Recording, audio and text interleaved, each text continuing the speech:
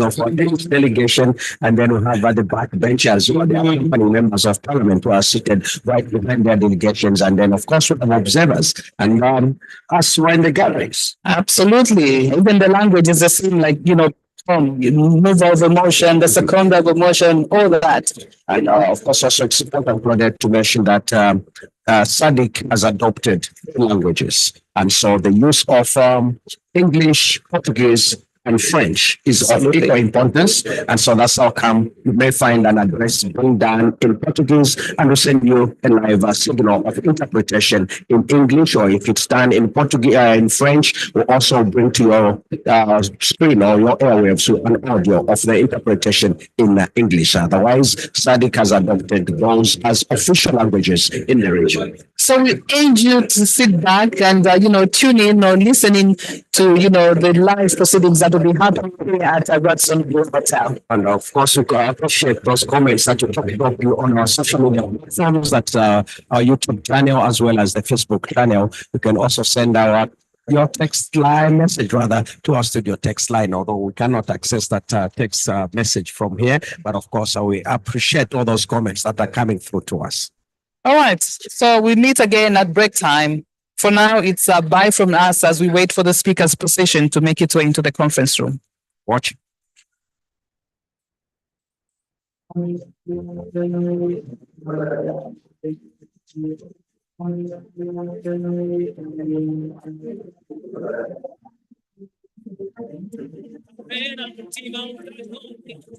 I'll take my T's and P's and I'll be drown them all in your place.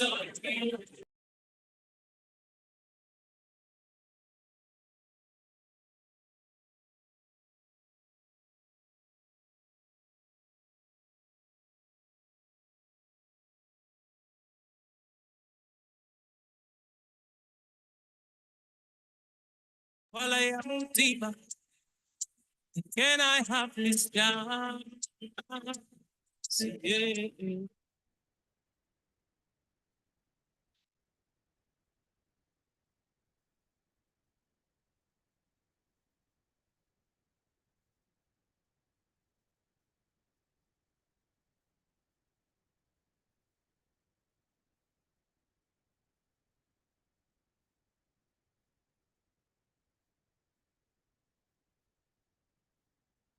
We'll allow for a moment of silent prayer.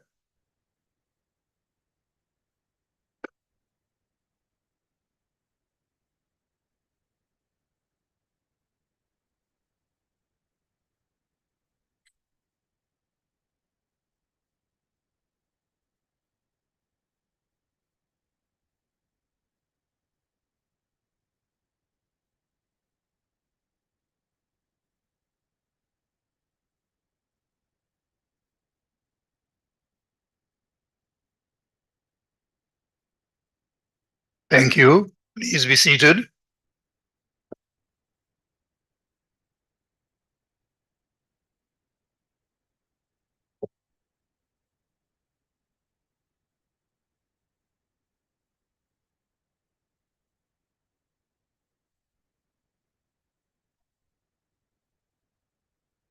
Honorable members, good morning and welcome to day 5 of our plenary assembly. I am very happy to see you all cheerful this morning, and I am also happy to assure you that our plenary assembly has proceeded well and successfully, and we look forward to a successful conclusion today. With this, I hope you will be giving your full attention to the business at hand. Honorable members,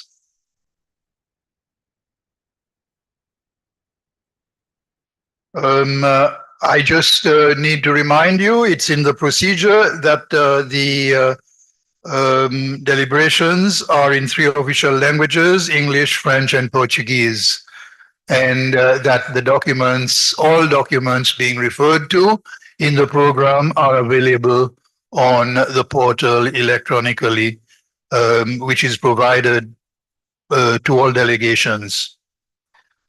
Honorable members, I have received a communication from a member parliament submitting the names of new members designated to the Sadc PF pursuant to Article 7 of the Sadc PF Constitution. As you know, it is a constitutional requirement for all new members to take either an oath or affirmation of adherence in accordance with Article 8 of the Sadc PF Constitution. I therefore invite the Secretary General to administer either the oath or affirmation of adherence to the members from Madagascar, the Honorable Speaker Justin Tokeli, and the Honorable Lova Herizo Rajao Belena. Please step forward.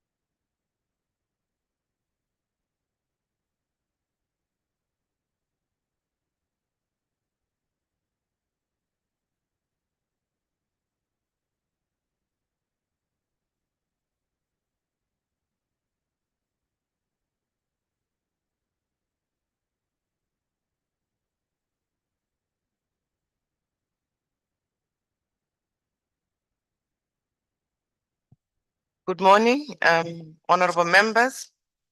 Honorable member, you may kindly choose between taking an oath and making an affirmation and proceed accordingly to repeat after me. Moi, Touquet Justin, je prête solennellement serment devant cette auguste assemblée plénière du Forum parlementaire de la Sadc que je respecterai la Constitution et les règlements intérieurs du Forum parlementaire de la Sadc.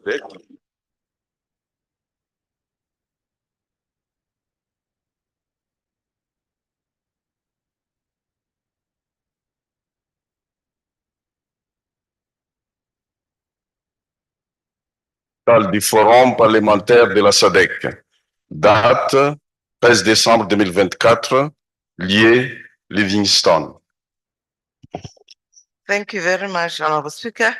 I have the honor to present to you the Constitution and the rules of procedure of the Sadc Parliamentary Forum.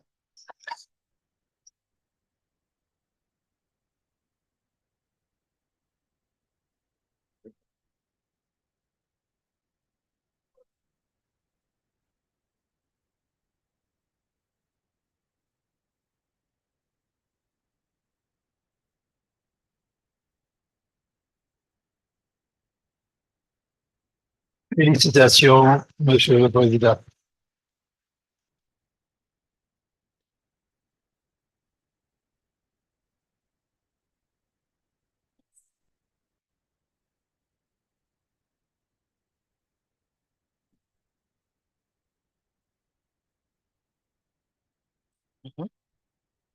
Honorable member, I'm told you take oath. Kindly repeat after me. Say I. Moi. Moi, Rajao Lova Hirzo, Take the oath before this August Plenary Assembly of the Sadc Parliamentary Forum. je prête solennellement serment devant cette auguste assemblée plénière du Forum parlementaire de la Sadc que je respecterai la Constitution et le règlement intérieur du Forum parlementaire de la Sadc et que je ferai preuve de respect envers les organes institutionnels du Forum et que je respecterai au mieux de mes capacités les principes directeurs et les valeurs fondamentales du Forum parlementaire de la Sadc. Guiding principles and the core values of the Sadc Parliamentary Forum today on the 17th of December 2024 in Livingstone. Thank you very much. I'll now hand over the rules of procedure and the Constitution.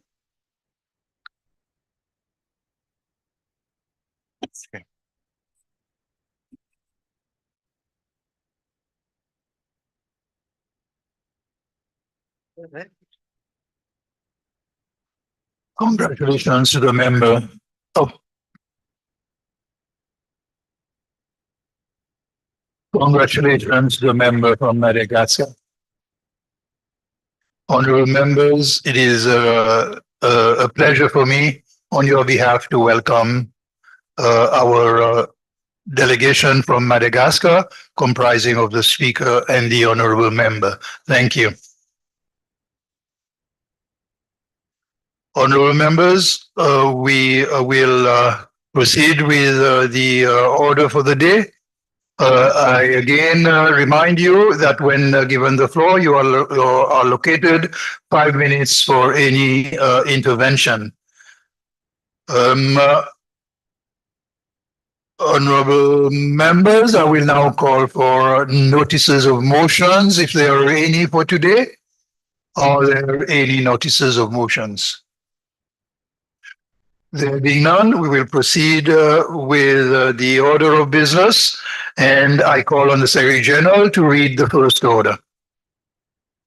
Motion for the adoption of the report of the Regional Women's Parliamentary Caucus. The motion for the adoption of the report of the Regional Women's Parliamentary Caucus is in the name of the Honorable Shali Josepha Raymond, its chairperson. Honorable, would you please move the motion in your name? Thank you, Mr. President. I beg to move that this plenary assembly do adopt the report of the Regional Women's Parliamentary Caucus on the 56th plenary assembly laid on the table on 10th December 2024. Thank you, honorable member. I will now call for a seconder, and the Honorable Rachel Zulu, the Vice Chairperson of the caucus, is due to second. Yes, Mr. President, I rise to second the motion represented by the Chairperson, Regional Parliamentary Women's Caucus. Thank you. Thank you, Honorable, for the secondment. I shall now call the chairperson to address on the motion. Thank you, Mr. President. Mr. President, in moving this motion, I wish to inform this August House that the RWPC held a virtual meeting on Tuesday, 22nd October 2024, in accordance with mandate under the Rule 42, subsection D, on the forum's rules of procedure. The meeting was led under the theme, leveraging the role of the Sadc Parliamentary Forum in facilitating citizen participation in Sadc region, integration for enhanced accountability and inclusive socioeconomic development and cohesion.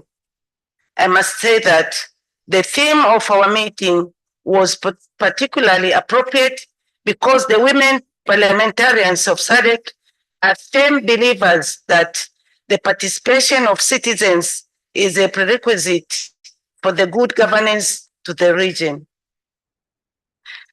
Given this backdrop, Mr. President, the meeting was also a timely reminder to all of us that promotion, democracy, and good governance through interaction between ourselves and our citizens is important in two ways.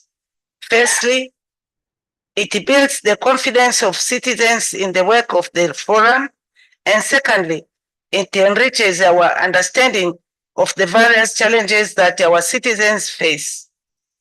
Mr. President, the meeting also offered us parliamentarians as decision makers an opportunity to consider possible issues that affect the lives of the citizens in general.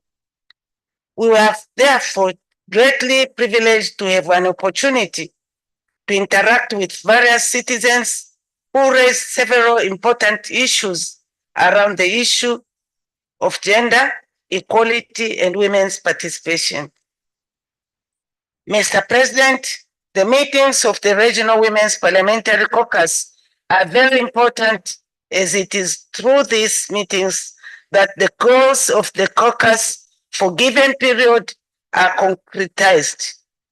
The meetings of the caucus also serve as a capacity building a platform for the membership of the caucus. As the House is aware, Mr. President, capacity building is a critical ingredient in the effective performance of the work of parliamentarians, as one needs to keep abreast with emerging issues in order to be able to address those issues. In today's fast-paced world, changes occur quickly and members of parliament are expected to keep up. In this regard, the caucus deeply appreciates the capacity building opportunity provided by the meeting. Mr. President, the deliberations focused on 5 thematic areas, namely women's leadership on climate change and disaster risk management, gender responsive budgeting and resource allocation, women's political representation and participation, addressing gender inequality in the region, and economic empowerment of women in rural and informal settings. Arising from the deliberations of the caucus, allow me to briefly focus on the prevailing situations as regards the plight of women and girls and the existing gender inequalities in the region.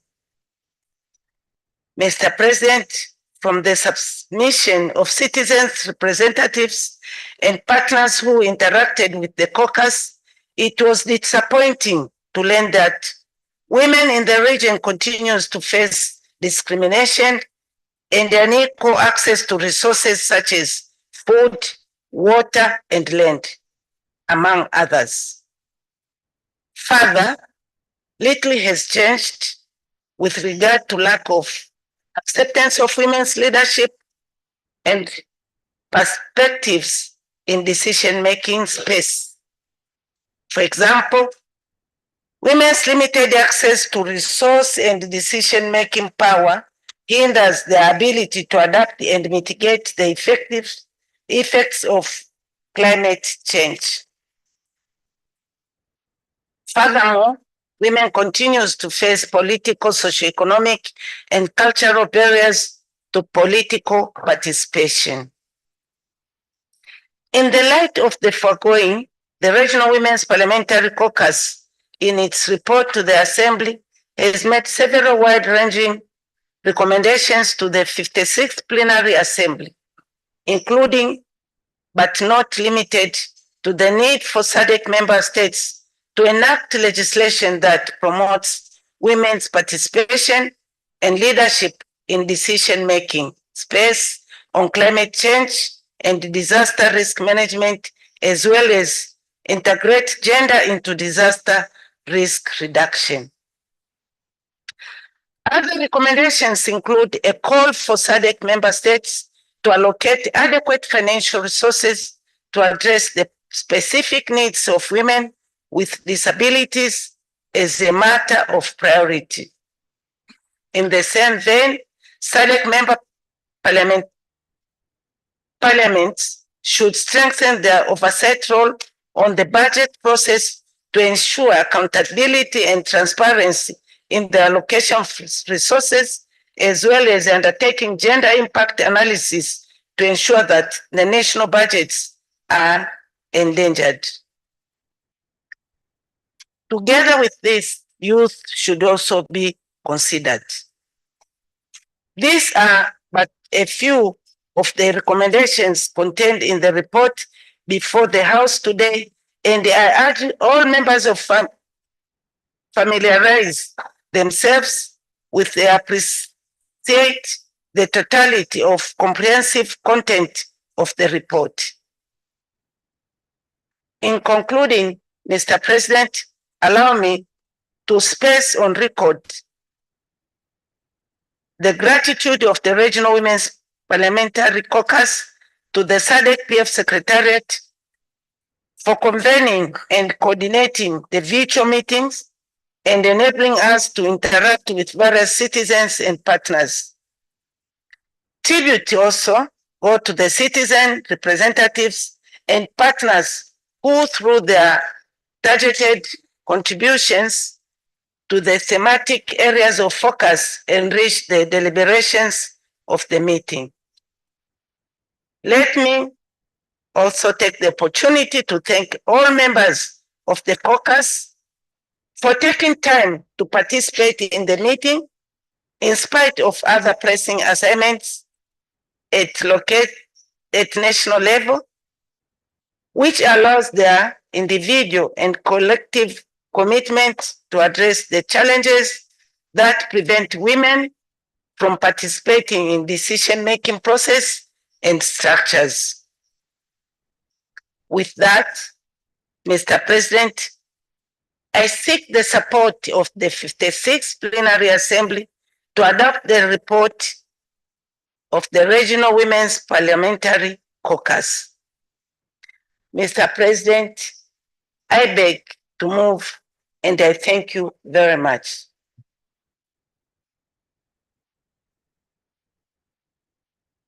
Thank you, Honorable Chairperson. I will now call on the Honorable Rachel Zulu, the Vice Chairperson, to give her address in seconding.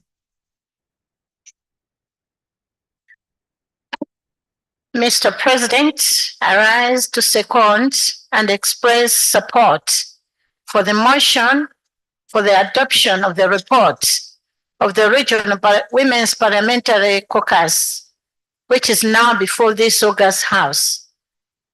Mr. President, in seconding this motion, I wish to reiterate the gratitude of the chairperson to the Forum Secretariat for working diligently to make sure that all the necessary logistics were put in place to make the meeting happen. I must also place on record my satisfaction with the level of participation by the members who were present in the meeting.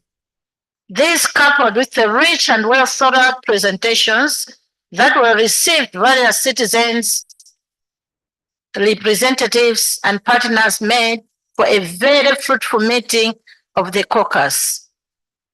Allow me to state, Mr. President, that women's political participation is critical for a well-functioning democracy. Their inclusion in the matter of justice and a key factor in creating more effective governance, effective governance. Available evidence shows that having some women in policy making helps to advance registrations on crucial issues such as health, education, childcare, infrastructure, and ending violence against women. It also serves as an inspiration for girls to pursue higher education and career opportunities.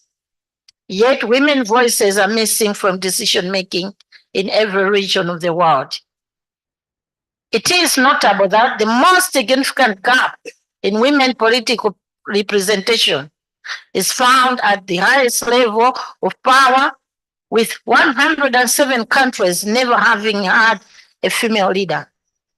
This situation is unacceptable and requires immediate intervention and concerted effort by all of us. Mr. President, I have to report that the thematic areas traversed during the deliberations, which have already been outlined by the chairperson, were fully interrogated.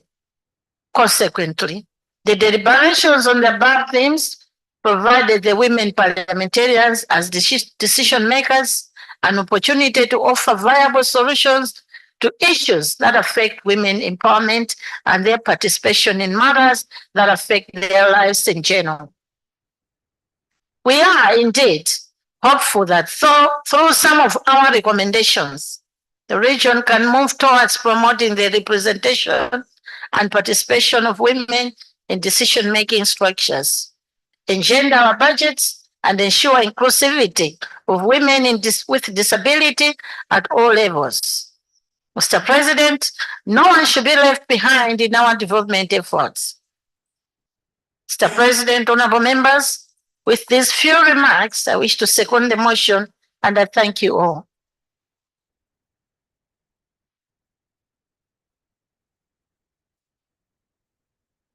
Thank you. Thank you very much.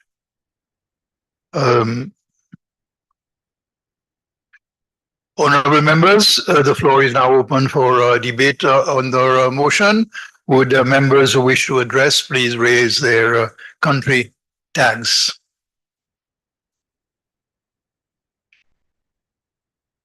The honorable member from Seychelles has the floor.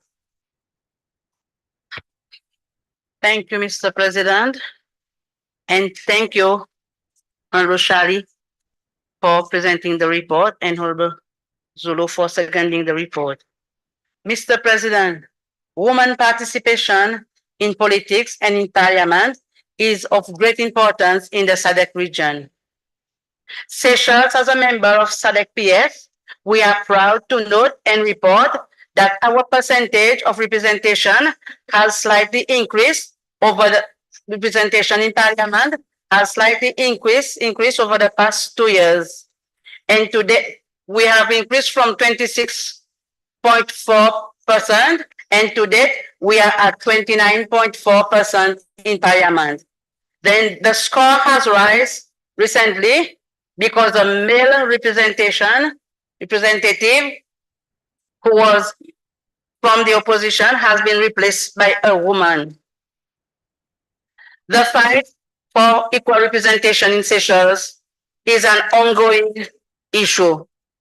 And we are proud to say that women in parliament in Seychelles are given the prominent role. And we can have the voice of women in parliament. But we are not yet there at the 30% representation. And now we are talking about 50% representation, which is our goal. But I assure Sadc PF that we will continue to push for women in higher positions in decision-making processes and in parliament in the next election that is coming. I thank you, Mr. Speaker. We have concluded the debate on the motion. I therefore put the question that the Regional Women's Parliament Caucus report be adopted. Are there any objections? There being no objections, the report of the Regional Women's Parliamentary Caucus is duly adopted. Thank you, and once again, congratulations to the caucus, and thank you for your work and your report. As Secretary General, would you please read us the second order? Motion for the adoption of the report of the Standing Committee on Gender Equality, Women Advancement and Youth Development, GAYWAD. The motion for the adoption of the report of the Standing Committee on Gender Equality, Women Advancement and Youth Development is in the name of the Honorable Princess Kasune, its chairperson. Honorable member, would you please move the motion? Good morning, everyone, and thank you, Mr. President. I beg to move that the 56th Plenary Assembly do adopt the report of the Standing Committee on Gender Equality, Women Advancement and Youth Development, GAYWAD, which was laid on the table on the 11th of December, 2024.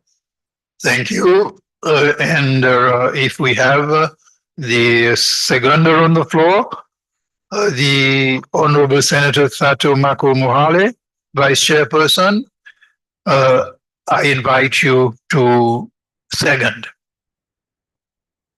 Thanks, Mr. President.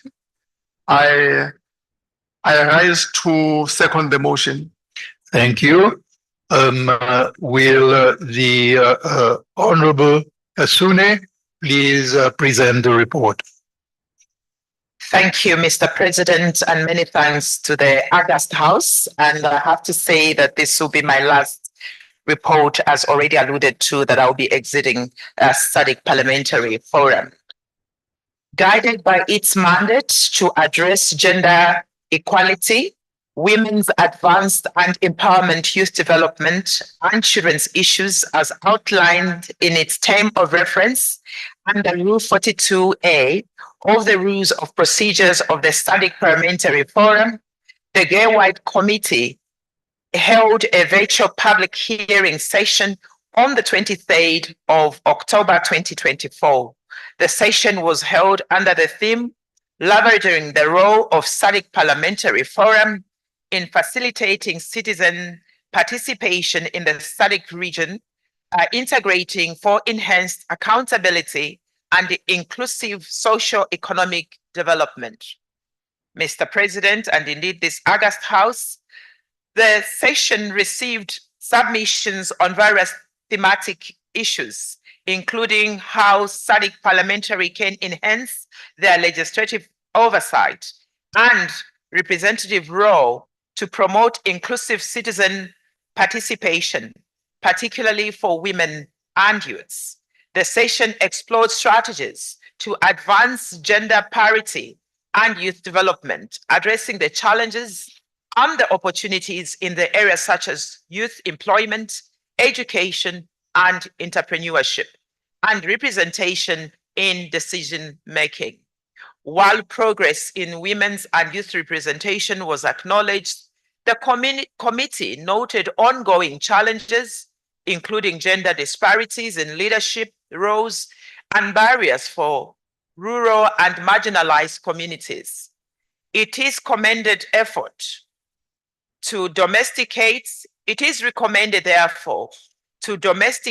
Sadc model on the eradication of child marriage, reinforcing the Sadc PF commitment to protecting the rights of women and children.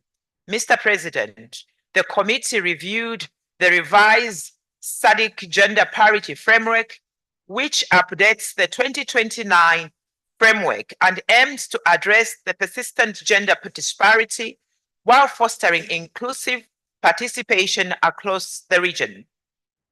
The revised framework seeks to achieve gender parity in politics and decision-making by 2035, emphasizing gender sensitivity in the electoral reforms, legislative measures, and court systems to support women in leadership.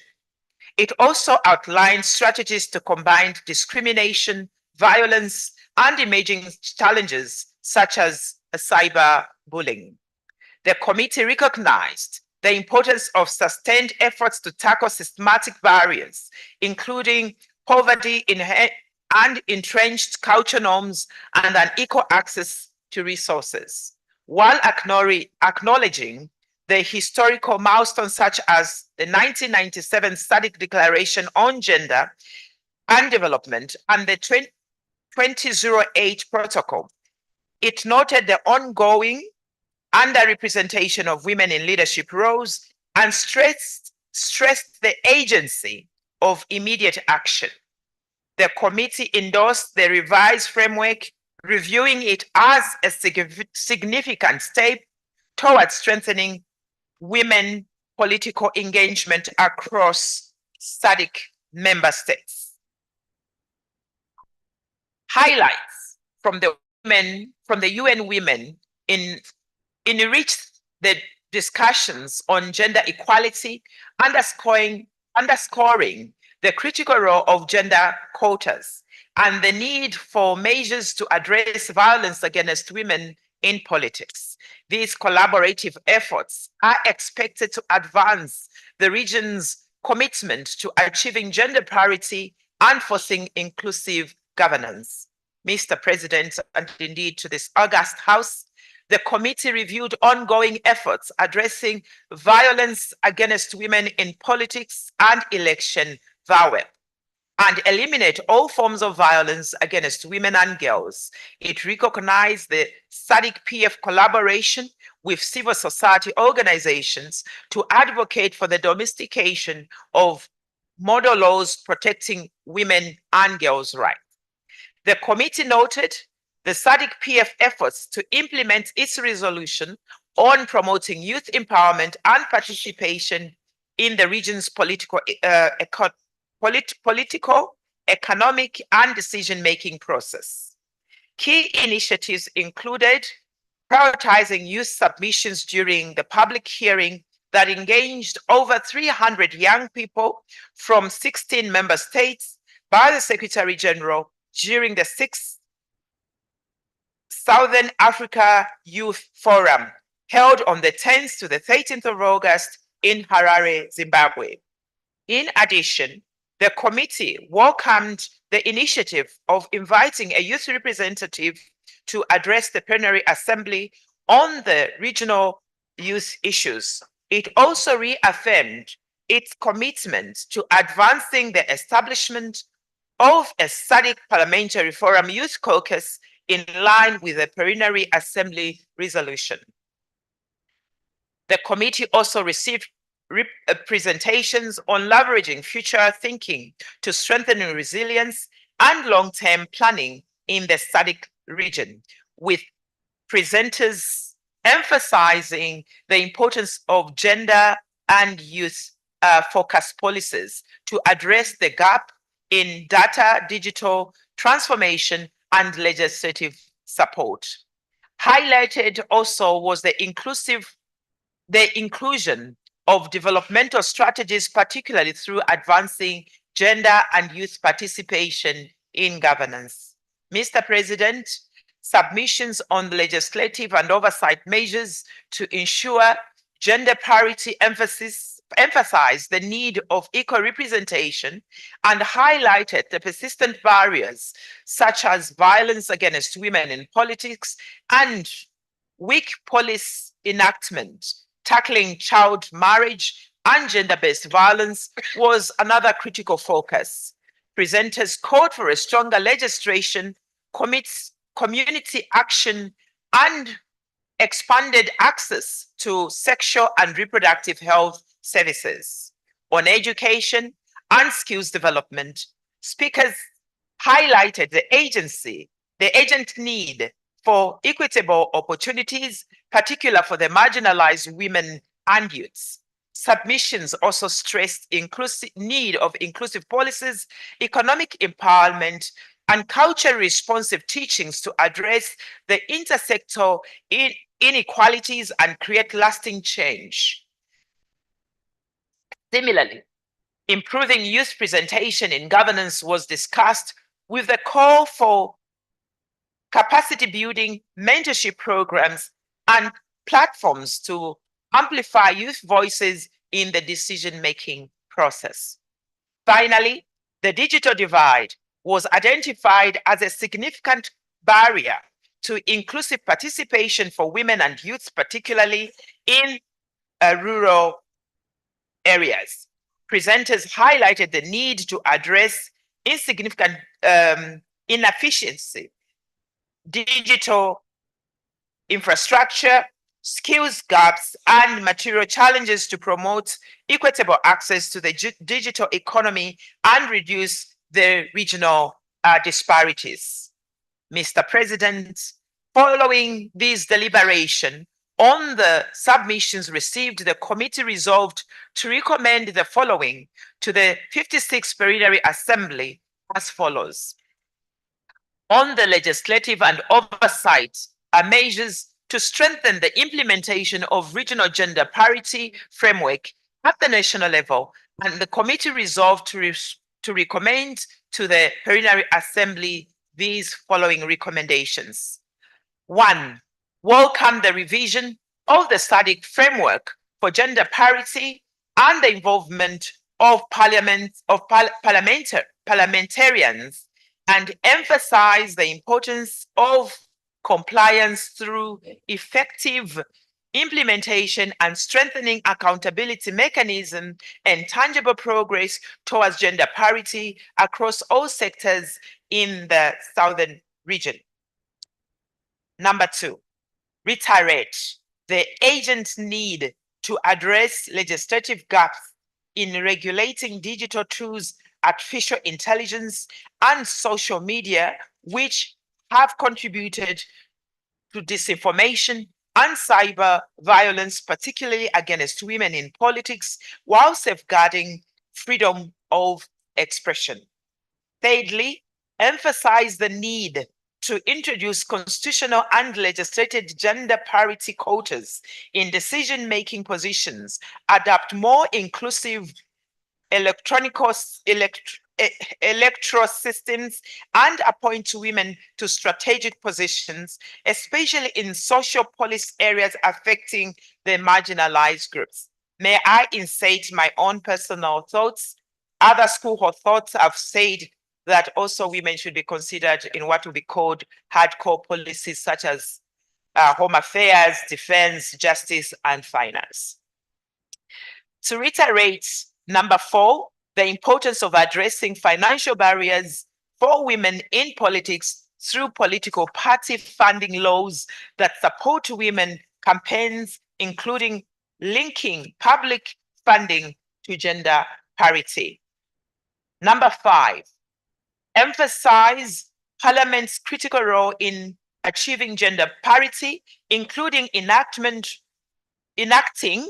right-based laws, domestication of regional and international commitments on women's political participation, establishing gender-focused committees, and ensuring all parliamentary outputs eliminate gender discrimination.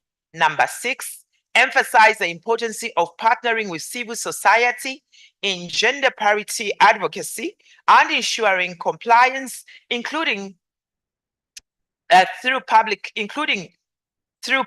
interest litigation of cases of non-compliance with existing laws and policies. Number 7, reiterate the judicial role in promoting gender parity by adopting progress right-based approaches, especially where customary laws contradict constitutional principles such as the male primogeniture. I guess this simply means the right to inheritance. Number 8, reiterate the influential role of traditional leaders in advancing gender equality by addressing social culture barriers such as restrictive culture practices and gender-based violence, fostering inclusion attitude in their communities. Number 9, emphasize the importance of full inclusion of youths in governance process to build a more inclusive and equitable society, recognizing the significant proportion of young people in the region's population. Number 10, reiterates the need to focus on women and girls with disabilities, acknowledging their multiple forms of discrimination that hinders their social, economic, and political inclusion. Mr. Speaker, and indeed to this August House, on tackling the child marriage and gender-based violence among youths through legislation and education programs, the committee resolved to recommend to the plenary the following.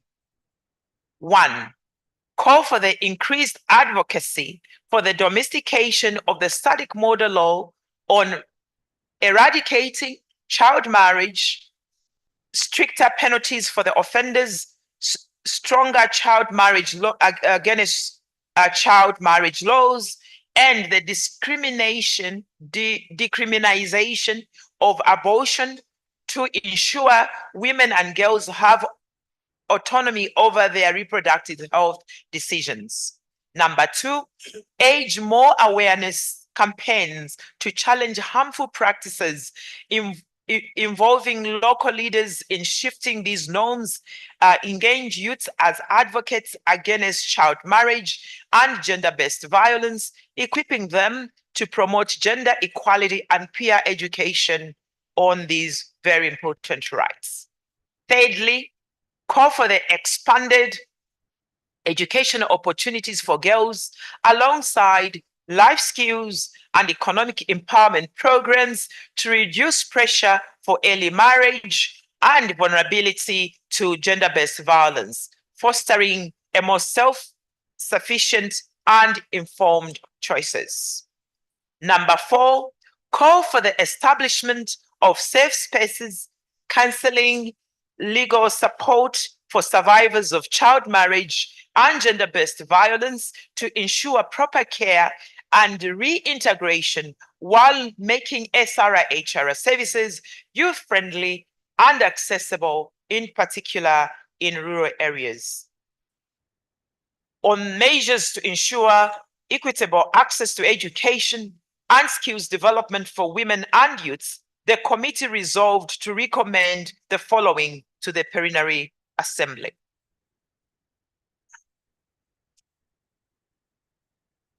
1, call for the implementation of regular impact evaluations, gender disaggregated data collection and feedback mechanism to access educational access and adaptation programs for improved outcome. Secondly, encourage the integration of gender-sensitive curriculum, the increase of the proportion of female teachers, the establishment of culturally responsive teaching methods, and the provision of safe spaces and targeted support to create inclusive educational environment for the marginalized students.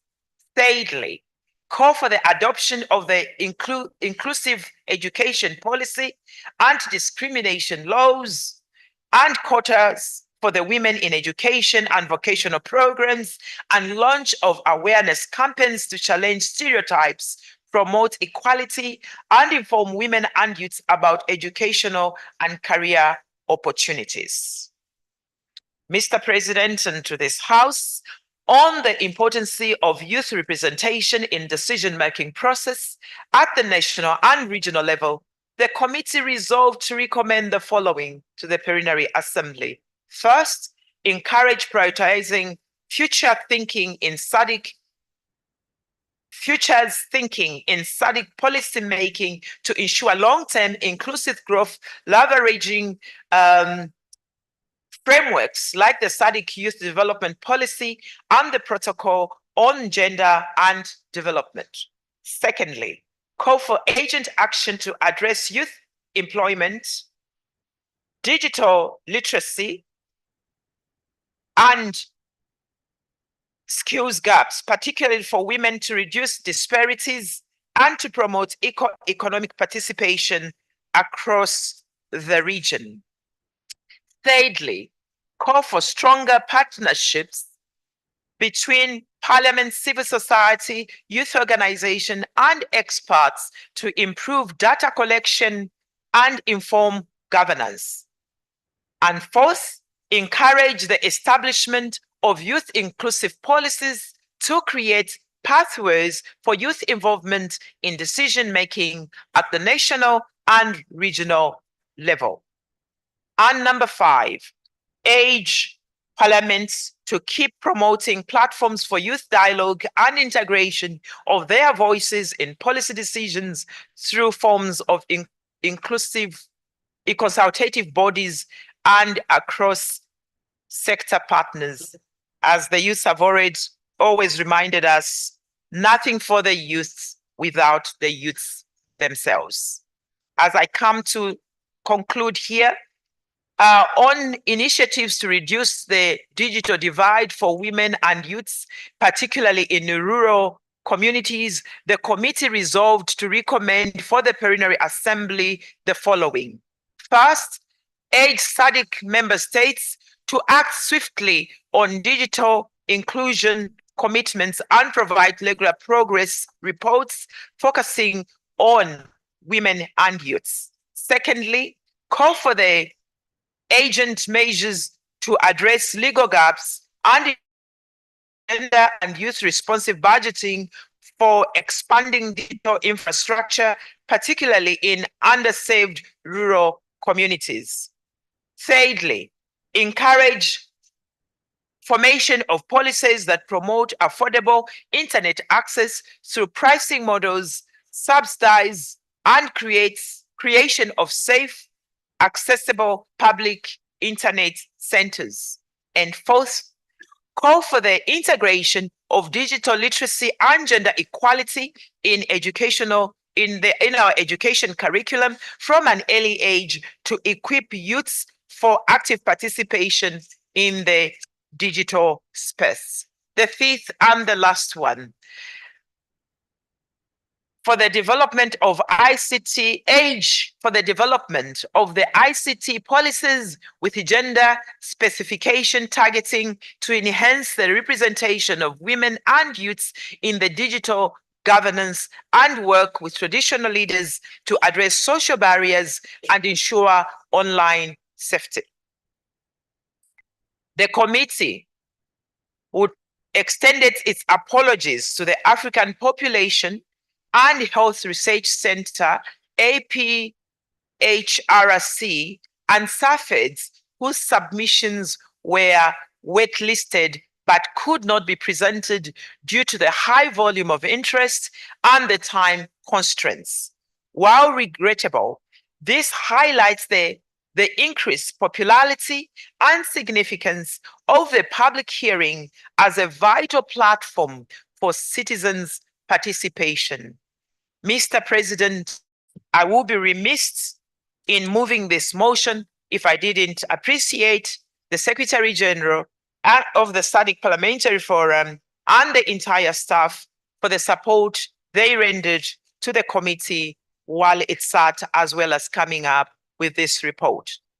It is on this note, Mr. President, and indeed to this august House, I beg to this House that the reports of the committee be adopted by the Plenary Assembly. I beg to move. I thank you.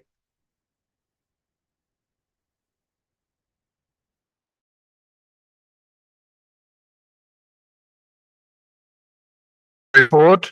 The floor will now be for the Senator Mohale to address in secondment. Mr. President, I rise to second the motion to adopt the report of the Standing Committee on Gender Equality, Women's Advancement, and Youth Development by the 56th Plenary Assembly, which has been ably moved by the chairperson of our committee. Mr. President, this report epitomizes the excellent work being undertaken by the committee. It provides invaluable insight into the pressing issues of gender equality, women's empowerment, and youth development within Sadc region.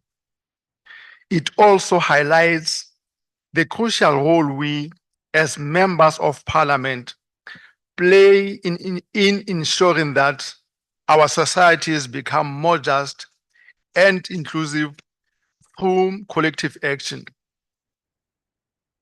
Mr. President, the public hearing sessions held by the Sadc PF since 2022 are a testament to the forum's unwavering commitment to promoting and strengthening accountability and fostering social cohesion in regional integration through citizen engagement and participation.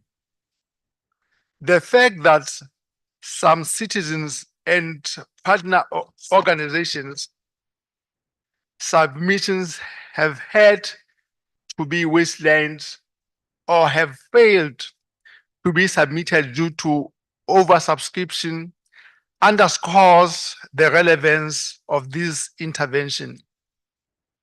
We should pat ourselves on the back for being an open institution and reaffirm our commitment to consistently placing citizens at the center of all our initiatives.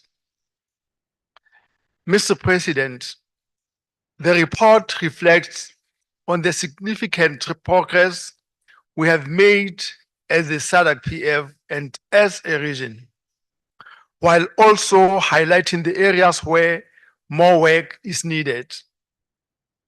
It acknowledges the persistent challenges in ensuring women and youth full political and economic participation, especially those in rural and marginalized communities. I therefore urge the members of this august House to embrace the proposed strategies that will break down the barriers of gender inequality and empower our youth to take their rightful place in decision-making processes by adopting this report. Therefore, the recommendations in this report are both timely and necessary. The call for legislative reforms, including gender quotas and policies to eliminate violence against women in politics, is a step towards creating a more inclusive and just society. The emphasis on addressing the digital divide, especially in rural areas, will ensure that women and youth are not left behind as we move towards a future driven by technology. Furthermore, the report rightly recognizes the critical role of parliaments in promoting gender equality and youth empowerment. By engaging youth in policy making and ensuring that gender-sensitive laws are passed, we as legislators can take a bold step towards achieving the goals of the Sadc Protocol on Gender and Development. Mr. President, the report is not just a reflection of where we are, it is a call to action. It invites all of us to be part of a movement that will bring about real changes for women and youth across the Sadc region. I urge this assembly to adopt the report with the same determination and commitment that has characterized our shared efforts in promoting the rights of women, especially young girls, youth, and persons with disabilities. Mr. President, I therefore second the motion. I thank you. Thank you, Honorable Member, for your address in secondment. The floor is now open for debate. Members who wish to address, please hold your country tag up for a moment while we take note.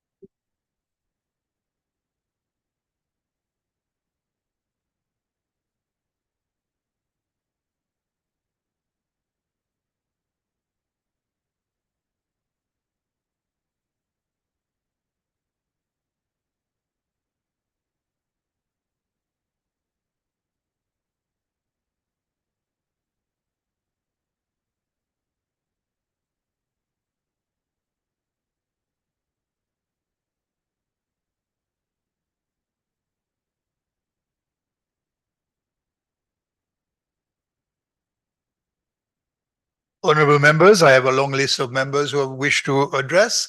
I remind you to be brief in making your intervention. We will start with the member from Zimbabwe.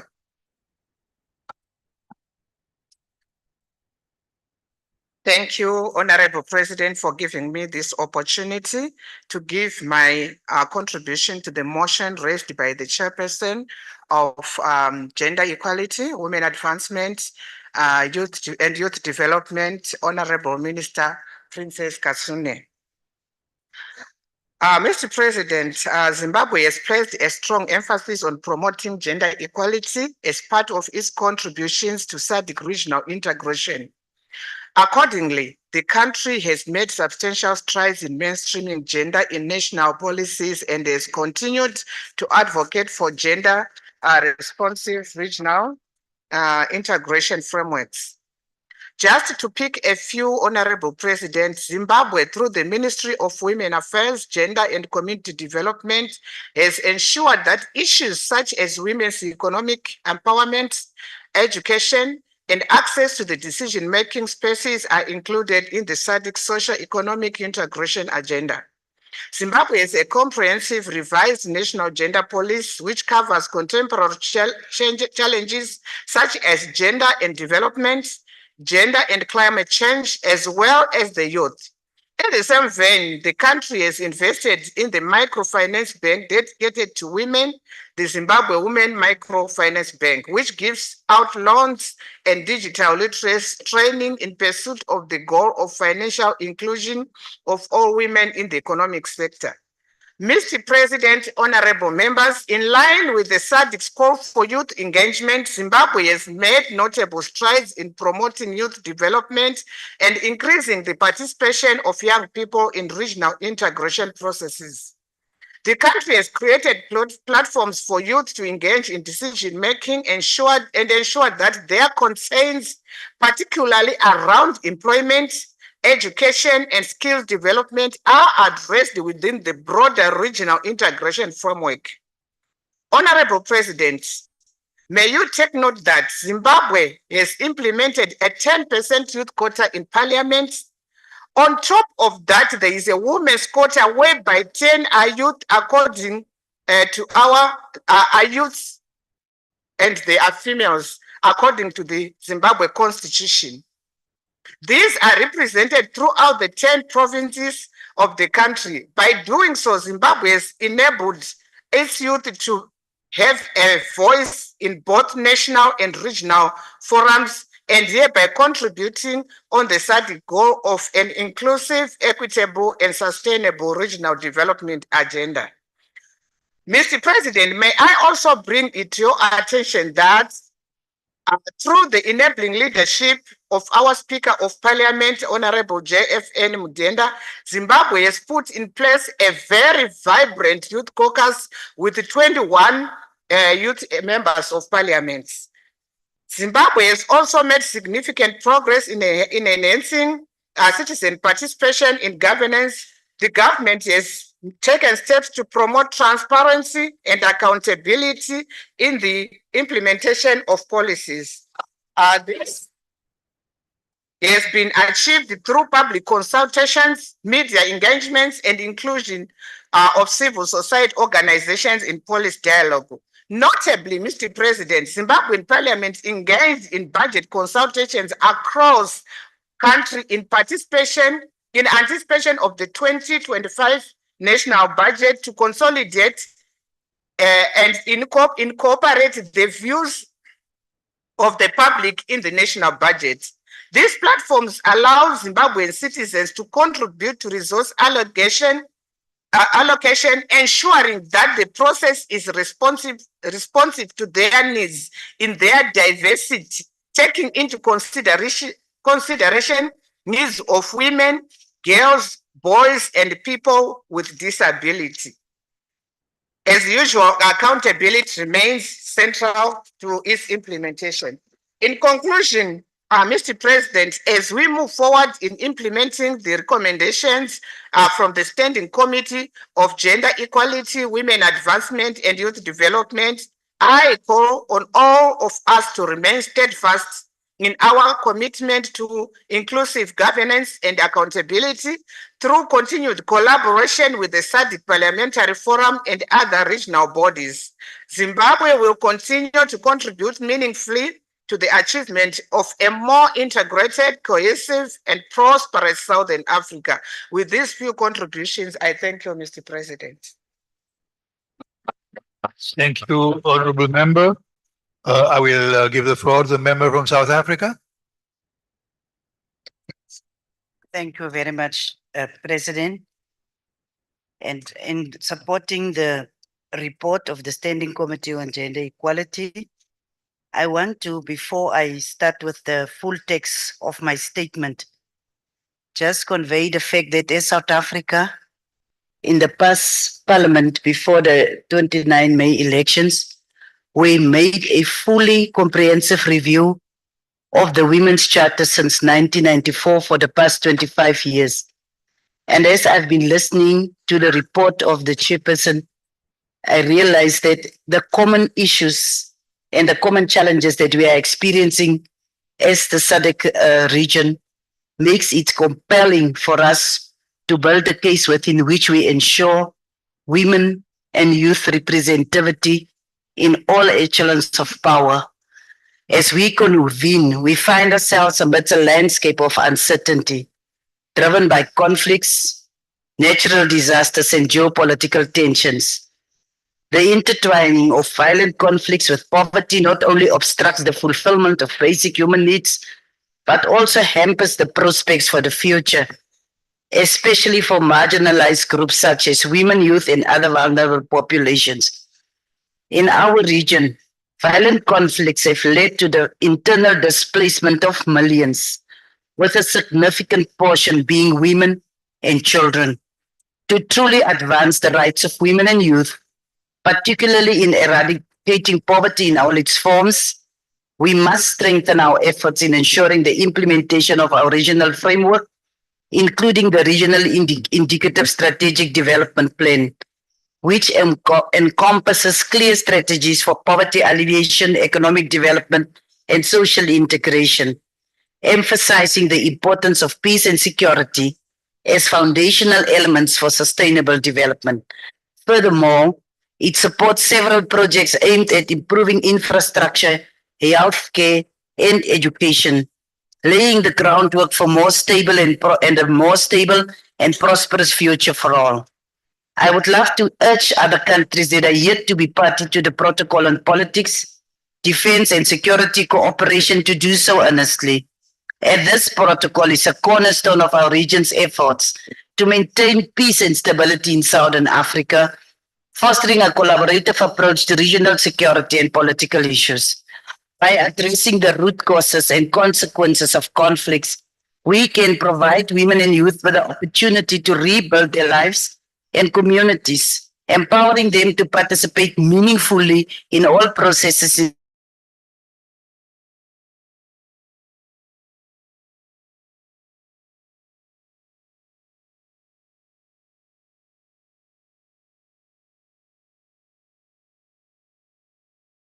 conflicts. However, there is a limited representation still of women and youth in leadership and decision-making positions. Women continue to experience gender-based violence and cyberbullying. I'm sorry, let me just get back to where I was, especially when they stand for political positions, hampering equal participation. The disheartening revelation is that our citizens are unaware of the opportunities for socio-economic improvement through regional integration. The lack of information about some of the most basic Sadc initiatives diminishes the sense of belonging to the regional community. This is an area that our forum should focus on in terms of raising awareness about these initiatives, as they have the potential to change the lives of our citizens.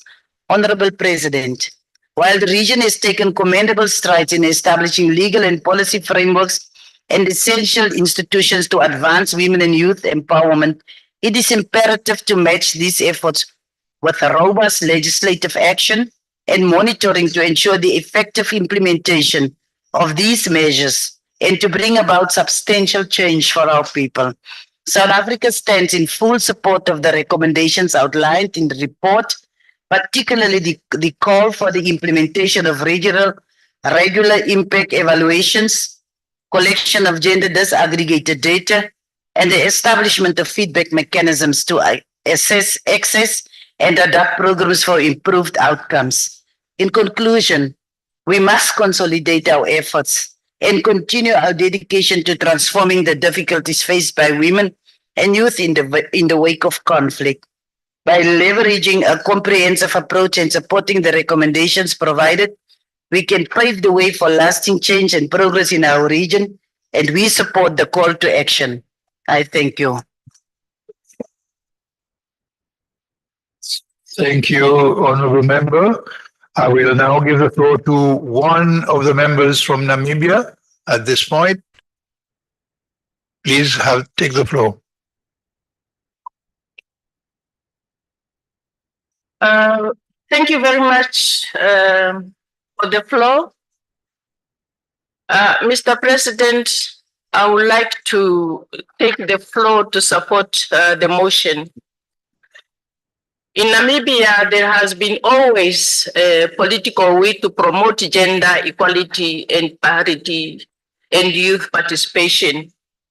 The Constitution made provision for the promotion of gender equality and gender policy, and action plan were adopted as far as back as 1997.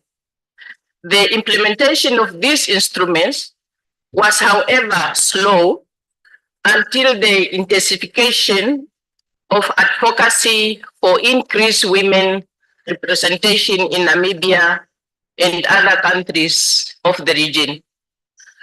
Parliament of Namibia has also approved zero tax on sanitary pads to ensure accessibility for all girls and women.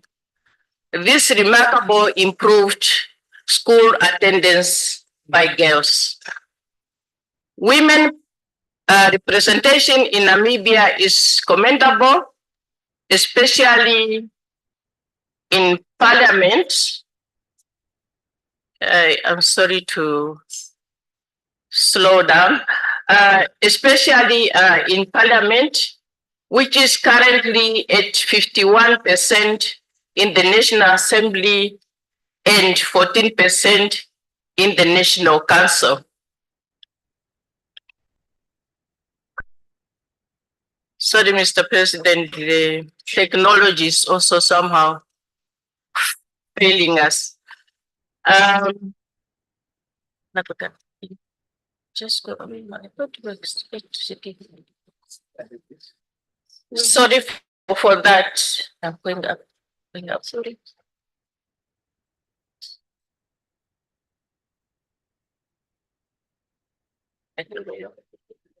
Yeah, I was going. Go further. Go up a bit.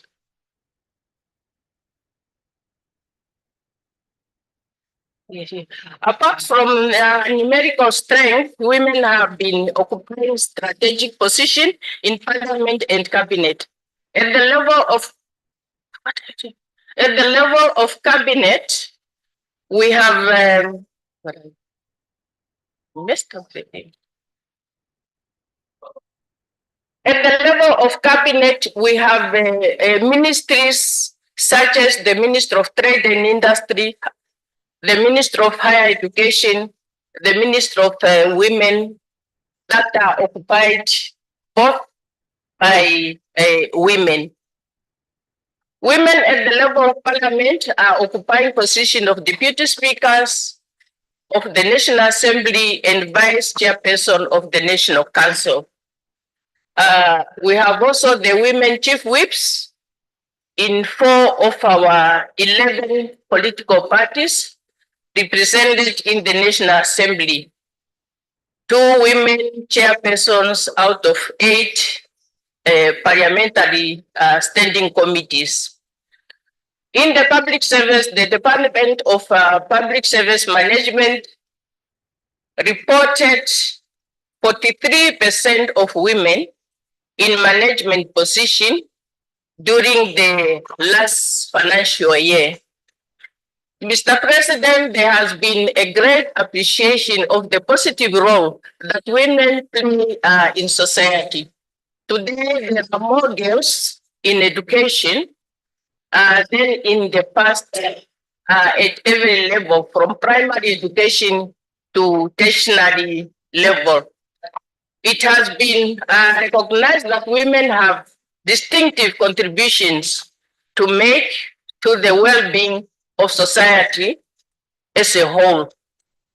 As we continue to advance the cause of women, proposal for the amendment of the Electoral Act to achieve gender parity and adopt special measures such as a quota to increase the number of women candidates who are successful in regional governance election, as well as the number of indigenous women elected to legislate bodies at all levels is ongoing.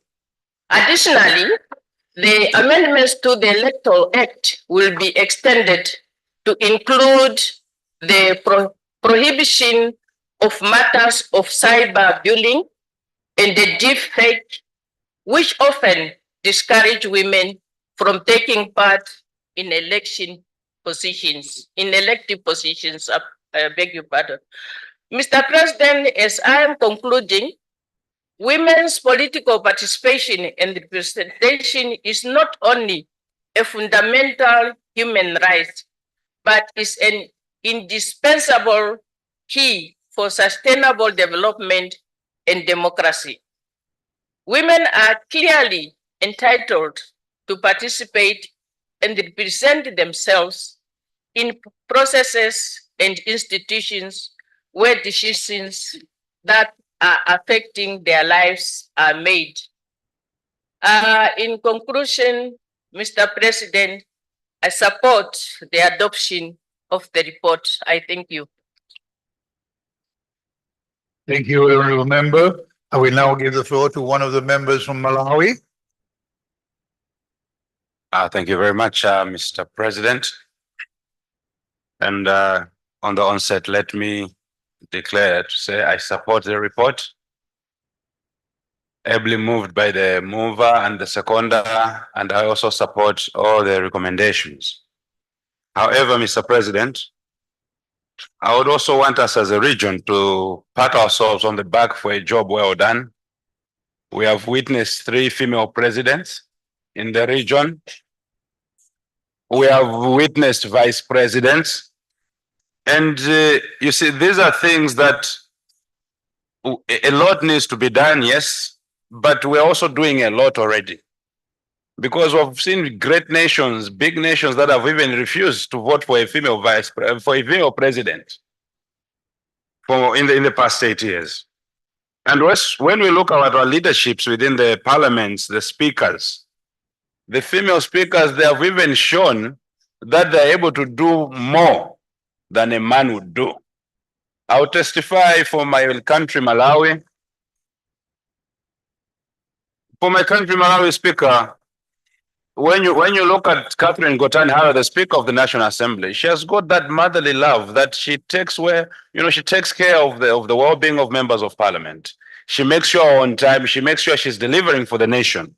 So I want to urge our region to say we are not yet there, but we should really look forward and thank ourselves that we are making positive steps.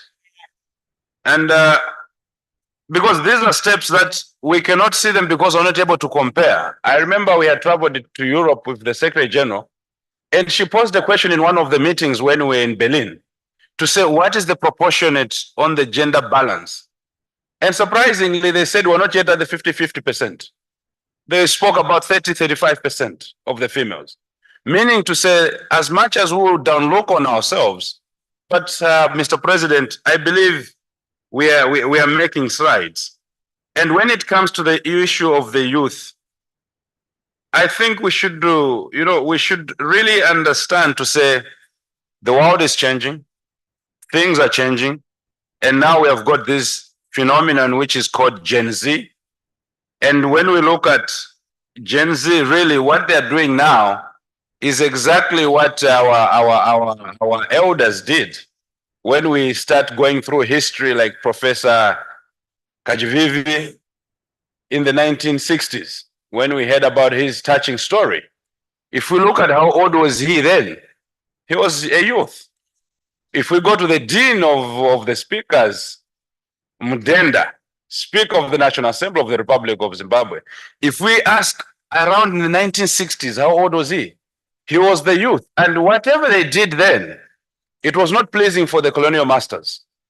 And what the youth would be demanding the youth of today is also they want to have a participation on the table. And I would also want to urge the youth to say, it's not about kicking the old out. No, it's about keeping the old out. We tap the wisdom, but we work with them. But also the elder need to understand to say they need to invite us on the table.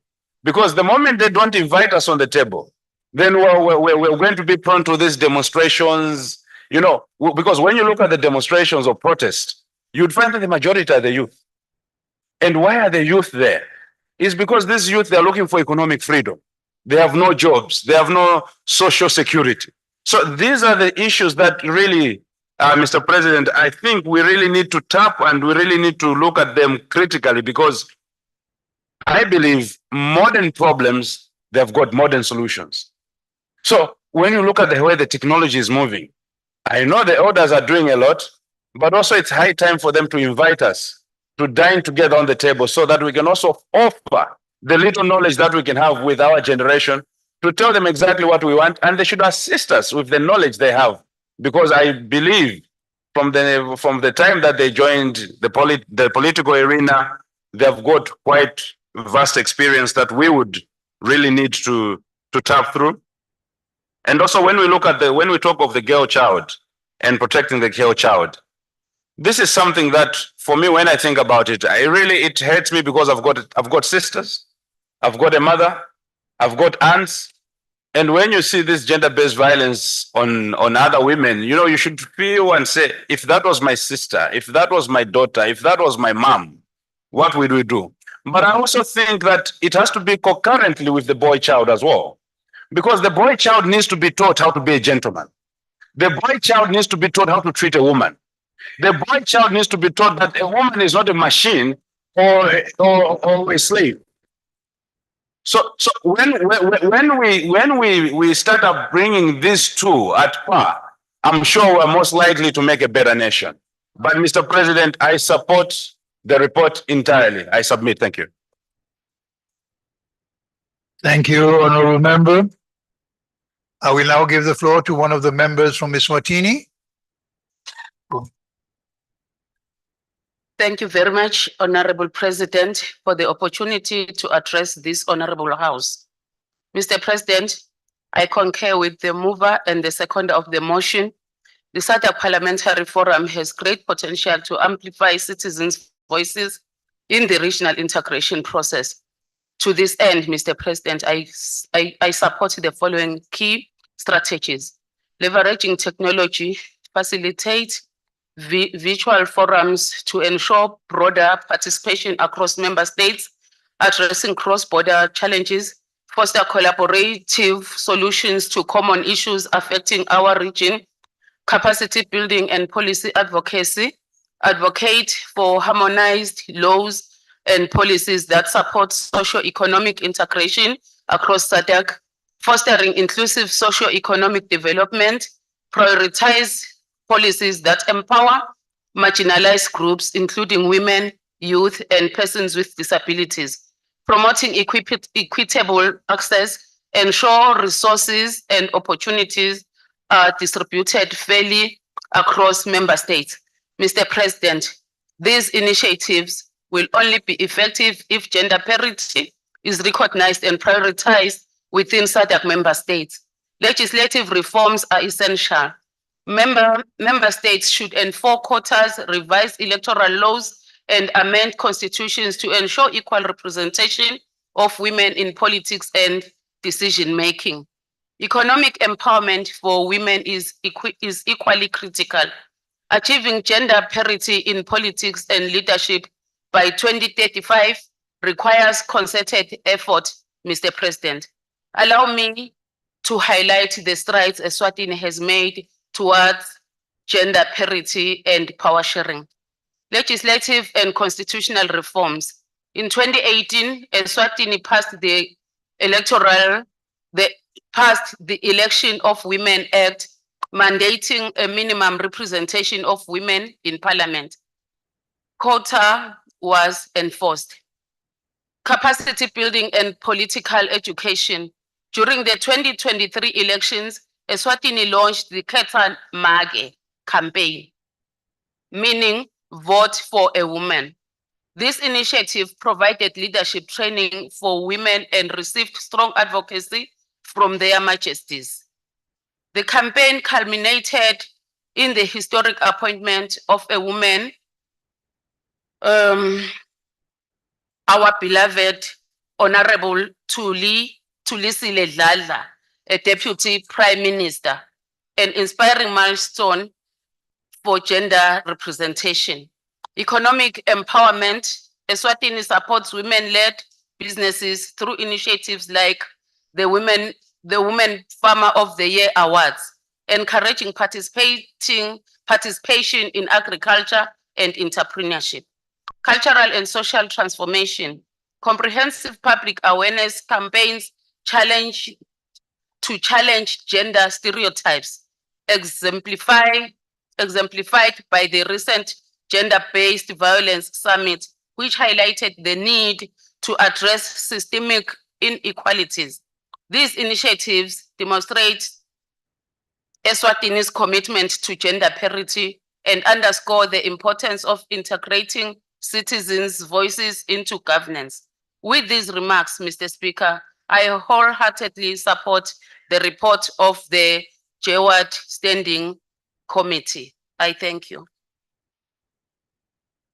Thank you, Honorable Member. I now recognize the member from Zambia who wishes to address.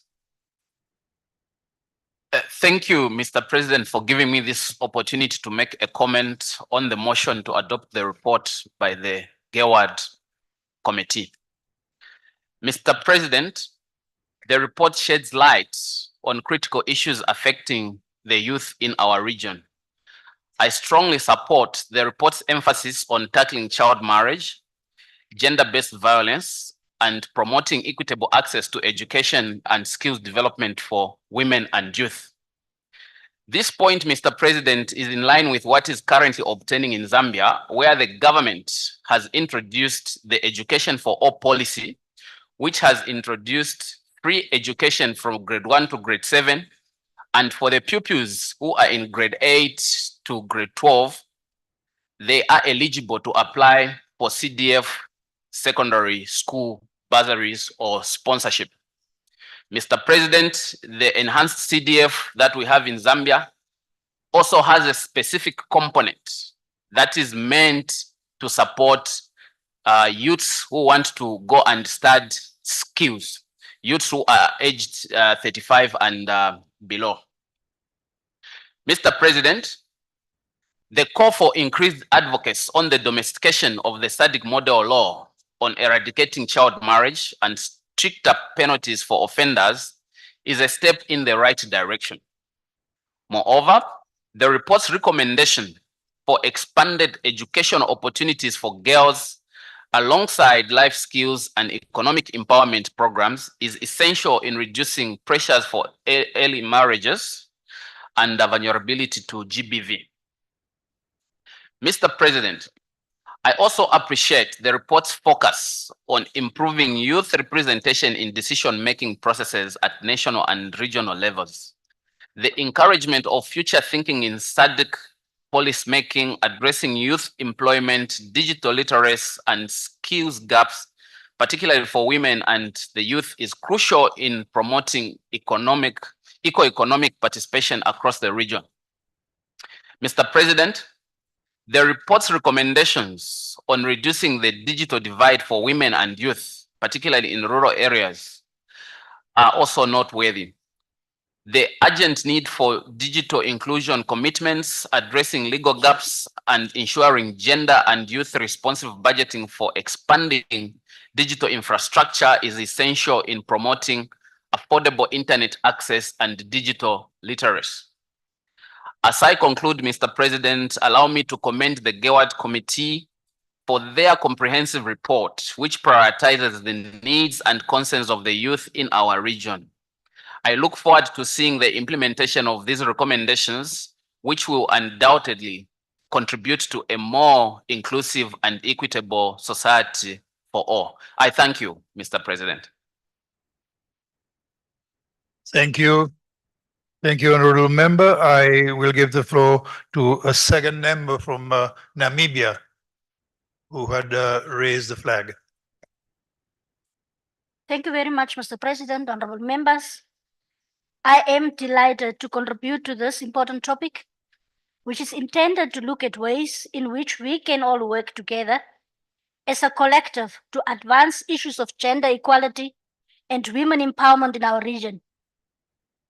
Our women and girls, or us women and girls, struggle with a number of challenges, such as gender-based violence, teenage pregnancies, harmful cultural practices, and lack of representation in positions of power, amongst others.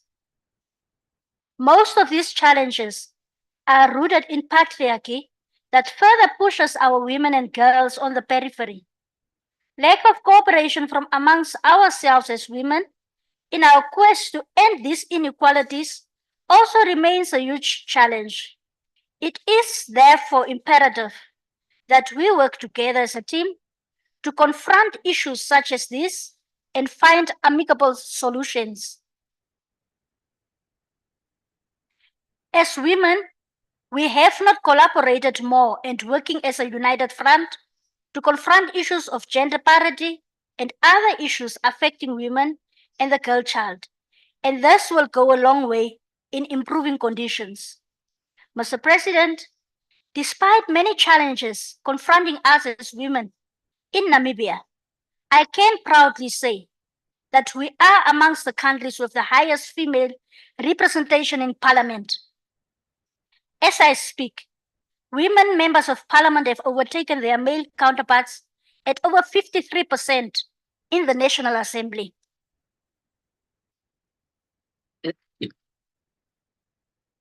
However, in the other House of Parliament, which is the National Council, and who deals with the first past the post, we are still lacking and relatively low at 14.29%. Out of the total number of 21 cabinet ministers, there are 9 female ministers and 16 deputy ministers out of a total of 20. I can also proudly say that we have just elected our first female president, who will take over the reins of power on 21st March 2025. Mr. President, honorable members, these positive developments are largely due to the ruling party's deliberate move to introduce the zebra-style policy that compels it to elect members on its party list based on 50-50 gender representation. I look forward to the day when this noble idea is made into law so that all political parties can be compelled to do the same. I implore on Sadc member states to emulate this gesture, which is very important, as empowering women and girls is key to addressing the underlying causes of vices such as gender-based violence, amongst others. As I'm concluding, Honorable President, honorable members, many development partners have also been heavily involved in empowering women on issues aimed at advancing gender equality in Namibia. One of those partners have been the IPU, which recently held a workshop to look at important issues such as our joint Women's Parliamentary Caucus, its strategic plan, and future functioning, including lobbying, advocacy, gender mainstreaming, and gender-responsive budgeting, amongst many other areas of interest. Thus, realization of a joint Women's Parliamentary Caucus will reunite both houses of parliament in a common purpose and amplify our voices as women, members of parliament, advocating for gender equality.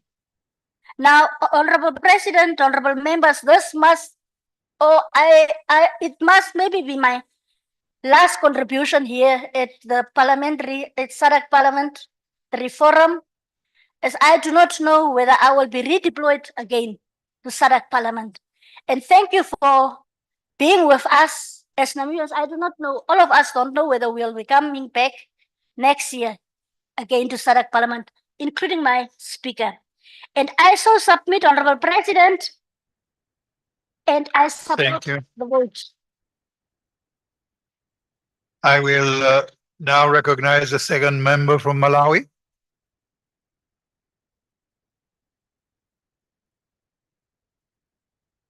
There is no second member from Malawi. Can I call on the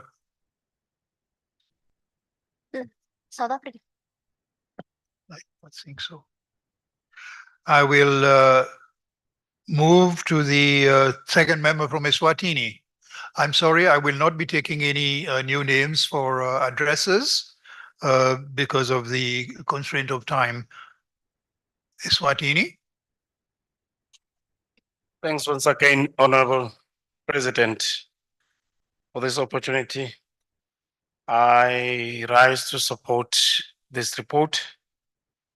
And before that, Honorable President, I also want to thank the Honorable Speaker of Zambia for organizing a dinner for the ladies last night. I hope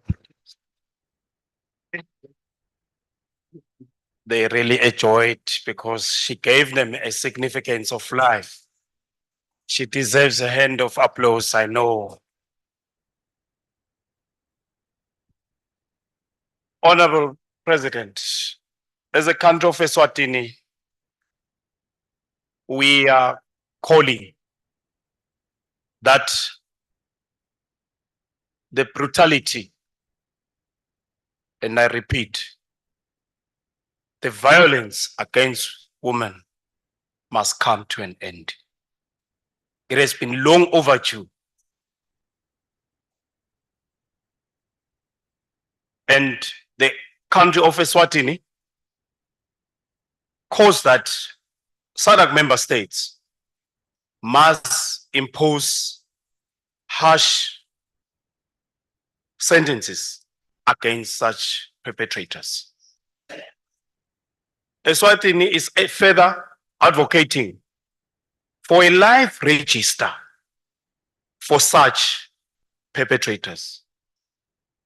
Honorable President, if I would add from this, I'll be spoiling it. I thank you. Thank you, honorable member. We have a third member from Eswatini who had raised the flag.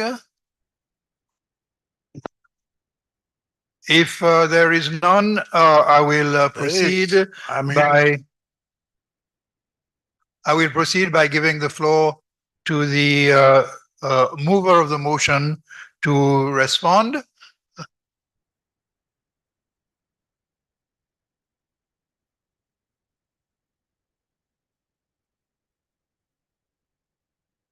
I believe I missed the treasurer of Eswatini, who had begun to take the floor. Honorable, you have the floor.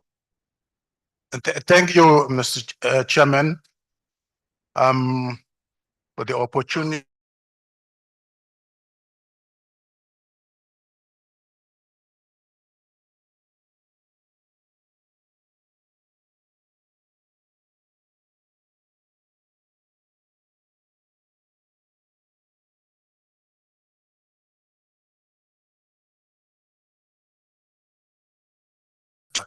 But certainly there is a paradigm shift from the old-fashioned way of thinking and culture that we should leave other sectors behind as we develop, namely in particular the youth and the women folk categories.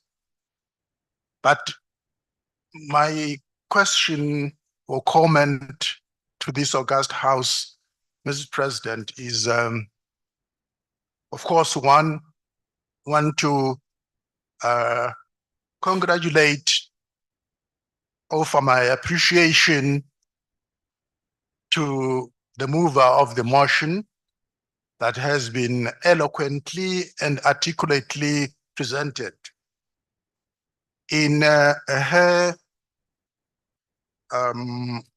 presentation, she made reference to decriminalizing abortion. I just wanted some comment on that. Maybe I missed the unpacking of what that means, because the House will agree that such usually attracts debate and argumentativeness as to what this means. Sometimes it is referred to interchangeably with legalizing. But where I want to be clear, are we talking about decriminalization in general or in particular circumstances? I really want to be clear there. Legalizing, decriminalizing abortion in general terms, because if I were to illustrate with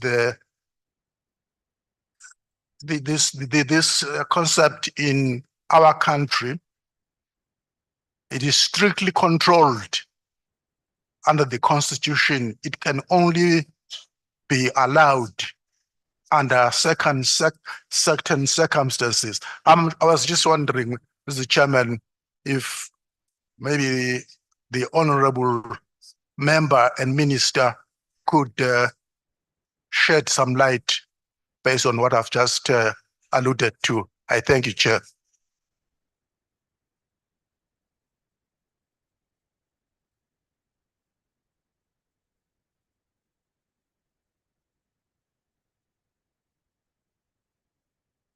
I have been notified that I missed one member from Namibia who had raised his hand originally. So I believe it is fair to allow the member to address. You have the floor.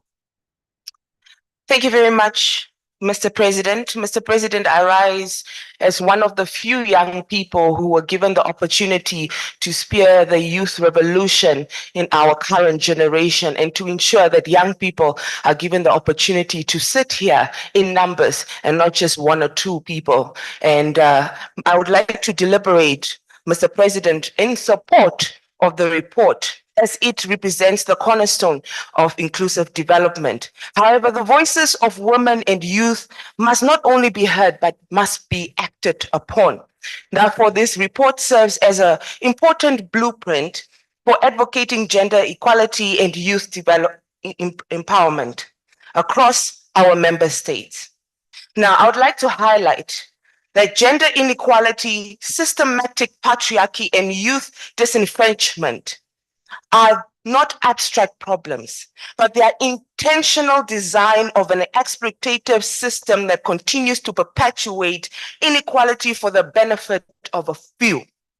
Now, there are various issues that stem from this unequal, unjust system, such as unequal power dynamics that women and youth continue to face as they remain sidelined in decision-making processes.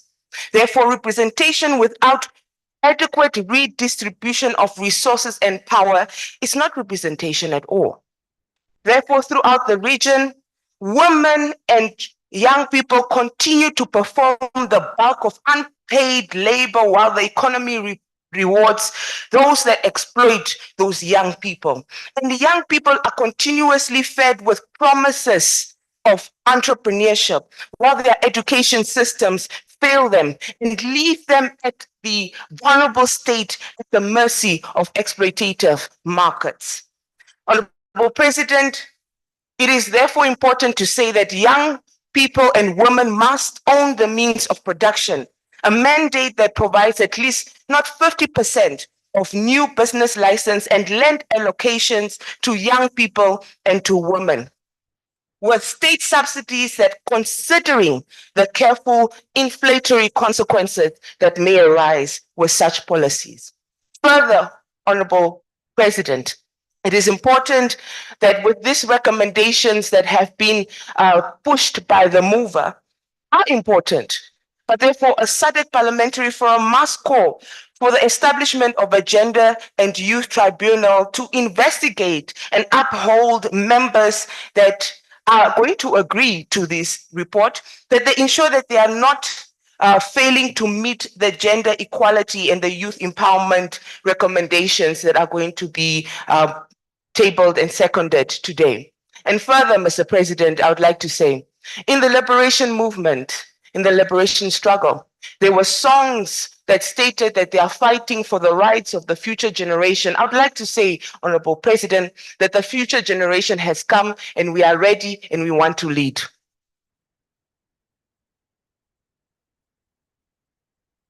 Thank you, Honorable Member. With that, we will conclude the debate, and I will give the floor to the mover of the motion. Before I do that, let me apologize to the Honorable Charlie Raymond for not recognizing her right of reply at the end of the or the previous motion. Although the debate was very short, I should have accorded you the courtesy. It is due to the result of a long week in the chair. Thank you. Honorable Kasune, you have the floor, and I hope you will be able to summarize, bring together all the comments from the various country members. Thank you, Mr. President. Just to say that due to the interest of time, and indeed the many responses, I will do my very best to be mindful of that, but also to try and help what the members had actually brought to our attention. I think the first contributor was, first of all, I'm so overwhelmed by the people who contributed. I forgot to appreciate my vice chair person who ably seconded the motion. And this is Senator Tao Marco Mohale. Thank you so very much. And it has been great serving together on this committee, and keep up the good work. The first person that I want to recommend to speak to is the honorable member from Zimbabwe, who actually spoke to us on how they have revised the gender and development policy, and how this has been also important to make sure that there is also a financial component, because we cannot talk about development or empowering women and youths without looking at the economic and the financial financial support. I think this is something that she has also attributed to the great numbers around the youth participation, where they have about 21 youths in their parliament, in their caucus. This is highly recommendable. The honorable member from South Africa called us to really focus on the need to end violence happening in our jurisdictions, and especially the conflicts around, because these affects usually women and youths. As we all know, they say the face of poverty, the face of war is usually the women themselves. Also, she called us once more to emphasize the report, the need for awareness raising for the information that is so rich within the SADC Parliamentarian Forum, but it does not reach our citizens in our different countries. It ends up with us, maybe who are members of the SADC Parliamentary Forum, but we need to raise the awareness in our different parliaments. My colleague from Namibia also bemoaned the slowness of enacting some of the model laws, but also the laws that we may have within our own countries, but also celebrated the big numbers that Namibia has, especially as it relates to women participation. More importantly, for my colleague, talked about the zero taxing on the sanitary pads. This is very important. And I think as SADC member states, we should take this and emulate this. I think this could be one of the resolutions that we make out of this, that pads should either be tax-free, as Namibia has done, but also just free. As someone has commented before, that menstrual is not a choice. It's something that happens to women and girls. And if condoms are free, which we usually make a choice to use them, why shouldn't the sanitary pads be free so that we can fight menstrual poverty? I think that is something that we should take away as a plenary. I'm a colleague from Malawi. I spoke about the need for Africa and in particular the SADC region to drum its own drum. I think maybe it's part of, as Africans, we're used to the sad news, and so we don't usually know when to celebrate the great news that is among us. As already alluded to, among the 3 presidents that have actually held here in the region of Africa, the many speakers that we are celebrating, and indeed we can testify to just their exemplary leadership and the way they have performed, even within the SADC, the female speakers, and also he highlighted the vice presidents also, which hasn't happened in the regions that we usually look up to. So I think Africa, we should merge as a voice, as an advocate, as an example, as it relates to women becoming presidents. He also challenged us and reminded us that as we advocate for women's rights, we should not neglect the boy, in particular of raising the boy to be that boy who respects a woman if we are to fight this gender parity. The colleague from Eswatini talked about the quotas and the importance of that, and talked about the campaign for voting for a woman, and that's how they got some of the women in the influential places. They also talked about the need to revise some of our electoral systems within our countries. My colleague from Zambia attributed some of the successes in eradicating child marriage as it relates to the government's free policy under President Hakainde Hichilema, and indeed the Game Changer Community Development Fund that has really made sure that those who are over the age, who are in 8th grade and above, they can also access these secondary bursaries, but also skills bursaries. In his submission, he also talked about the need of budgeting, responsive budgeting, if we are going to fight the digital divide that exists among women, and especially those young youths and women in rural areas. Number 7, then another colleague from Namibia also highlighted the zebra system as being one of the reasons why they have now a whopping 53% of women in their National Assembly. I think this is recommendable, and we countries who are lagging behind, we should emulate. And these are just some of the ways they've gotten to the numbers they have, in addition to her colleague who had already spoken. Eswatini came back and talked about the need to address the serious gender-based violence, but also as we were to end, there was another member, the treasurer, who came up and talked about the need for the committee to clarify its to clarify its stance on decriminalization of abortion. So why the committee had that report. Sorry, I'm trying to read because I know that this is a very sensitive issue and which is going to differ from every country. For example, in Zambia, abortion may not be allowed per se, but under certain circumstances, such as your health is being, your health is at risk. If you get some permission from the medical staff, under those circumstances, it is allowed, and it's going to differ from every country. But I think in our report, we talked about supporting the choice for women to choose for themselves. I think that's where the question is coming from. I do not have a big, I don't have the clear answer on this, except to say that it's a personal choice, most likely, and the traditional views, as well as our religious views and our country stance, will really come into play. So I will I'll revert back to maybe the committee to bring a more written response on this one, knowing that issues of abortion are very much political and sometimes are very different from each country, for a much better response so that I do not mislead the House. Lastly, but not the least, our young people from Namibia are reminding us that they are here and they are ready to take over power and to rule. And young people, we say you are welcome, especially as gay-wide. We are ready for you. But understand that you need also to learn from us as we learn from you. I think there was also a submission that we should invite, I think from Malawi, our young people to help us with the digital gap that we have, because they are more faster, they're more eloquent.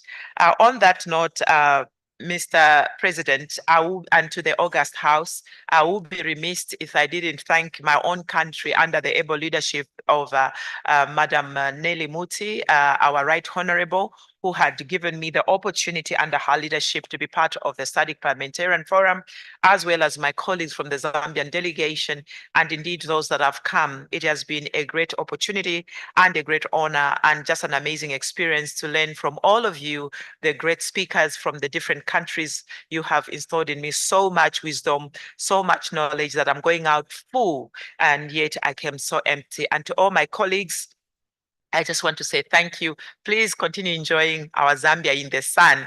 And I think the competition is real for Zimbabwe as they host the next plenary session, because Zambia has outdone itself. Thank you very much.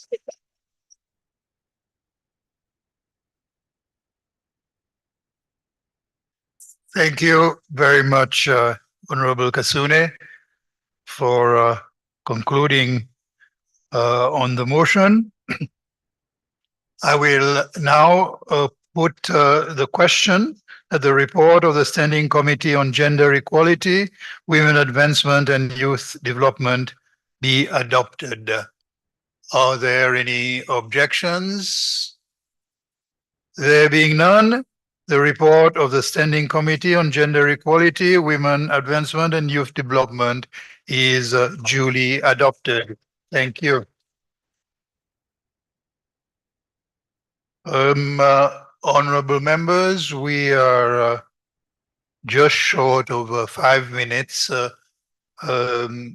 before our scheduled break.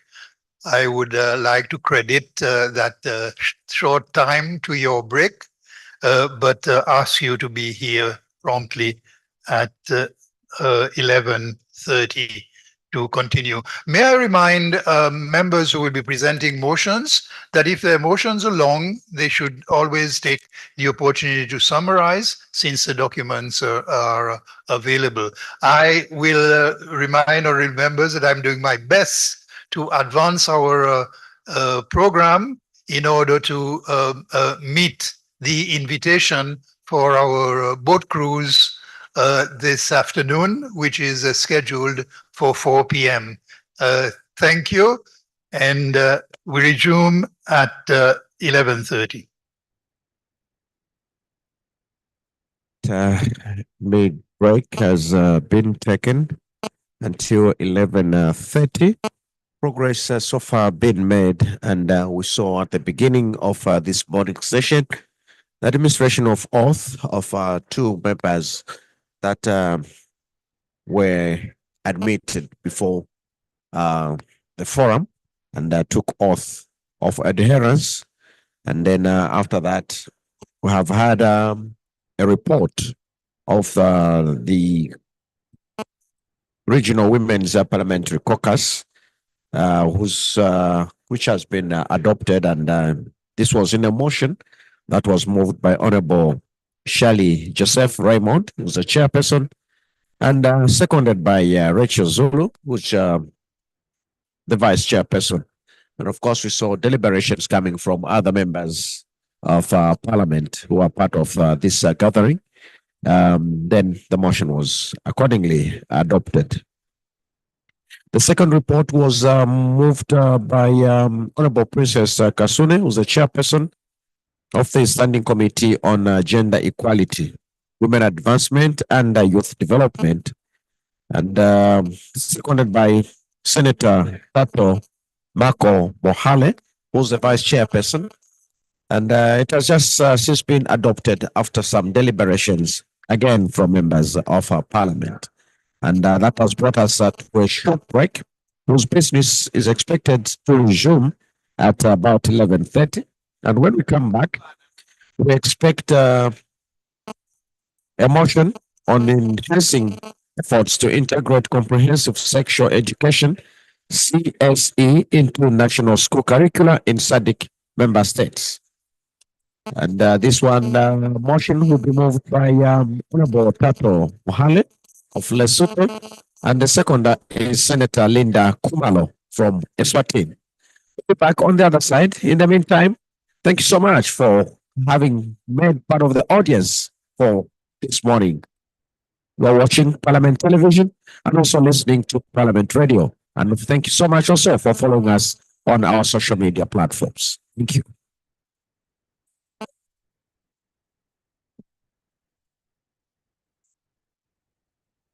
Find one-time password that was sent to your mobile.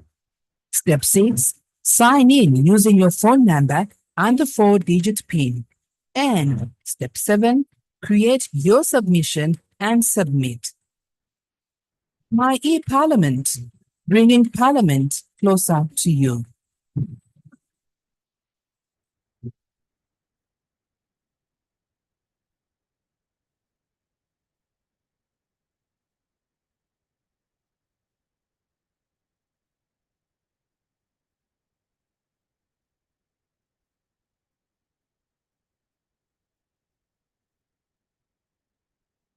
Good evening, depending on where you are.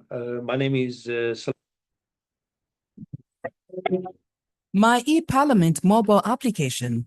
First, download the app on either Play Store or App Store and install. After installation, open the app. Step 1. Register your personal information, that's your names, gender, NRC, and date of birth. Step 2. Add your contact information, your email, phone number, and home address. Step 3. Select your constituency. Step 4. Create your 4-digit PIN. At this point, the system will send an SMS to your mobile number with a one-time passcode. Step 5. Confirm with one-time passcode that was sent to your mobile. Step 6.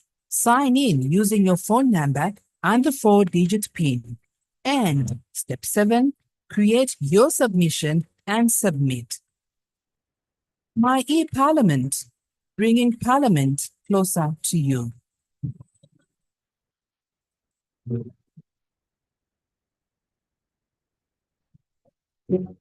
My e-Parliament mobile application. First, download the app on either Play Store or App Store and install. After installation, open the app. Step 1. Register your personal information, that's your names, gender, NRC, and date of birth. Step 2. Add your contact information, your email, phone number, and home address. Step 3. Select your constituency. Step 4. Create your 4-digit PIN. At this point, the system will send an SMS to your mobile number with a one-time passcode. Step 5. Confirm with one-time passcode that was sent to your mobile. Step 6. Sign in using your phone number and the 4-digit PIN. And step 7. Create your submission and submit. My e-Parliament, bringing Parliament closer to you.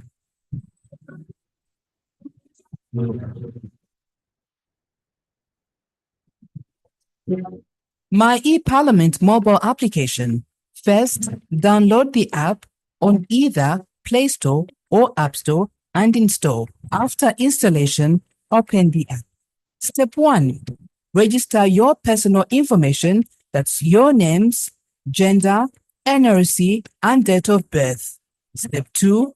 Add your contact information, your email, phone number, and home address. Step 3.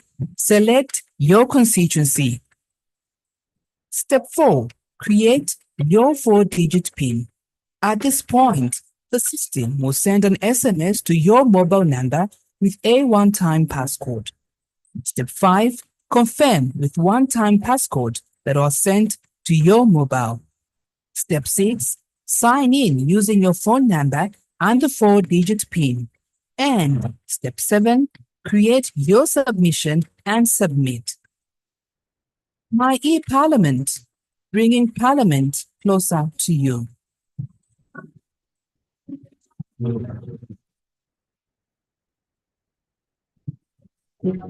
My e-Parliament mobile application. First, download the app on either Play Store or App Store and install. After installation, open the app.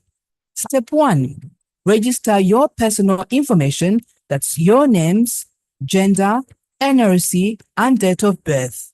Step 2. Add your contact information, your email, phone number, and home address. Step 3. Select your constituency. Step 4. Create your 4-digit PIN. At this point, the system will send an SMS to your mobile number with a one-time passcode. Step 5. Confirm with one-time passcode that was sent to your mobile. Step 6. Sign in using your phone number and the 4-digit PIN. And Step 7. Create your submission and submit. My e-Parliament, bringing Parliament closer to you.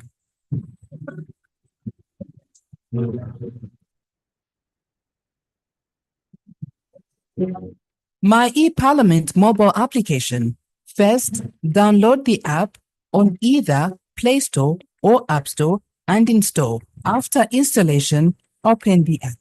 Step 1. Register your personal information, that's your names, gender, NRC, and date of birth. Step 2.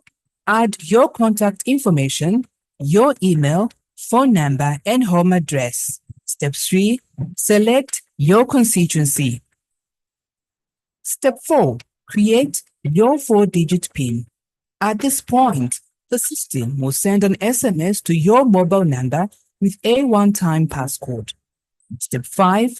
Confirm with one-time passcode that was sent to your mobile. Step 6. Sign in using your phone number and the 4-digit PIN. And Step 7. Create your submission and submit. My e-Parliament, bringing Parliament closer to you.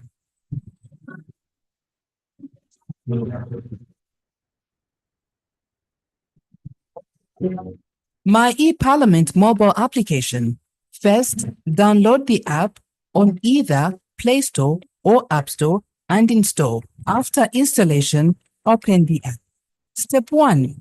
Register your personal information, that's your names, gender, NRC, and date of birth. Step 2. Add your contact information, your email, phone number, and home address. Step 3. Select your constituency. Step 4. Create your 4-digit PIN. At this point, the system will send an SMS to your mobile number with a one-time passcode. Step 5. Confirm with one-time passcode that was sent to your mobile. Step 6. Sign in using your phone number and the 4-digit PIN. And Step 7. Create your submission and submit. My e-Parliament, bringing Parliament closer to you.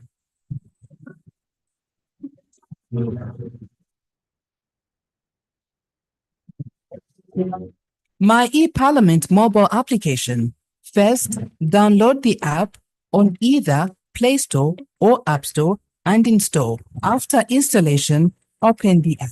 Step 1. Register your personal information, that's your names, gender, NRC, and date of birth. Step 2. Add your contact information, your email, phone number, and home address. Step 3. Select your constituency. Step 4. Create your 4-digit PIN. At this point, the system will send an SMS to your mobile number with a one-time passcode. Step 5. Confirm with one-time passcode that was sent to your mobile. Step 6. Sign in using your phone number and the 4-digit PIN. And step 7. Create your submission and submit. My e-Parliament, bringing Parliament closer to you.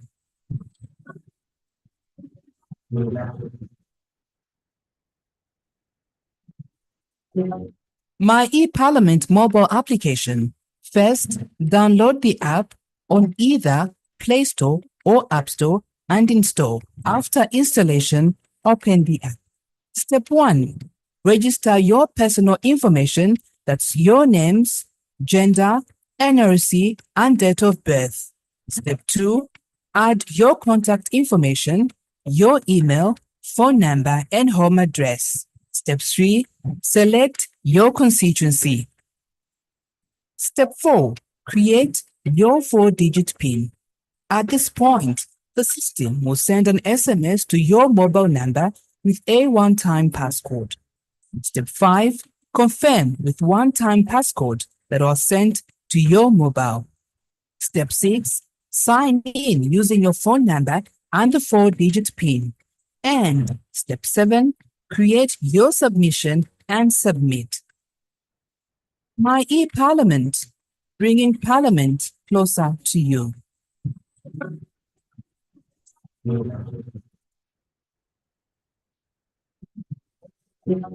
My e-Parliament mobile application. First, download the app on either Play Store or App Store and install. After installation, open the app. Step 1. Register your personal information, that's your names, gender, NRC, and date of birth. Step 2. Add your contact information, your email, phone number, and home address. Step 3. Select your constituency. Step 4. Create your 4-digit PIN. At this point, the system will send an SMS to your mobile number with a one-time passcode. Step 5. Confirm with one-time passcode that was sent to your mobile. Step 6. Sign in using your phone number and the 4-digit PIN. And step 7. Create your submission and submit.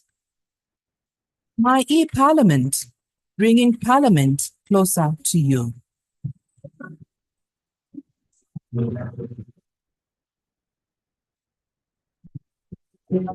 My e-Parliament mobile application. First, download the app on either Play Store or App Store and install. After installation, open the app.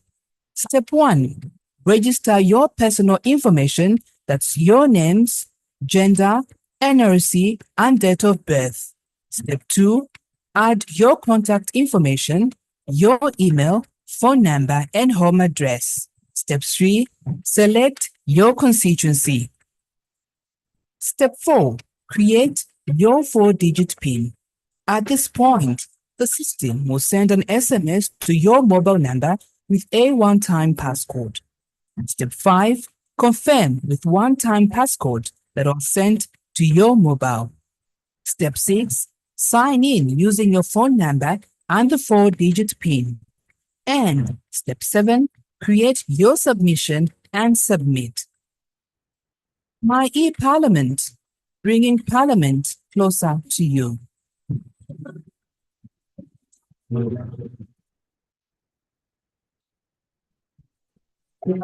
My e-Parliament mobile application. First, download the app on either Play Store or App Store and install. After installation, open the app. Step 1. Register your personal information, that's your names, gender, NRC, and date of birth. Step 2. Add your contact information, your email, phone number, and home address. Step 3. Select your constituency. Step 4. Create your 4-digit PIN. At this point, the system will send an SMS to your mobile number with a one-time passcode. Step 5. Confirm with one-time passcode that was sent to your mobile. Step 6. Sign in using your phone number and the 4-digit PIN. And step 7. Create your submission and submit. My e-Parliament, bringing Parliament closer to you.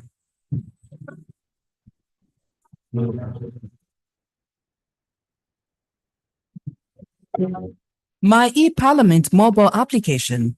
First, download the app on either Play Store or App Store and install. After installation, open the app. Step 1. Register your personal information, that's your names, gender, NRC, and date of birth. Step 2. Add your contact information, your email, phone number, and home address. Step 3. Select your constituency. Step 4. Create your 4-digit PIN. At this point, the system will send an SMS to your mobile number with a one-time passcode. Step 5. Confirm with one-time passcode that was sent to your mobile. Step 6. Sign in using your phone number and the 4-digit PIN. And step 7. Create your submission and submit. My e-Parliament, bringing Parliament closer to you.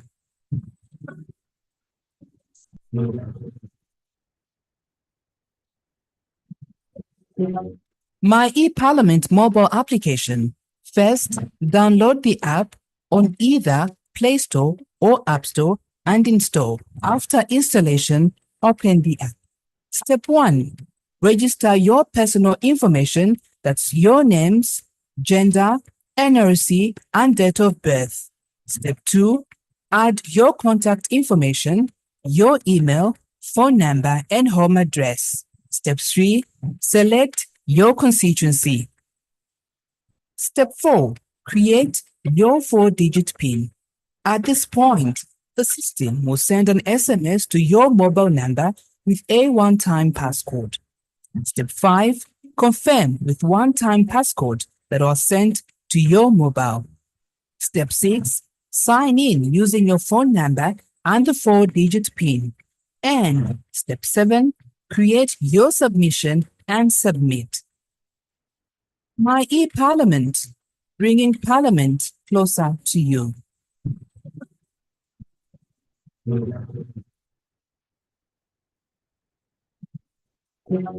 My e-Parliament mobile application. First, download the app on either Play Store or App Store and install. After installation, open the app. Step 1.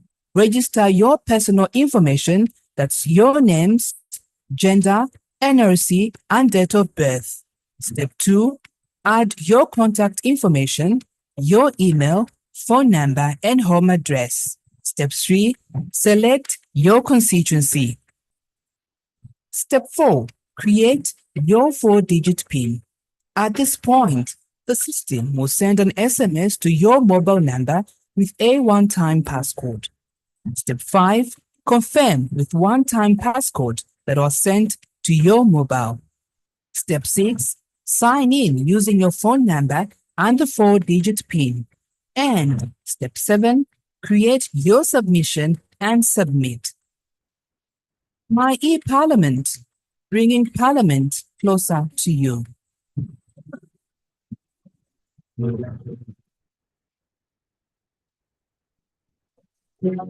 My e-Parliament mobile application. First, download the app on either Play Store or App Store and install. After installation, open the app. Step 1. Register your personal information, that's your names, gender, NRC, and date of birth. Step 2. Add your contact information, your email, phone number, and home address. Step 3. Select your constituency. Step 4. Create your 4-digit PIN. At this point, the system will send an SMS to your mobile number with a one-time passcode. Step 5. Confirm with one-time passcode that was sent to your mobile. Step 6. Sign in using your phone number and the 4-digit PIN. And Step 7. Create your submission and submit. My e-Parliament, bringing Parliament closer to you.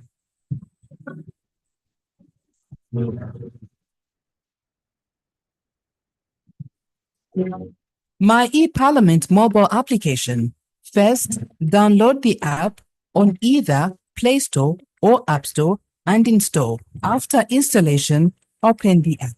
Step 1.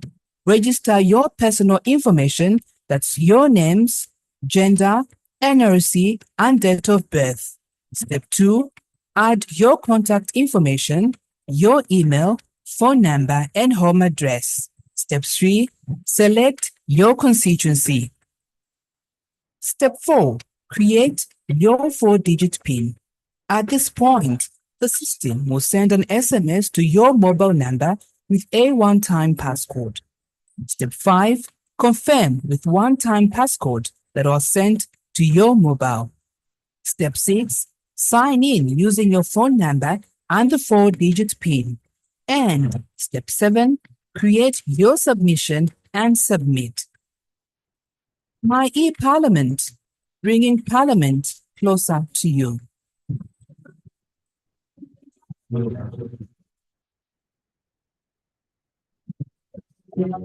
My e-Parliament mobile application. First, download the app on either Play Store or App Store and install. After installation, open the app. Step 1. Register your personal information, that's your names, gender, NRC, and date of birth. Step 2. Add your contact information, your email, phone number, and home address. Step 3. Select your constituency. Step 4. Create your 4-digit PIN. At this point, the system will send an SMS to your mobile number with a one-time passcode. Step 5. Confirm with one-time passcode that was sent to your mobile. Step 6. Sign in using your phone number and the 4-digit PIN. And Step 7. Create your submission and submit. My e-Parliament, bringing Parliament closer to you.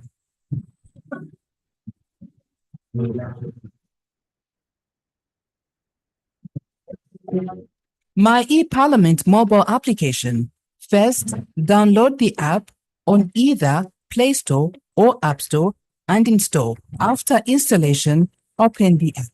Step 1. Register your personal information, that's your names, gender, NRC, and date of birth. Step 2. Add your contact information, your email, phone number, and home address. Step 3. Select your constituency. Step 4. Create your 4-digit PIN. At this point, the system will send an SMS to your mobile number with a one-time passcode. Step 5. Confirm with one-time passcode that was sent to your mobile. Step 6. Sign in using your phone number and the 4-digit PIN. And Step 7. Create your submission and submit. My e-Parliament, bringing Parliament closer to you.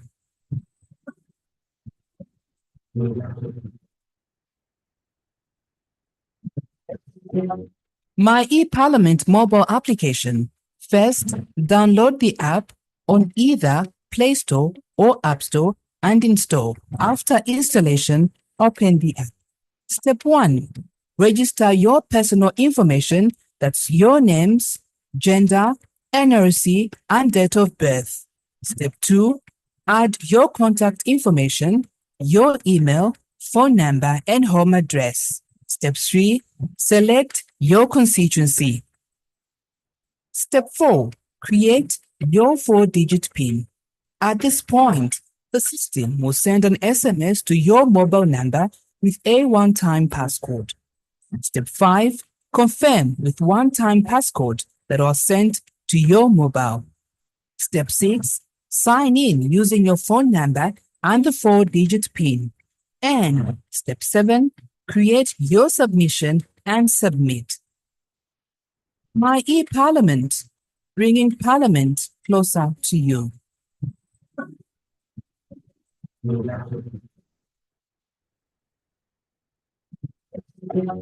My e-Parliament mobile application. First, download the app on either Play Store or App Store and install. After installation, open the app.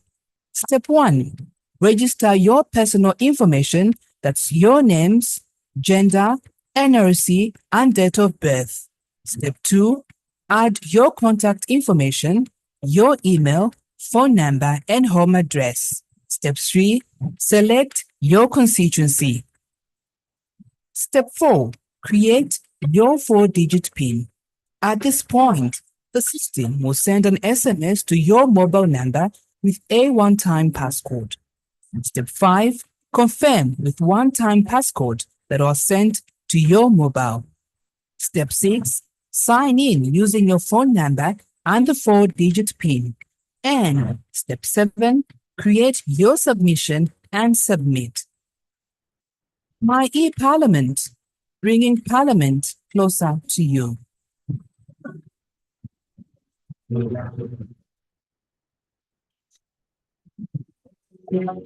My e-Parliament mobile application. First, download the app on either Play Store or App Store and install. After installation, open the app. Step 1. Register your personal information, that's your names, gender, NRC, and date of birth. Step 2. Add your contact information, your email, phone number, and home address. Step 3. Select your constituency. Step 4. Create your 4-digit PIN. At this point, the system will send an SMS to your mobile number with a one-time passcode. Step 5. Confirm with one-time passcode that was sent to your mobile. Step 6. Sign in using your phone number and the 4-digit PIN. And Step 7. Create your submission and submit. My e-Parliament, bringing Parliament closer to you.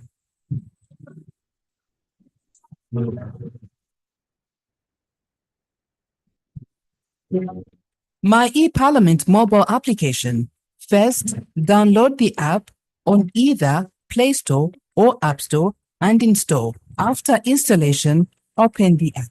Step 1.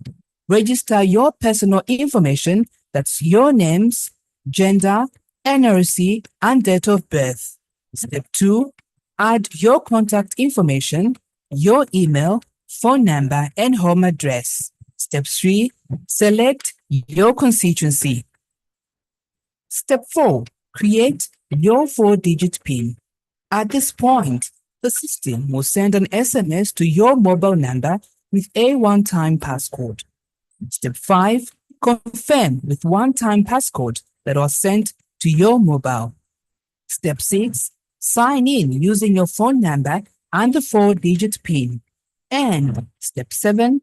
Create your submission and submit. My e-Parliament, bringing Parliament closer to you.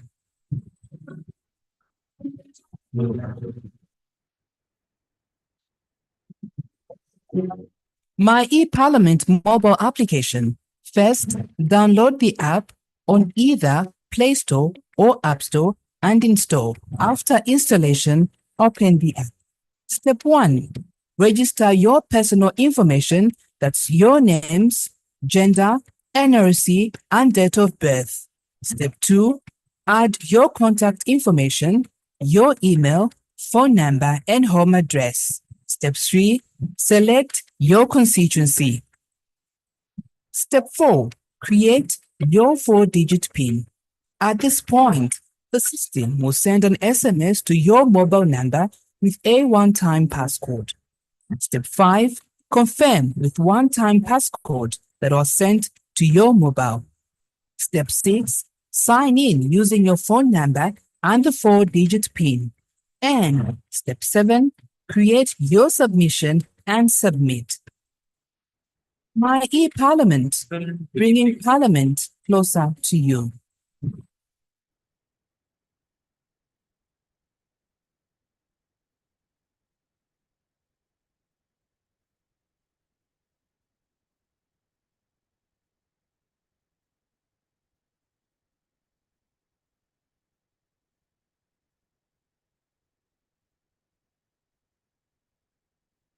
Members, Secretary General, we will go straight to the next order. Notice of motion on enhancing efforts to integrate comprehensive sexuality education, CSE, into national school curricula in SADC member states. The motion on enhancing efforts to integrate comprehensive sexuality education into national school curricula in SADC member states is in the name of the Honorable Thato Mohale of Lesotho. The Honorable Member will move the motion.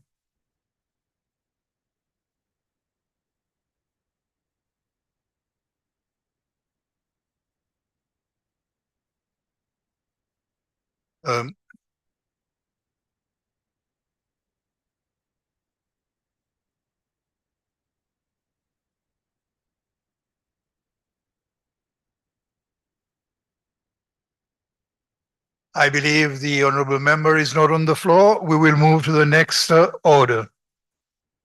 Secretary General. Notice of motion on the security situation in the SADC region. The motion on the security situation in the SADC region is in the name of the Honorable Kenneth Moimang of South Africa.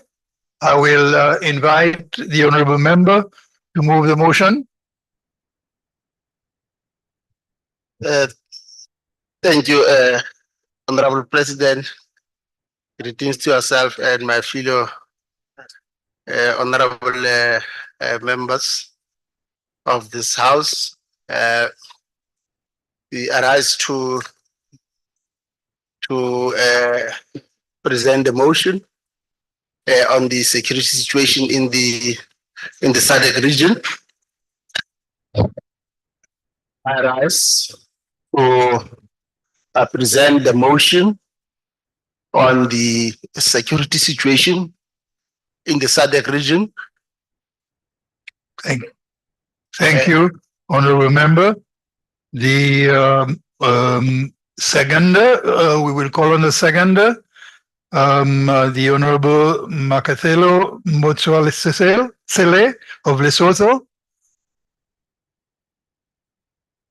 Sorry, Thank you, Mr. Yes. President. I stand to second the motion. Thank you, Honorable Member. I will now ask the Honorable Mover to address on his motion. Thank you, Honorable President. Honorable President, in moving the motion before at the 56th Plenary Assembly, I want to draw the attention of the House to the situation that is a bit disconcerting, particularly in relation to parts of the region, and the degree to which this instability poses to the peace and security in the regional peace, but more than that, the threat that it poses to our representative democracy. Allow me to further note that this situation, which is becoming perennial in relation to the post-electoral instability, indeed, to a larger degree, condemns and poses threat to the right to life, but more than that, the vulnerable and the poor, the vulnerable and the poor consent of the regional and continental instruments that we have, particularly in relation to the African Charter on Human Rights and the People's Rights and the Sadc Protocol on Politics, Defense, Security Cooperation, which indeed attests that peace, security, and strong political relations are critical factors in creating a conducive environment. More than that, it becomes important that we also recognize that there are also existing international legal instruments which prohibit political intolerance and violation of human rights. We further bring to the attention and remind the House that Chapter 6 of the UN Charter on peace settlement of disputes provides in Article 33(1) that the parties to any dispute, the continuance of which is likely to endanger maintenance of international peace and security, has to seek peaceful and amicable ways of resolving dispute, either through negotiations, inquiry, conciliation, and arbitration, and also utilize the existing regional agencies or arrangements that can contribute to peace in our region. More than that, also adding to the above is Chapter 7 of the UN Charter, which recognizes the role of regional arrangements in dealing with such matters.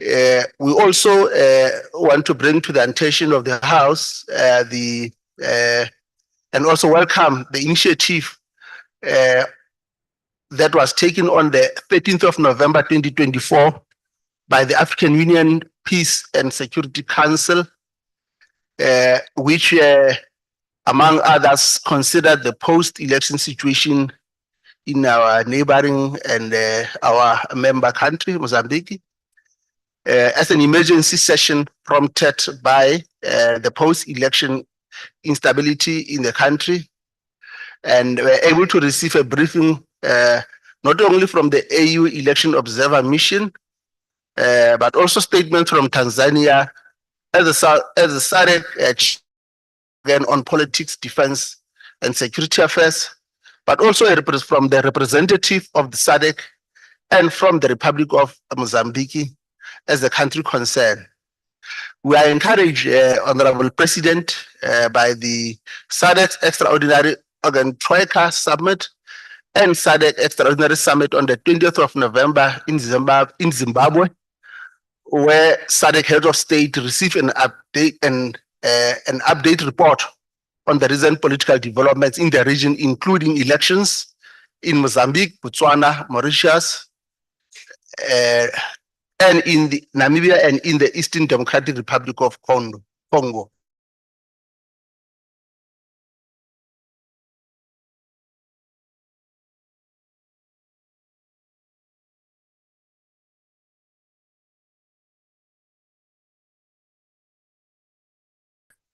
Instability, and convinced that security threats in the form of post-electoral instability and other security stressors such as intermittent and intensifying internal armed conflicts that have bedeviled some countries in the region poses a serious threat not only to the attainment of the African Union Agenda 2063, but also our quest to achieve sustainable development, which is contained in the pact of the future, but also to implementation of the regional integration initiatives within the context of the African Continental Free Trade Area. And more so considering that the 55th Sadc Parliamentary Forum Plenary Assembly adopted various resolutions on enhancing the role of Parliament in mitigating electoral risks and building greater resilience in electoral process in the Sadc region, and urged Sadc national parliaments to also leverage on the legislative mandates to enact and oversee laws that focus on electoral risk prevention. Now, therefore, Honorable President, we urge SADC Parliamentary Forum members and the broader SADC region to demonstrate unity of purpose and cooperate and join hands in finding lasting regional solutions to regional problems, inclusive of the problem of post-election instability that continues to rear its head on the region.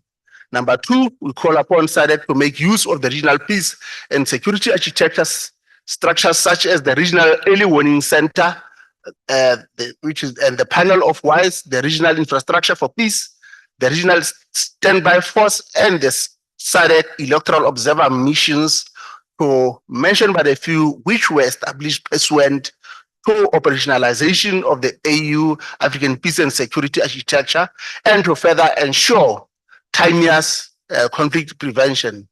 Thirdly, to encourage all parliaments in the region to leverage and harness parliamentary diplomacy for constructive resolution of disputes in the region. And fourthly, to urge all countries in the SADC region and the broader international donor community to provide funding for capacity building initiatives aimed at strengthening the work of national electoral management bodies or commissions in the region, including the umbrella body, the Electoral Commissions Forum of SADC countries, to ameliorate such adverse effects. And number five, to encourage all countries in the SADC region and the broader international community to leverage the influence to support and fund the electoral reforms and work of election observer mission. And lastly, to call for the respect of international human rights law, reasonable and measured response to unrest and public protest in conformity with the principles of justice and international law. And in conclusion, we call upon all countries in the SADC region to engage in constructive dialogue on issues of mutual concern and regional importance, such as peace and security, without violating the principles of strict respect for sovereignty, sovereign equality, territorial integrity, political independence, good neighborliness, interdependence, non-aggression, and non-interference in the internal affairs of other states. I so move, Honorable President. Thank you, Honorable. The floor will now go to the seconder, the Honorable Motsoa Sele of Lesotho, to address in secondment. Thank you, Mr. President. Allow me to take floor on behalf of Lesotho to second the motion on security situation in the region. Mr. President, honorable members, I rise to express my full support for the motion on the security situation in the region. As members of the SADC Parliamentary Forum, it is essential that we collectively strive, leverage, and harness parliamentary diplomacy for the attainment of durable peace and stability in the region. Peace and security are considered to be the necessary preconditions for regional development, given the adverse impact of state fragility and instability on regional integration. This is why the revised Regional Indicative Strategic Development Plan 2020 to 2030 and SADC Vision 2050 acknowledges that peace, security, democracy, and good political governance are the foundation of key primary enablers of regional integration and development. Undoubtedly, Mr. President and honorable members, security threats in the form of post-electoral violence and other security stressors, such as intermittent armed conflicts, pose a serious threat not only to the attainment of the global, continental, and regional development agendas, such as the African Union Agenda 2063 and UN's Sustainable Development Goals, but also in the implementation of regional integration initiatives within the context of the African continent free trade area. Furthermore, we must underscore the need to strengthen regional mechanisms for conflict prevention, management, and resolutions. This includes supporting the operationalization of Sadc standby force and enhancing collaborative efforts with African Union and United Nations to ensure rapid response to emerging security challenges. In addition, it is imperative to promote greater involvement of women and youth in the peace-building processes. Their meaningful participation not only enriches the discourse, but also ensures that the outcomes are inclusive and sustainable, fostering long-term security and stability across the region. Effective border management strategies should be prioritized to address the rising threats of cross-border crimes, including human trafficking, smuggling of arms, and illicit financial flows which exacerbate regional instability. Recognizing the link between climate change and security, it is essential to integrate climate resilient strategies into our peace-building frameworks. Natural resource conflicts, displacements, and food insecurity driven by climate change must be tackled to prevent future instability. Member states must commit to addressing the root cause of insecurity, such as poverty, inequality, and unemployment through deliberate policies aimed at economic empowerment, particularly in marginalized communities. Greater emphasis should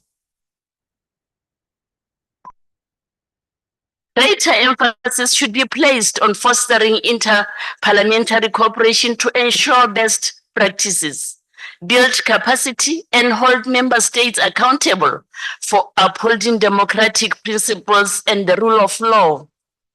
Efforts to combat proliferation of small arms and light weapons must be scaled up with a focus of enhancing national legislation, improving regional coordination, and promoting disarmament initiatives. Mr. President and honorable members, supporting robust early warning systems and improving intelligence sharing mechanisms among member states are crucial to preempting conflicts and fostering swift, coordinated responses to threats. Investment in education and awareness campaigns are critical to countering the spread of extremist ideologies and fostering a culture of peace and tolerance in our societies.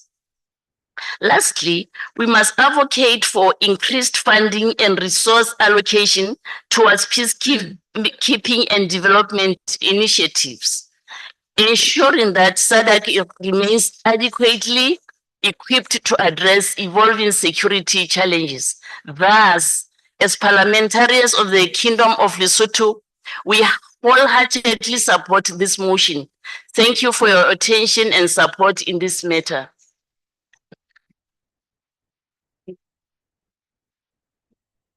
Thank you, Honorable Member, for your secondment. The debate is now, the floor is now open for debate. Members who wish to address, please raise your country flag at this point and we will take note.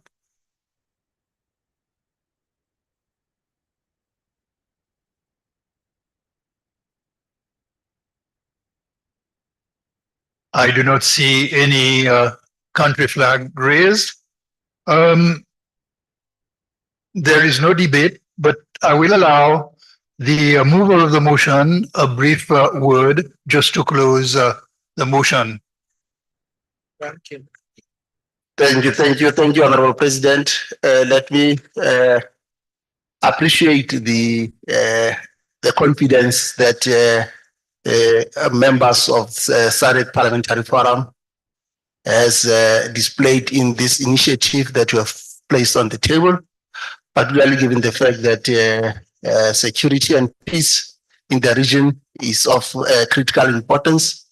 But more than that, when one of us, Honorable President, is going through what is taking place precisely by virtue of contestation, which is mainly associated with multi-party democracy, it's an area that we have to come in, but at the same time expressing and also respecting the sovereignty and integrity of our countries. I therefore submit, Honorable President. Thank you. Thank you very much, Honorable.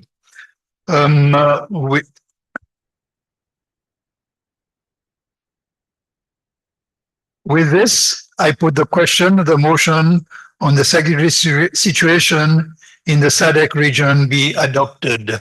Are there any objections?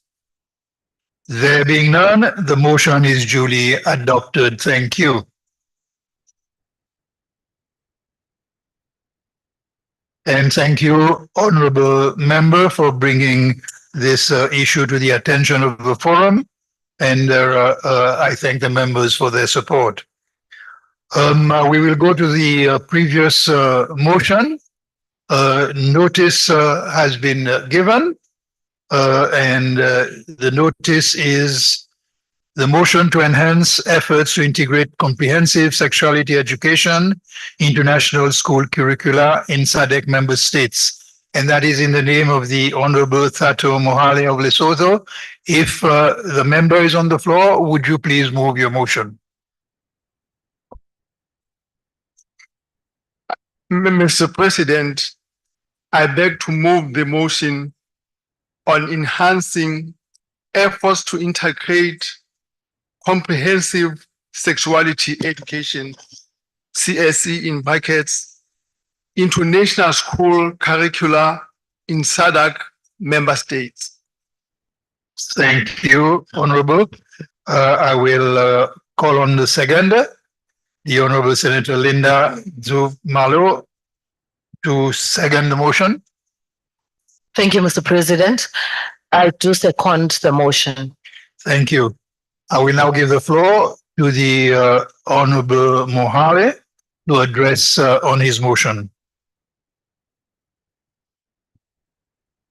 Action was proposed that the 56th plenary assembly session of the SADC be kind enough in acknowledging that comprehensive sexuality education, CSE in brackets, in Eastern and Southern Africa has been a vital area of focus for improving sexual and reproductive health outcomes among young people. Recognizing that countries in this region have made substantial commitments to CSE through various frameworks and policies aimed at addressing challenges such as high rates of HIV, unintended pregnancies, gender-based violence, and gaps in sexual health knowledge.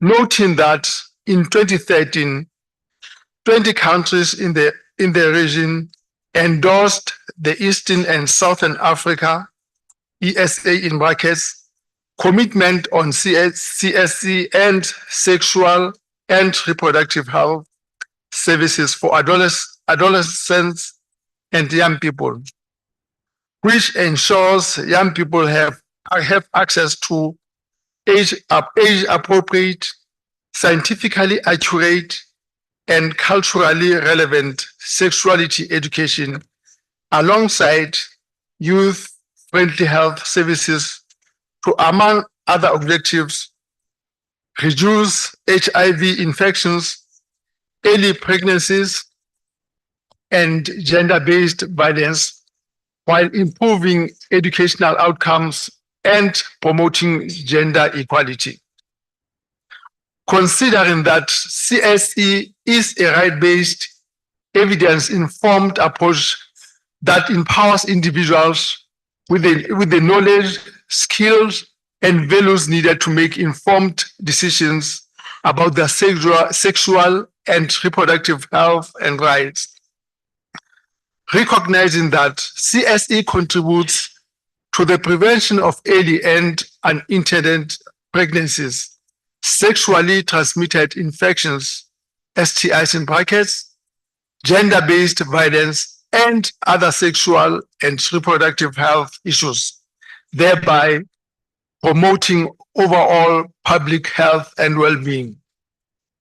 Acknowledging that CSE fosters respect for human rights, gender equality, and the dignity of all individuals, putting an understanding of diversity, consent, and healthy relationships.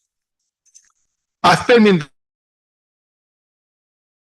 as a critical component of education for sustainable development, human rights, and gender equality.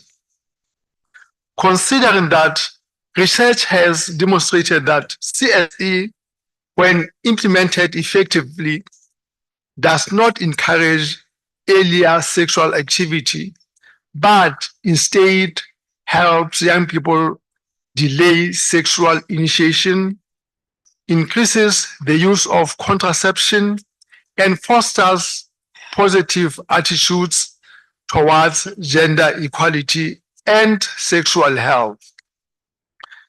Recognizing that young people, particularly adolescents, are often not provided with sufficient, accurate, and age-appropriate information on sexuality, which can result in misinformation, unhealthy relationships, and poor decision-making that negatively impact their future. Acknowledging that many countries have made significant progress in integrating CSE into their national education systems, leading to measurable positive impacts on sexual and reproductive health outcomes, while others still face barriers to full implementation.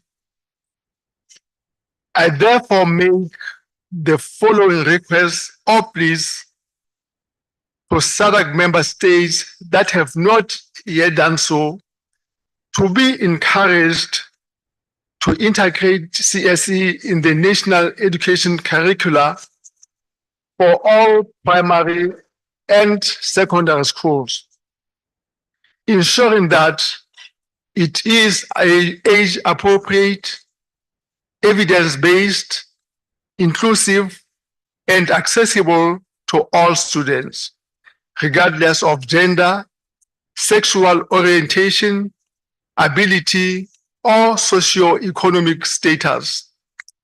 That was the first item.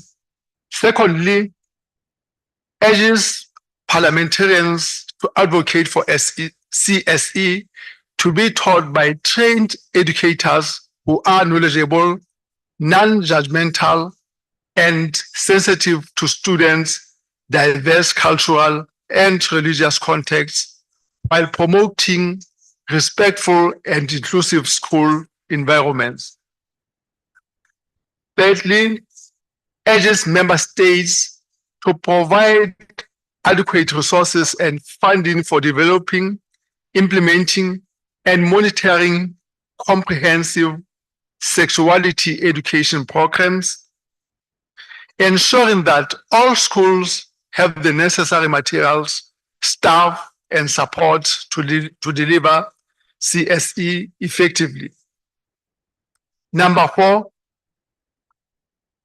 calls for the participation of parents, communities, and civil society organizations in the design, delivery, and evaluation of CSE programs, fostering a collaborative approach that respects the rights and views of all stakeholders. Number 5, encourages member states to support research and evaluation efforts to assess the impact of CSE programs on the sexual and reproductive health outcomes of young people, and use this data to continuously improve the quality and effectiveness of educational programs. 6, calls for CSE to be delivered in an inclusive and non-discriminatory manner, addressing issues such as gender equality, sexual orientation, and disabilities, and ensuring that it is adapted to the needs of the diverse populations, including marginalized and vulnerable groups. 7, urge SADC member states to collaborate with international organizations and development partners to strengthen the implementation of CSE, drawing on global best practices and lessons learned. And number 8, and lastly, calls upon SADC member states to commit to monitoring progress on implementing comprehensive sexuality education and provide regular reports to parliaments on the achievements, challenges, and recommendations for future actions. I so move, Mr. President.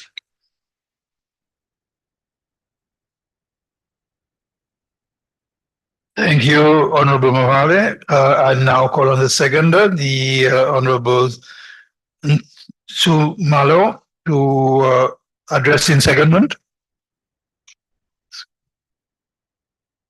Thank you, Mr. President, for the opportunity to address this very important motion. Mr. President, on behalf of the Kingdom of Eswatini, I rise to second the motion on enhancing efforts to integrate comprehensive sexuality education into national schools curricula in SADC member states. Mr. President, the call for support from SADC member states for integration of life skills education, as referred to comprehensive sexuality education, is indeed a sustainable measure. Mr. President, this terminology is constitutionally and culturally comprehended differently within respective member states, and with extensive consultations with the support of our African Population Health Research Center, APAC, for example, Eswatini as a member state in this execution of the SRHR HIV/AIDS governance project, had to consult with our SADC PF collaborating research and policy partner on how best to unpack this terminology.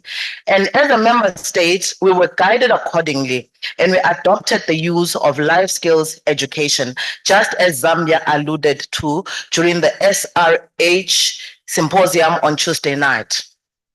Mr. President, cognizant to the ESA commitment, where ministers of education, health, gender, and youth in Eastern and Southern Africa expressed support to continue their joint effort towards creating a brighter future for adolescents and young people in the region by empowering the youth and protecting their health and well-being to achieve the common goals. 8 years ago, ministers of health and education from 20 countries, supported by the Southern African Development Community and the East African Community, joined forces with regional UN organizations to agree on a joint commitment known as the ESA commitment. They recognize the urgent need for more systematic scale-up of sexuality education and youth-friendly SRH services in the region. While important strides have been made towards improving sexual and reproductive health rights, outcomes amongst other adolescents and young people, significant gaps and barriers still exist to the realization of the ESA commitment targets. An evaluation of the 2013 commitment revealed progress in reducing new HIV infections, increasing comprehensive HIV knowledge, and creating a conducive policy environment. However, the evaluation also indicated that accelerated efforts are urgently needed to reduce early and unintended pregnancy, gender-based violence, and curb the effects of humanitarian emergencies such as the COVID-19 pandemic. Mr. President, further, This underscored the need to renew the commitment through expanding and aligning it with the SDG Agenda 2030. Extensive consultations at national and regional level with governments, adolescent and young people, communities and development partners across sectors led to new updated regional commitment and targets for 2022 to 2030. Mr. President, as parliamentarians, we have thus been sensitized on the ESA commitment and the importance of the need to appreciate the commitment and targets. Mr. President, the objectives of the curriculum is thus to develop a standardized, age-appropriate, comprehensive sexual education curriculum, whilst ensuring such consistency across SADC member states and allowing for localized cultural adaptation with components of the following. Firstly, consent and healthy relationships. Secondly, reproductive health and biology. Thirdly, contraception and sexual health. And lastly, gender equality and rights. Mr. President, life skill education in Eswatini, for instance, has been first piloted in certain schools. Then it has been rolled out in all school grades. This has been in secondary and at primary school level. It has been integrated per grade. As such, next year it will be at grade 7. This is in continuum with secondary schools. This initiative is executed by qualified educators who are equally capacitated to heed to this call. Life skills education has to be age-appropriate, evidence-based, inclusive, and accessible to all students, regardless of gender, sexual orientation, ability, or socio-economic status, as this will help in curbing on the social ills of gender-based violence, early unintended pregnancy, high abortion rates, high suicide cases, human trafficking cases, gangsterism in schools, and redress on mental health anomalies, and more. With this, Mr. President, I therefore second the motion ably presented by my colleague from Lesotho. I thank you. Thank you, Honorable Senator. The floor is now open for debate. Will members who wish to address please raise their country tags?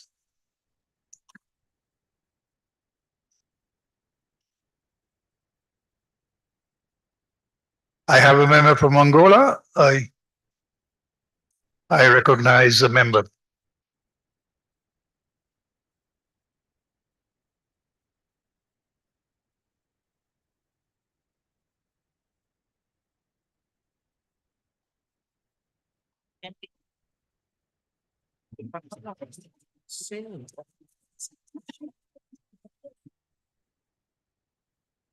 Excelência, senhor presidente, gostava de partilhar alguns comentários em relação ao relatório apresentado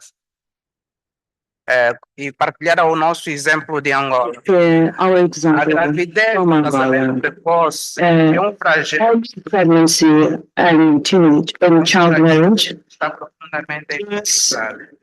fragility that is inrooted, recognizing the negative impact on girls and the poverty cycle. The government agenda is quite ambitious, seeking for the creation of a society where girls enjoy their full human rights, including living without violence, access to SRHR,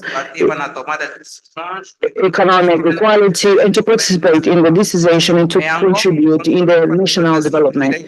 The commitment for the protection of young girls and youth led to 305 networks of protection for children in the communities. The education to avoid early pregnancy, teenage pregnancy.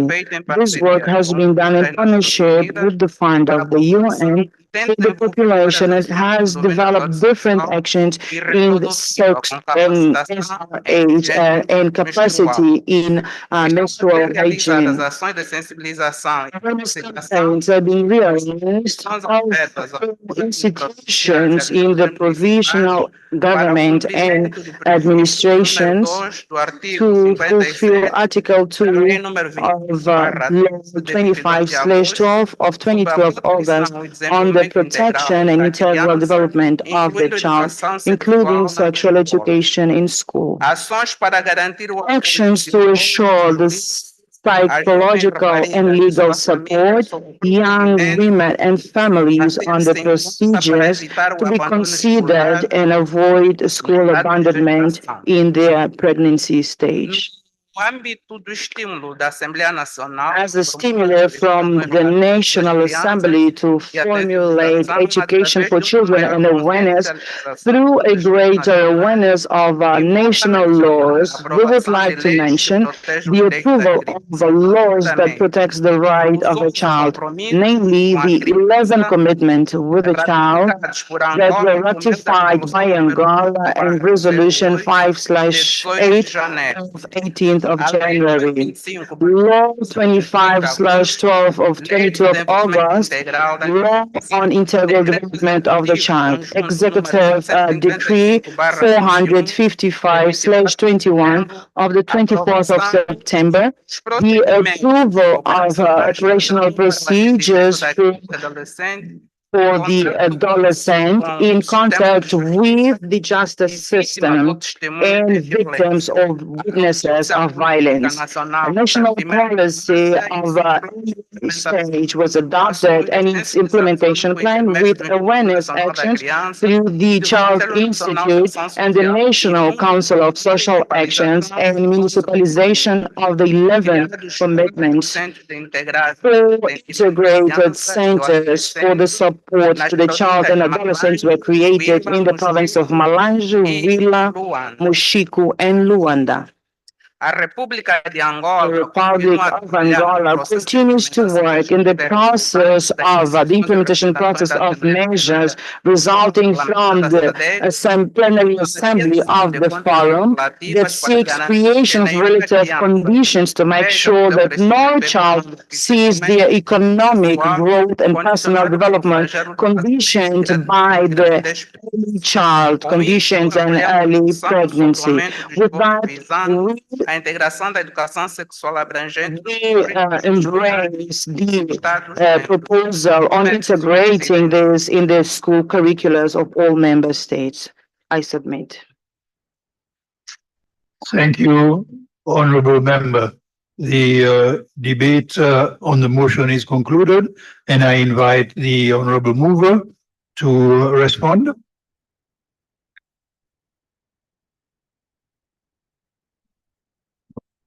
Thank you, Mr. President. I think the motion that I've just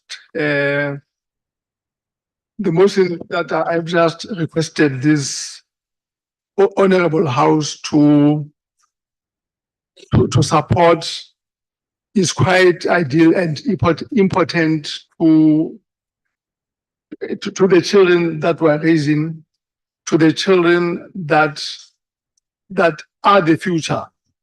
So it is quite important to help those kids to be able to abstain and be able to take health measures, and also to avoid the issue of debating about abortion.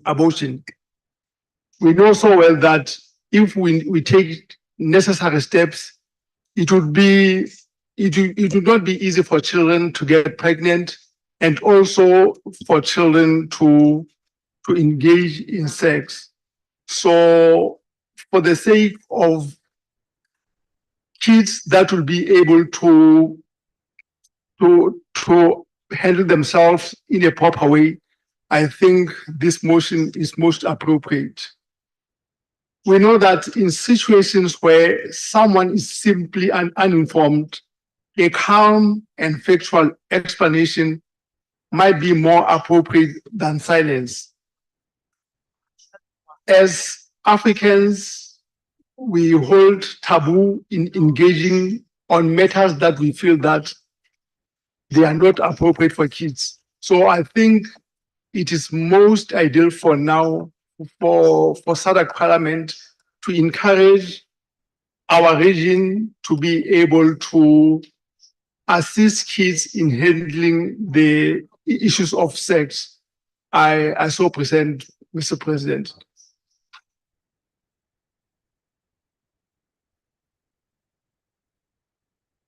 Thank you, Honorable Member.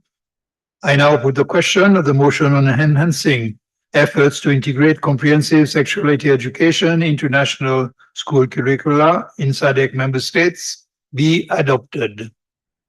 Are there any objections? There being none, the motion is duly adopted. Thank you. Honorable members, we will try to, we are a little bit in advance, and we will try to move on some of the other items on our agenda. I call on the Secretary General to read the next order.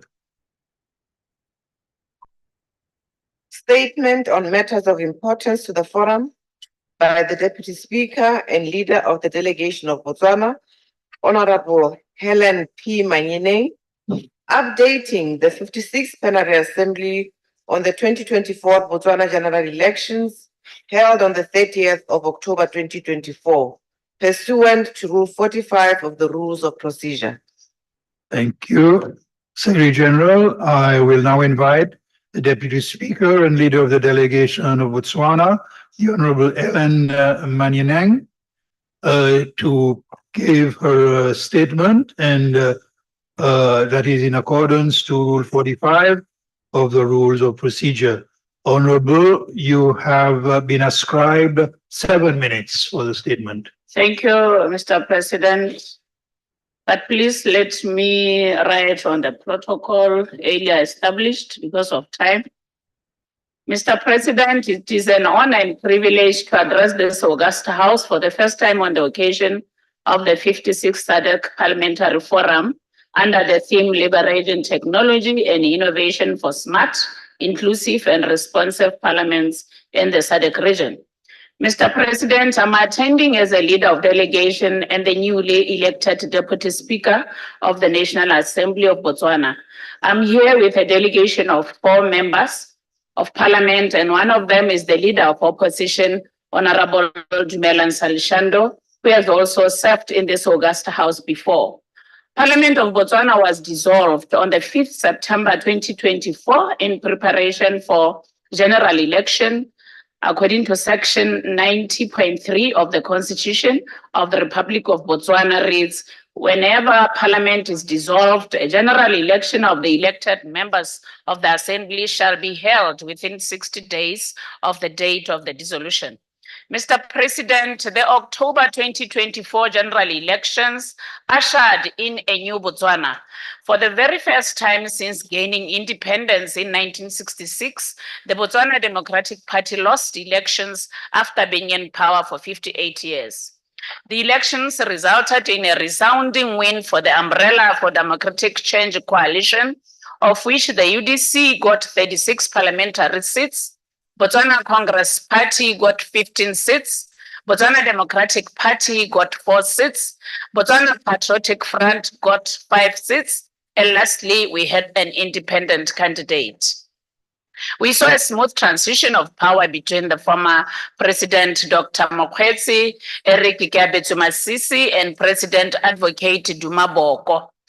As some may recall, President Boko has served as a member of the SADC Parliamentary Forum from 2014 to 2019. He was a member of the SADC PF Executive Committee and also an Executive Committee Legal Subcommittee from 2017 to 2019. Honorable members, we are pleased to inform you that your former colleague, Honorable Ditapelo Lefoko Rapezi, has been appointed the Speaker of the current 13th Parliament of Botswana and sends his warmest regards. Honorable Speaker, Rapezi is one of the longest serving member of the SADC Parliamentary Forum, whom I'm informed is dedicated to this organization and serves it with passion. The general election produced 61 directly elected members of parliament and 6 specially elected members, of which 3 were women. Members of parliament, bringing the number of elected members to 67. Women representation in Botswana, in Parliament of Botswana remains very low, as the House now has a total of 6 women out of 67 members, which is 9%. We must admit that this is undesirable performance that needs urgent attention. Botswana electoral system operates on a first-past-the-post system where voters choose a single candidate. The system is seen to contribute to low participation and low representation of women in political, especially in parliament.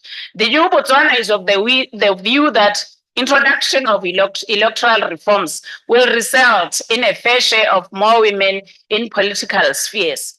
The new Speaker of the National Assembly, Honorable Ditapelo Lefoko-Keorapetse, believes so much in the ideals of the Sadc Parliamentary Forum and intend to bring reforms such as gender-sensitive electoral reforms, public financial management reforms, and other equally important reforms that will strengthen parliamentary oversight and improve efficiency and effectiveness of National Assembly.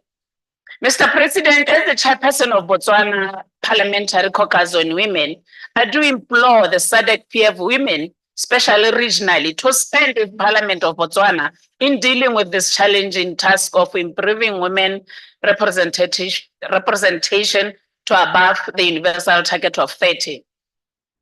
Mr. President, on behalf of the delegation of the Parliament of Botswana, indeed on my behalf, we pledge our solidarity to the Sadc Parliamentary Forum, as well as upholding its objectives, ensuring promotion of human rights, gender equality, good governance, democracy, and transparency, as well as the regional integration and economic cooperation.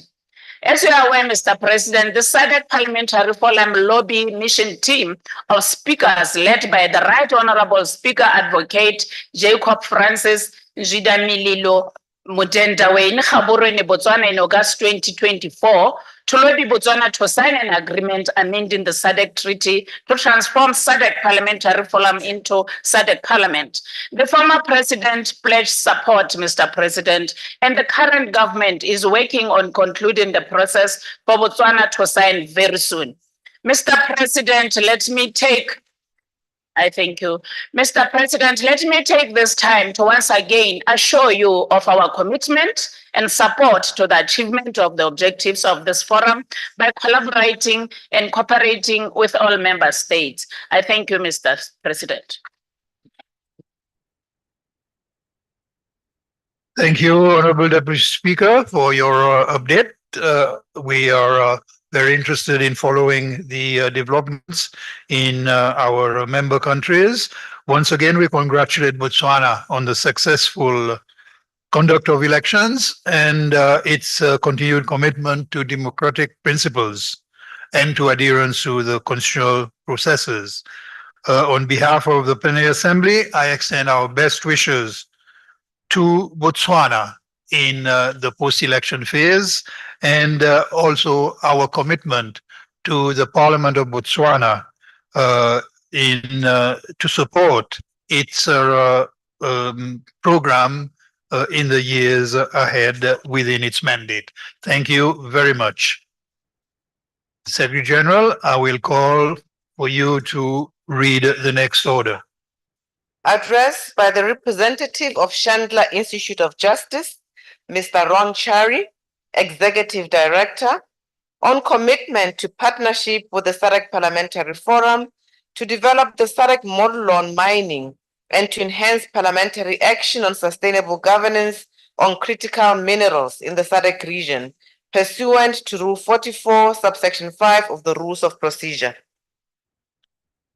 Thank you, Secretary General. I'm very pleased to give the podium to the Chandler of the Institute of Justice representative to address.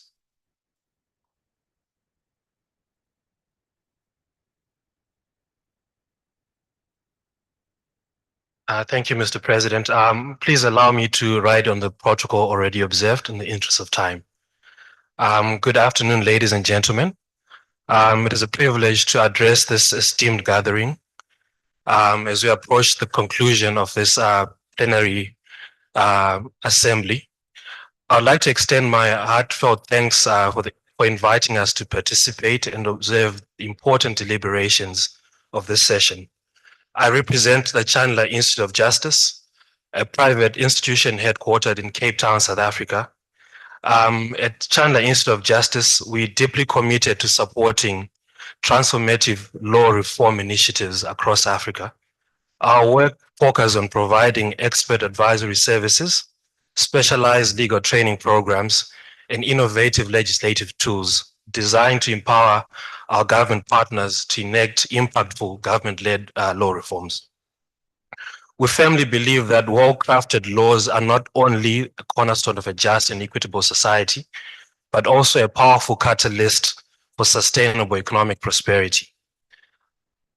Our mission aligns with the aspirations of this forum, which is to advance good governance, foster economic growth, and enhance social mobility throughout the continent. During this plenary assembly, I was particularly struck by the depth and breadth of the issues discussed, issues that resonate deeply with the work we're doing in partnership with some of the SADC member states.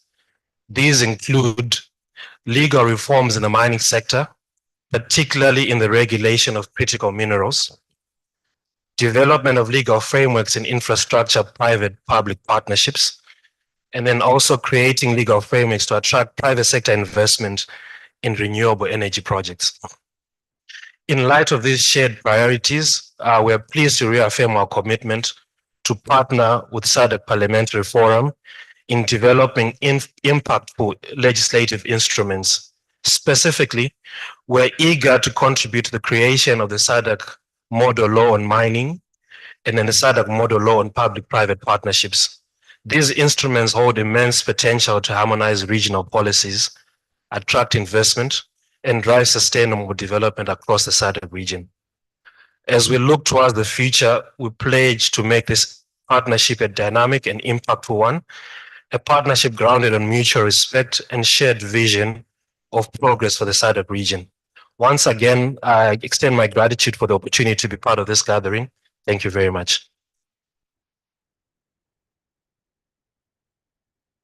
Thank you, representative of the Chandler Institute of Justice. I assure you, we welcome the commitment to partner with the SADC PF to develop model laws on mining and to enhance parliamentary action on sustainable governance of critical minerals in the SADC region.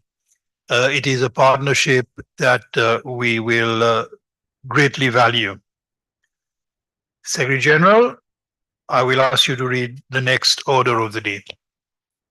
Address by His Excellency Mohamed Nasheed, Secretary General of the Climate Vulnerable Forum, CVF, and former President of the Maldives, on strengthening partnership with the SADC Parliamentary Forum to advance parliamentary climate action for the implementation of the Paris Agreement in the SADC region, delivered pursuant to Rule 44, subsection 5 of the Rules of Procedure.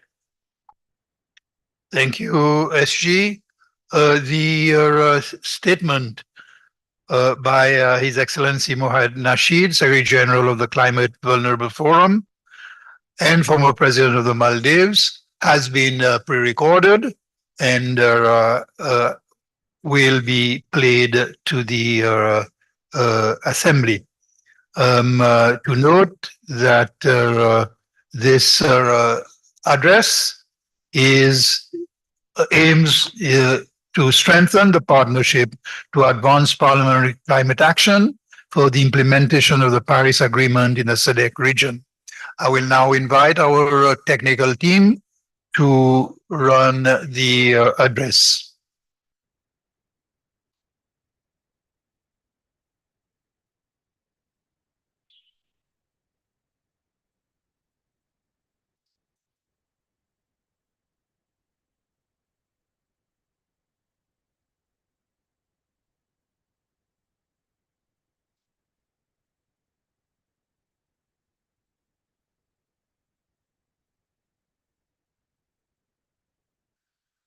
delegates, guests, ladies and gentlemen. It is a pleasure that I am able to speak to you through a Zoom link today. I now work as the Secretary General of the Climate Vulnerable Forum, which has its headquarters in Accra, Ghana, and I reside in Ghana. I would like to mention a few points on our organization, the Climate Vulnerable Forum. We started the Climate Vulnerable Forum, CVF, in 2009 because it was clear that climate vulnerable countries should group together in order to increase our collective voice. Back then, there were 11 founding members. Now we are 70 members representing 1.75 billion people, while emitting only less than 6% of the global emissions. In 2023, there was an interest to become an independent institution to better serve the goals of the membership. So I left my job at that time. I was the Speaker of the Maldives Parliament and took up the post as Secretary General of the CVF. As I mentioned, our headquarters is in Accra.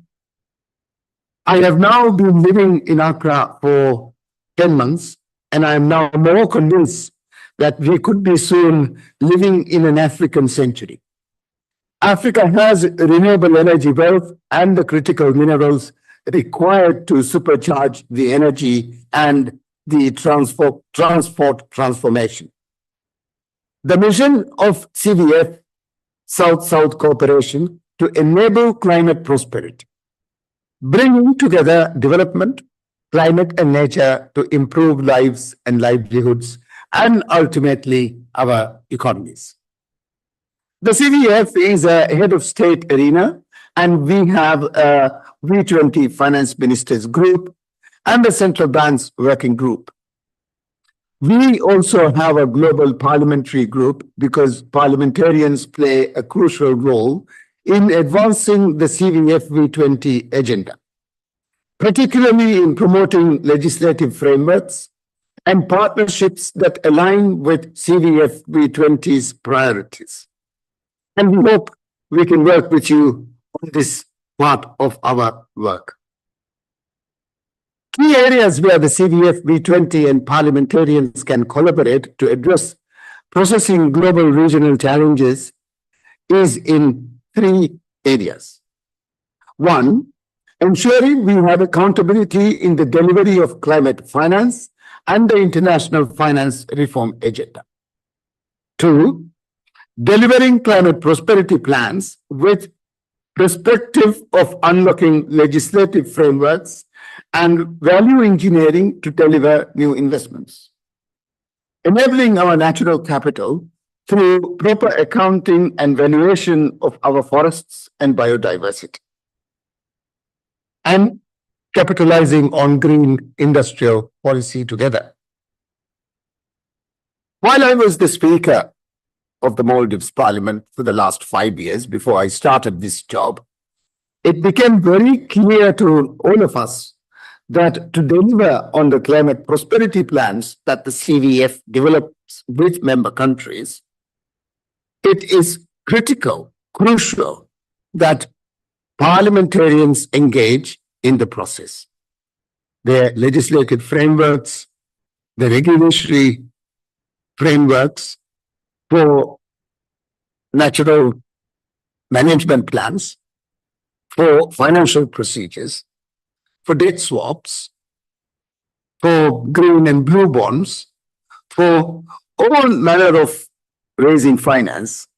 It is the parliament that we feel that plays a critical role. I think we have a huge opportunity to cooperate on climate prosperity plans, natural capital, accounting, and green industrialization. Specifically to focus on processing and value engineering for export to enable growth in our economies. In 2025 is a 2025 is a critical year to set the pace and trajectory towards high growth and job creation. To get here, I hope we can work together to unlock the full potential of integrating green industrial policy to harness our collective strengths. This should include pooling resources, sharing technology, and assigning our fiscal and development strategies so that we can consolidate our renewable energy wealth. Electrification, transportation, and fortifying and expanding our power grids. Africa can create green industrialization partnerships within the region to target critical areas such as renewable energy and storage infrastructure, green manufacturing, and value addition of her enormous raw material. We can also create green industrial zones and innovation parks to enable Africa to leap forward in the global green economy. Unlike traditional industrial zones confined with national borders, regional green industrial zones would integrate the unique competencies and raw material resources of individual African countries to collaboratively develop a green value chain. This model would allow countries to specialize in areas with comparative advantages, raw material extraction, processing, manufacturing, or innovation, while pooling resources and aligning regulatory frameworks.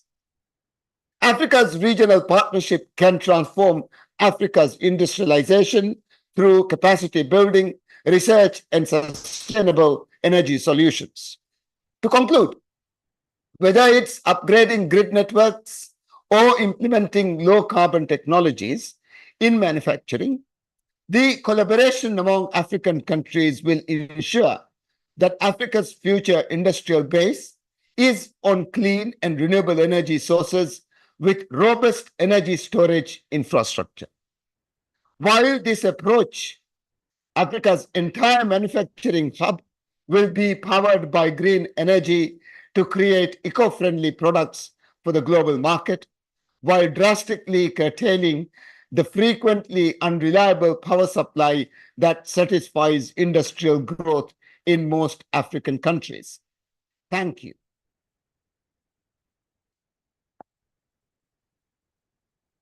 On behalf of the forum, let me thank the Secretary General of the Climate Vulnerable Forum for committing to the partnership to advance parliamentary climate action in implementing the Paris Agreement in the Sadc region.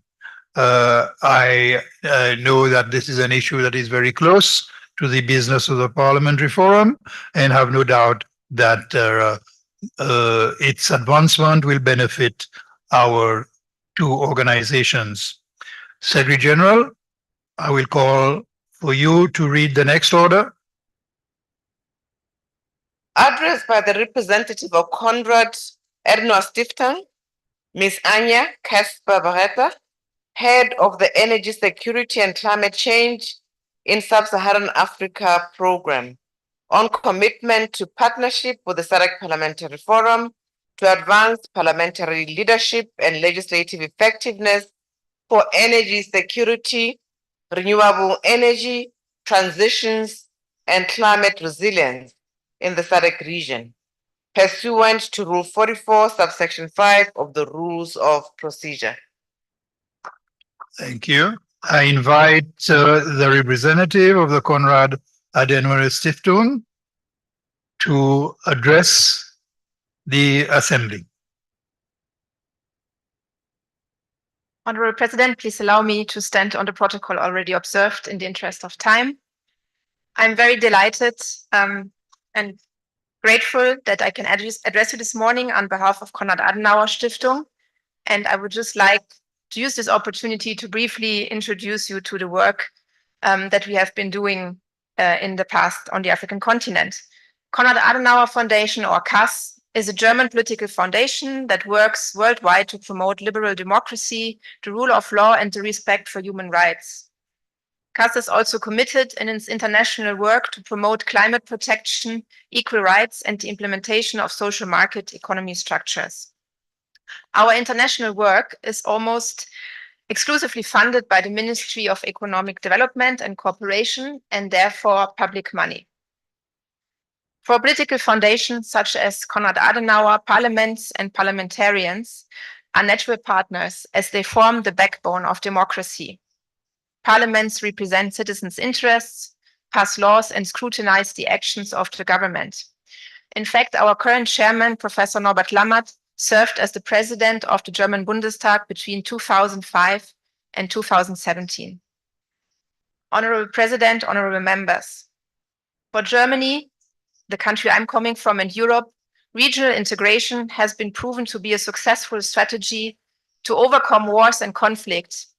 And very few people would have predicted the level of economic and political integration Europe has experienced over the past 70 years. Our name bearer, Konrad Adenauer, was the first German chancellor after the Second World War, and he was a firm believer in the European integration idea. He signed the Treaty on the Coal and Steel Community in 1951, which was in fact the predecessor of the future European Union Treaty. The Coal and Steel Union was supposed to make war in Europe materially impossible by merging the European coal and steel industries and putting the control over these resources to the oversight of 6 countries. So regional integration was the only way to prevent conflicts in the heart of Europe in that time. Unfortunately, in today's time, we can observe global tendencies of rising nationalism, countries talking less rather than more with each other to resolve the complex challenges of our time. Why am I saying this? Because I really want to congratulate the Sadc Parliamentary Forum, who recognizes this value of international dialogue, who has the aim to strengthen regional cooperation, dialogue on issues of regional interest and concern, and strengthening parliamentarians in their efforts to promote international cooperation amongst parliaments, for example, on those critical issues such as climate change and security. Let me just give you some few concrete examples on how Konrad Adenauer Stiftung was able to support the work of parliaments and parliamentarians in the past. The regional program Energy, Security and Climate Change that I'm heading, amongst other partners, has worked with African parliamentarians on the issue of climate change for the past years. We have supported parliamentarians to strengthen their presence in international climate forums, such as the African Climate Week or the Conference of Parties to the Paris Agreement. We have supported parliamentarians with the aim to involve them more closely in the NDC process, for example, asking the responsible national ministries to report to Parliament on the stage of implementation of the NDCs and to formulate their own legislation on national climate ambitions. In the area of raw materials that are necessary for the energy transition, we are working to strengthen parliamentary oversight so that parliaments can make evidence-based decisions on relevant legislation. We have, for example, organized a workshop together with the Sadc Parliamentary Forum on the subject matter in July 2024 in Namibia. We have worked also with other partners, such as the Westminster Foundation for Democracy in selected African countries to strengthen national climate committees.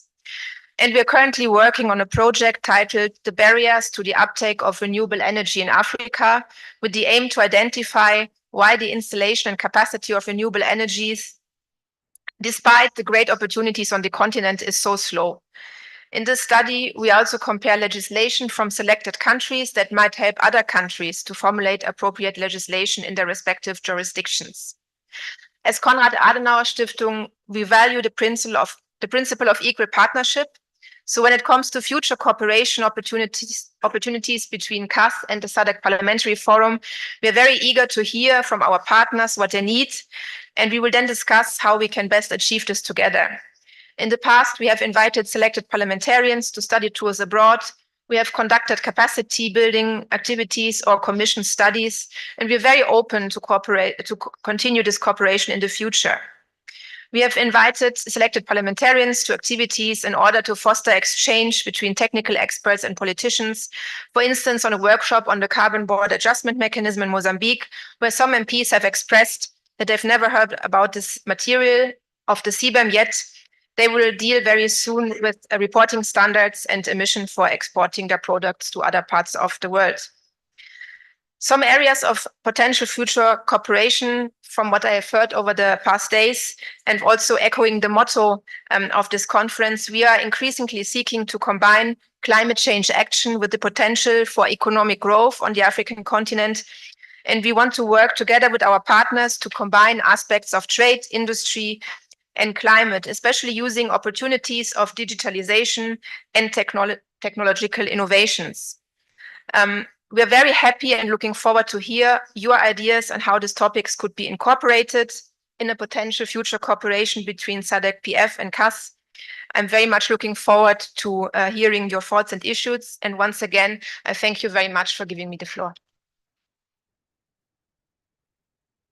Thank you, Madam. I thank the representative of the Konrad Adenauer Stiftung, and I welcome the commitment to partner with the SADC PF to advance parliamentary leadership and legislative effectiveness for energy security, renewable energy transitions, and climate resilience in the SADC region.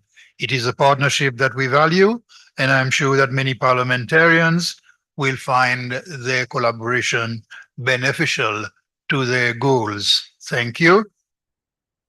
Secretary General, I will call on you to read the next order. Addressed by the representative of Africa Climate Foundation, Mr. Salim Fakir, Executive Director, on the commitment to partnership with SADC PF to advance parliamentary action on climate resilience and food security in the SADC region, pursuant to Rule 44, subsection 5 of the Rules of Procedure.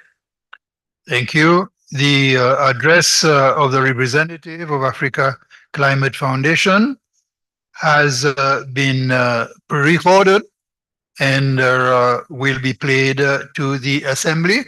I invite our technical team to run the recording.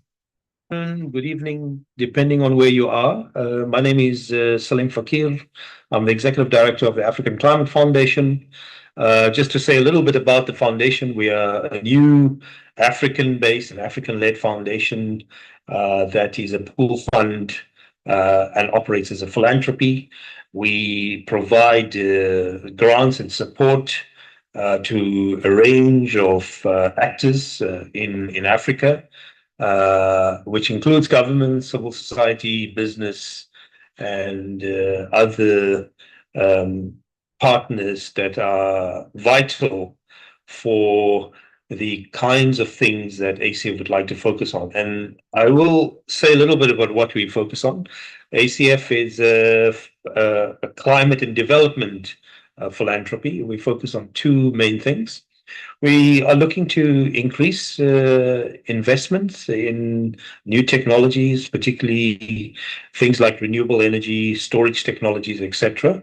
And we believe that those are important to stimulate economic growth and development, diversifying the Africa's economies. And the second part is that, as you know, climate is a big issue globally. And I was reading just very recently the statistics around what insurance companies are spending. That number is quite significant. I think average about $300 billion a year. These are the reinsurance companies. That means that if the cause of events continue as they are because of the rise in temperature, it will imply that household insurances will go up, or there will be places around the world where it will be simply impossible to insure. We know of this already in South Africa, for example, where insurance companies are pulling out of insuring places like KwaZulu-Natal, which are regularly affected by tornadoes and floods and cyclones. And this is also happening elsewhere in the world. So ACF is really designing its work, and again, I want to repeat, focus around the climate development nexus. We believe that development and climate have to go together, and it's about the economy. It's about what how we build the future economy, and how we prove secure and make that economy climate proof, and also enable it to attract investments that are climate oriented. So this is quite an exciting way, a novel way of tackling climate issues, a uniquely African way. And so we are very excited that we can do that, and we have the privilege of doing that. We, as ACF, we operate in close to 10 countries now, where we tackle thematically the following issues. We are very interested in energy transition works, and we support work in South Africa, Senegal, and Nigeria at the moment. And we are also supporting work in adaptation and resilience in countries such as Malawi and Zambia. Now, that is not to say that we are limited to that. There are other areas that we are focused on, like food security, new forms of agricultural practice, like regenerative agriculture, agroecology. And we are looking at things like critical minerals, green industries, etc. So it's quite a interesting terrain. And again, it brings out that core theme that I just mentioned, which is climate and development is the core pivot of ACF. We do it through organizing collaborative ecosystems in the different countries that we work in. The one gap that we see, and this is why I'm talking to you today, is really around the role of Parliament and citizens' participation in the arena of not only democratizing development and climate issues, but also being able to be asking tough questions as to what the executive arm of government is doing in relationship to making sure we have the right laws, the right enabling policies, and all the other good things that parliamentarians do. So we are very excited to work with the Sadc Forum. I had met many of you at COP29 in Baku. I was completely amazed at the quality of the members, but also quite surprised that a thing such as the Sadc Parliamentary Forum exists. And I'm hoping, and I give you my moral support to make sure that all 13 Sadc members, you have 11 now, sign up to making sure that there is a Sadc treaty to establish a Sadc parliament. Lastly, I would like to say that we have a great opportunity as ACF to work with you, not only in the areas that I just mentioned, that would be a separate occasion where we can discuss that, but in the most immediate way. As you know, this week in South Africa, several big G20 meetings are happening. There's a P20, which is a parliamentary 20 grouping. And my plea is, please make sure the Sadc parliamentary members are active in the G20, bang on the door of the South African government, and also make sure the African Union is active, so that this is truly an African G20. And we hope that one key issue we would like you to champion is around food security and protecting African and certainly Southern African economies from climate risk, particularly extreme weather. Thank you very much for this, and I look forward to working with you in the future. Thank you very much. Yeah. Good evening, depending on where you are. Thank you very much to the representative and also to his organization, the Africa Climate Foundation, for the commitment to partner with Sadc PF. It's, of course, a partnership that we will greatly value. Honorable members, we have come to the end of motions and statements on our order paper. I want to reassure you that the only business left for us has to do with the transition to the next presidency of the Sadc Parliamentary Forum, and that is for the years 2025 and 2026. We will take these items included in this process together this afternoon. In the meantime, I would like to make an official announcement. The member has a point. Yes, Honorable. Thank you very much, Mr. President. Looking at the program, I would move to suspend all relevant standing orders if we would just tackle the remaining program now before we go for lunch, so that when we go for lunch, then we can go get ready for the boat cruise. I submit. Honorable member, I believe that we are at the time scheduled for lunch. We are about to break. I pray that we can break for lunch and resume on our normal schedule at 2 p.m. May I make announcements, please? I would like to make it official. There will be a sunset cruise for all delegates today, Friday, 13th December 2024, at the Radisson Blu Quay, from where 2 boats will await the delegates to board. Boarding onto the boats will begin at 1600 hours and departure will be at 1630 hours. Drinks and snacks will be served and further announcements will be made by the boat crews. I understand that the boats have to be back at the dock by 1800 hours. I also have received a notice that there will be an excursion to the Kazungulu Bridge at the border between Zambia and Botswana on Saturday, 14th December 2024.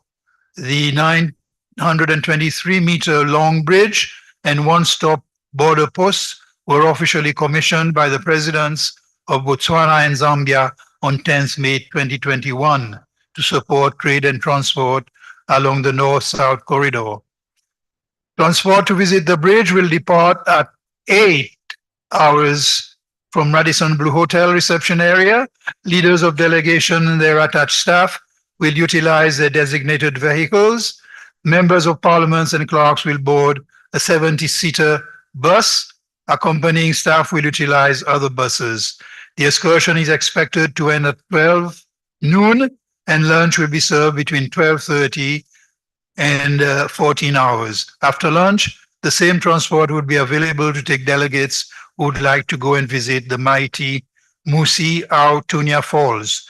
The visit of the falls is expected to take 1 hour. Members, I thank you for your attention. We will now adjourn for lunch and resume at 2 o'clock.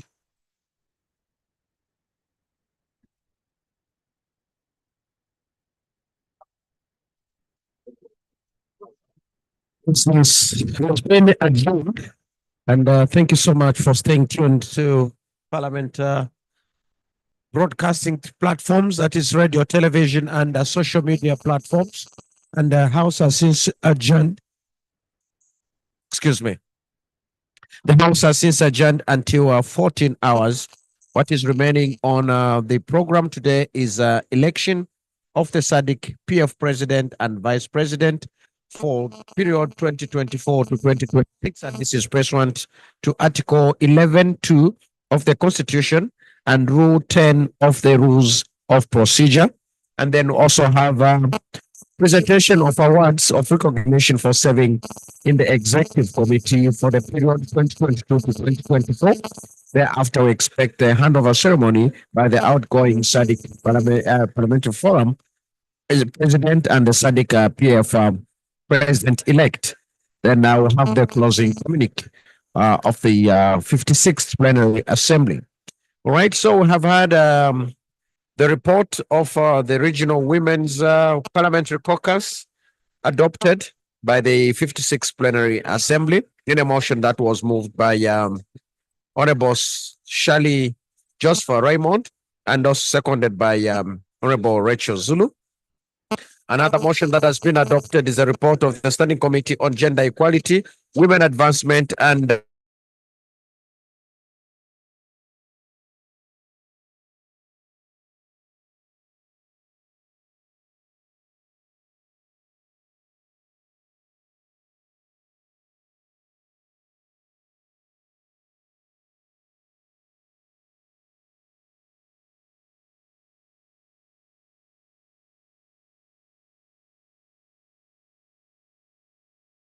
member states has also been adopted, or rather considered.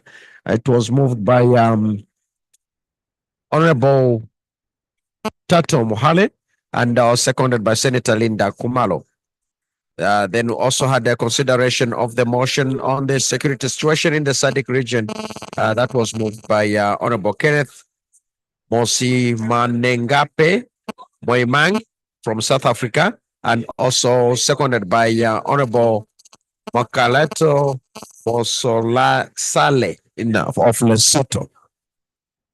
Right. Then we had statements that were presented, and the first statement was on matters of importance to the forum by the Deputy Speaker and leader of the delegation of Botswana, Honorable LNP Manyane, and she was updating the 56th Plenary Assembly on the 24th Botswana general elections that took place on the 30th October.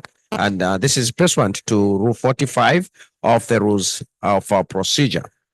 Then we had an address by the representative of the Chandler Institute of Justice, Mr. Ron Cherry, Executive Director, on a commitment to partnership with Sadc PF to develop the Sadc PF model law on mining and to enhance parliamentary action on sustainable governance of common laws in the Sadc region, pursuant to Rule 44.5 of the Rules of Procedure. A virtual address was made by His Excellency Mohammed Nahid, Secretary General of the Climate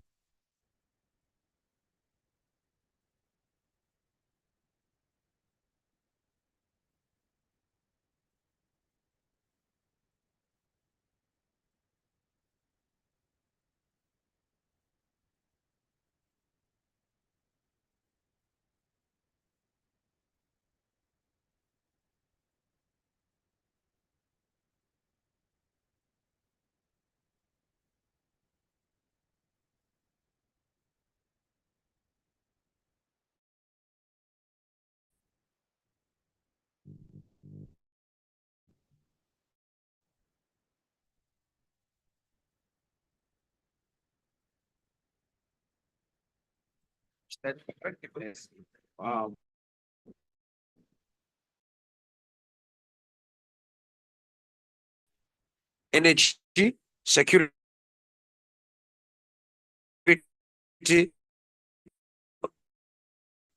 renewable energy, transition with resilience, rule for virtual by represent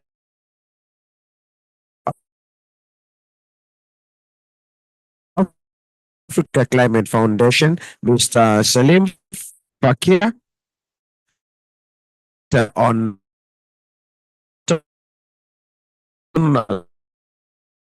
back on the other side, just 15 hours for the election. There are also other items that have in the meantime, the 50th Assembly coming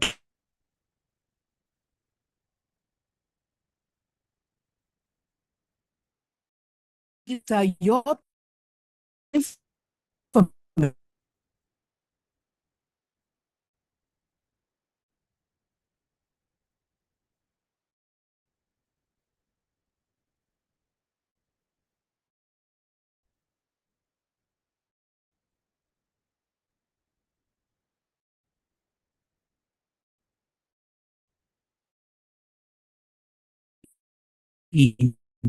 and step 7, create your submission and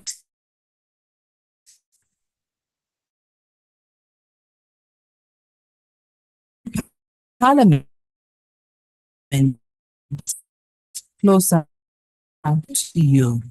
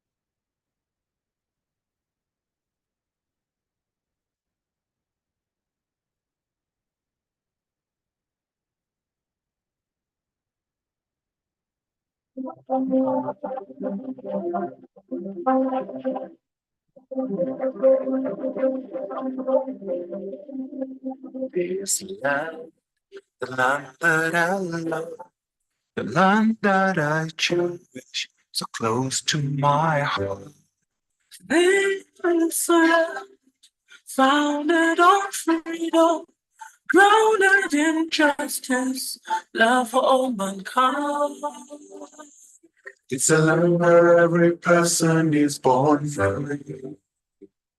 And it's a land of peace, love, and unity. This land, Zambia, land of the strong, home of the brave. Our land, Zambia, free and instant. In this land. It's different, beauty all around. There is no other, love like a mother's, love for her child. Come take a piece of it.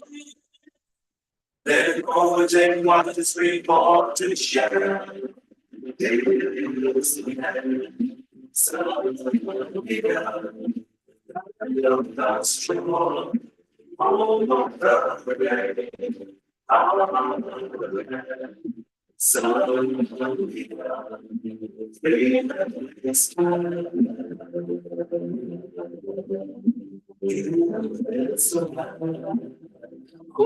I believe the better days are surely coming. I believe that we can make it through the night if we live brighter side. Put a trust in God. Learn to live with each other. You must sister, you're my brother. And grow together we get stronger. So don't let nothing together is so fun.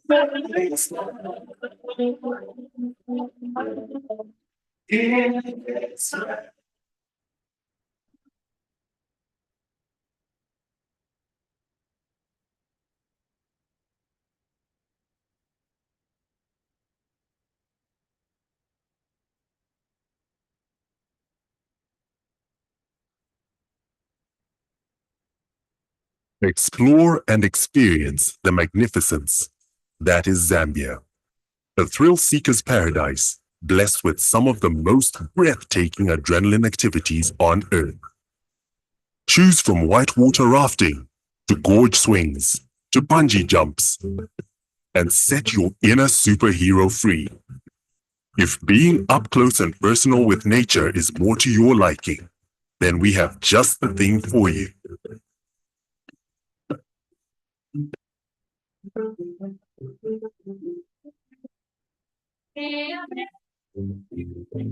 Get to interact with the Big Five in their natural habitat. Fine whining and dining, we hear you say? Say no more and be spoiled for choice with a stunning selection of top culinary experiences, all catered to suit each and every palate.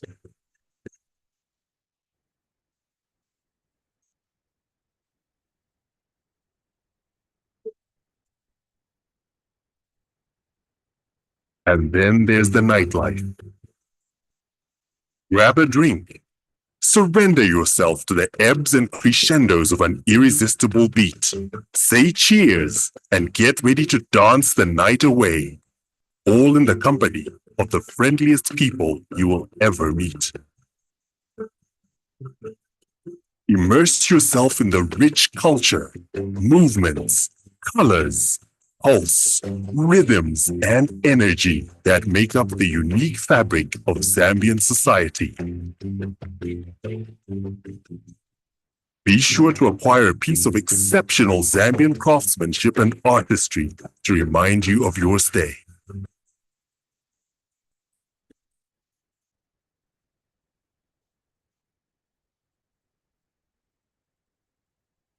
Travel back in time and explore the foundations of Zambia's history by visiting one of our numerous museums.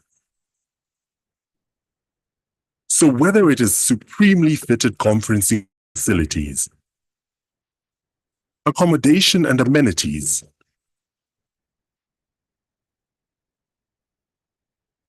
wondrous water bodies,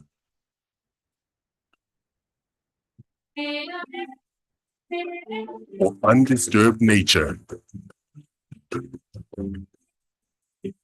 this is your best destination.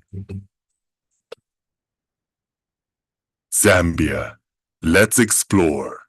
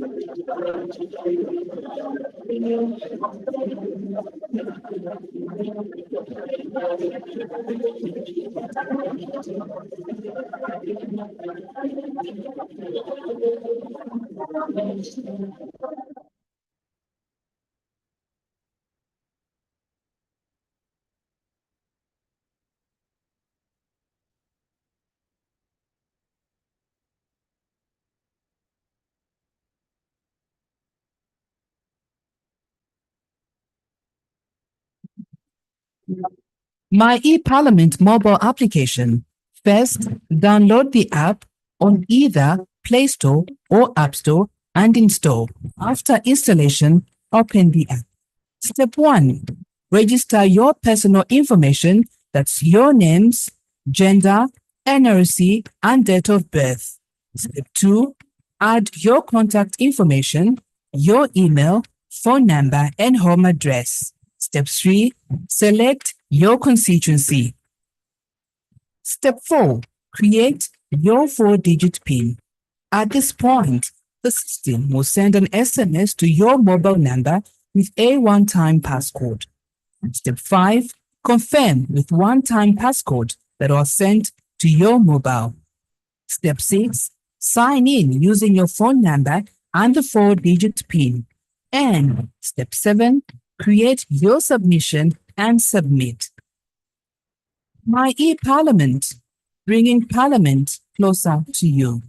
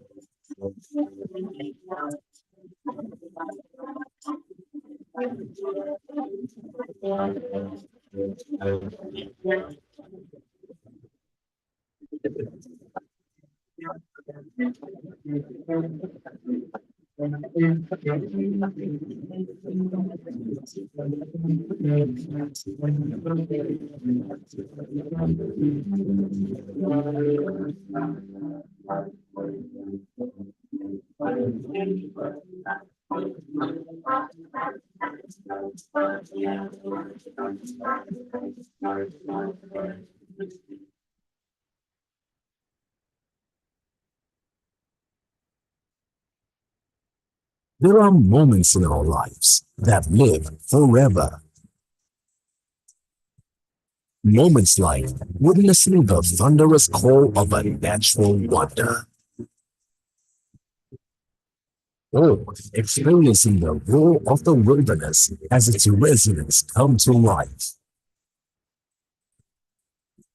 and the lively slither of a river teeming with untamed wildlife. There are moments in our lives that live forever. Moments like experiencing the adrenaline rush of close encounters with nature's thrills. The exquisite indulgence of luxurious trees kissed by the radiance of the African sky. The rhythmic movement of a people in celebration, whose tranquility and peace touch the hearts of those they encounter. There are moments in our lives that live forever. Many of them begin here. Zambia, one destination, a million adventures.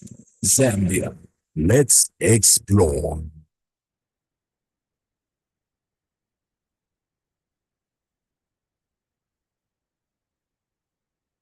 Breathtaking and thrilling. Visit Livingston City for pure adrenaline and fun. Let its thrills and spills inspire you.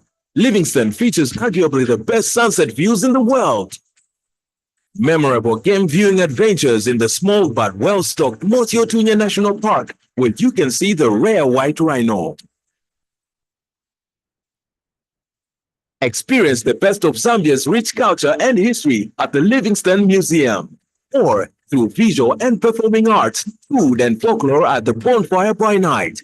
And to crown them all, the awesome, majestic, mighty Victoria Falls, one of the 7 natural wonders of the world, known in local language as Motiotunya, the smoke that thunders. A visit to Livingston is incomplete if it does not include this world-famous icon. Some call it Zambia, but we call it home. One Zambia, one destination, limitless exploring. Zambia, let's explore.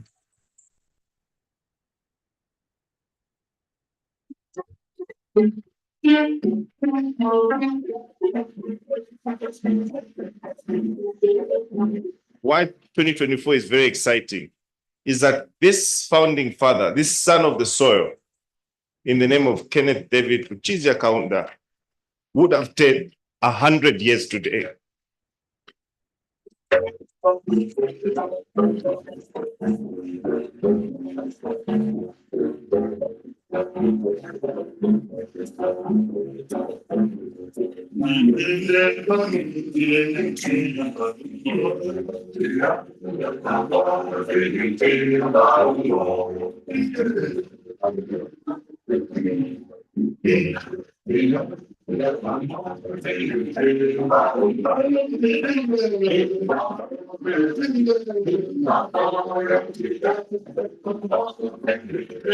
Once again, allow me to repeat our thankfulness to His Excellency the President, to you and to the government of our Republic for the commitment to Dr. Kaunda's legacy. And may the renaming of the KK, Lwengekas More to KK, serve as a befitting tribute to his exemplary life and enduring legacy of One Zambia, One Nation. And today we call it One Zambia, One Nation, One People.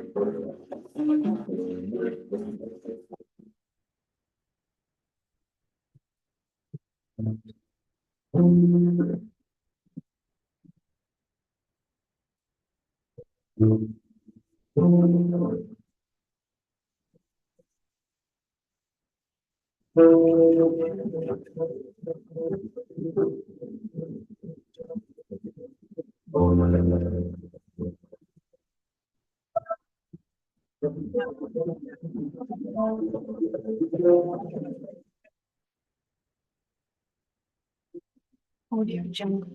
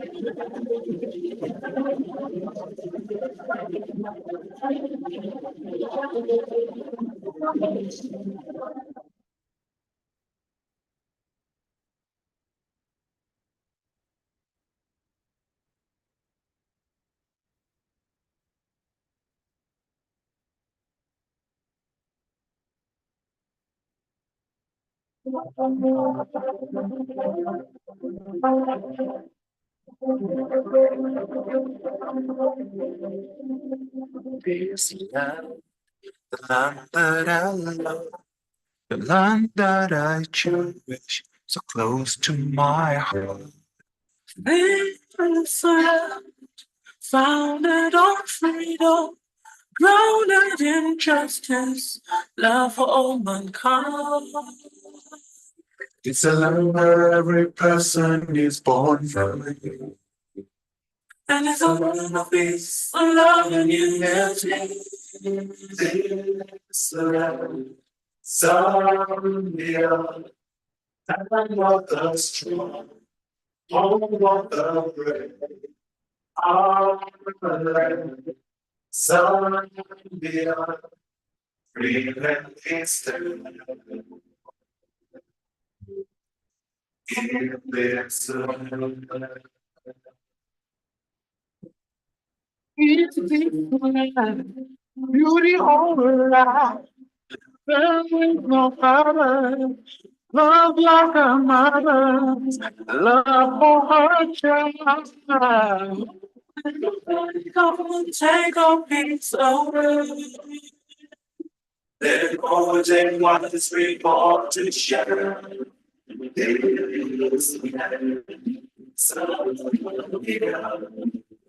Love that's strong, all of the way. I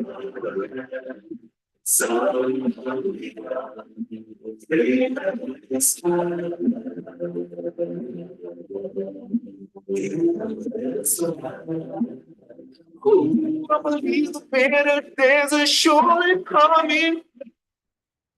I believe that we can make it through the night if we live by the side. Put a trust in God. Learn to live with each other. You must sense to your one brother.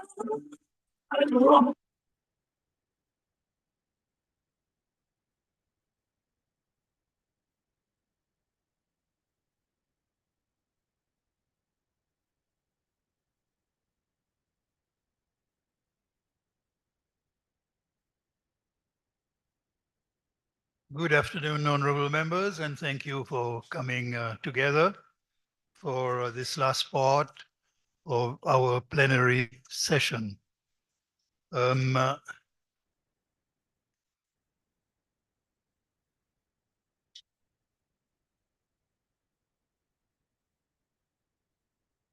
Thank you. Honorable Secretary General, would you read the next order, please? Election of the Sadc Parliamentary Forum President and Vice President for 2024 to 2026, pursuant to Article 11(2) of the Constitution and Rule 10 of the Rules of Procedure. Honorable members, according to Rule 43(2)(a), the Secretary General is a returning officer for the election of Sadc PF President and Vice President. I now hand over to the Secretary General to preside over the election of the Sadc PF President and Vice President.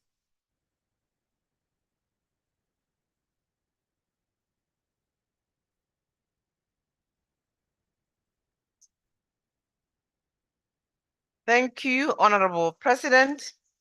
I'm honored to preside over the election process as the returning officer as prescribed by Rule 43, subsection 2A of the Rules of Procedure of the Sadc Parliamentary Forum.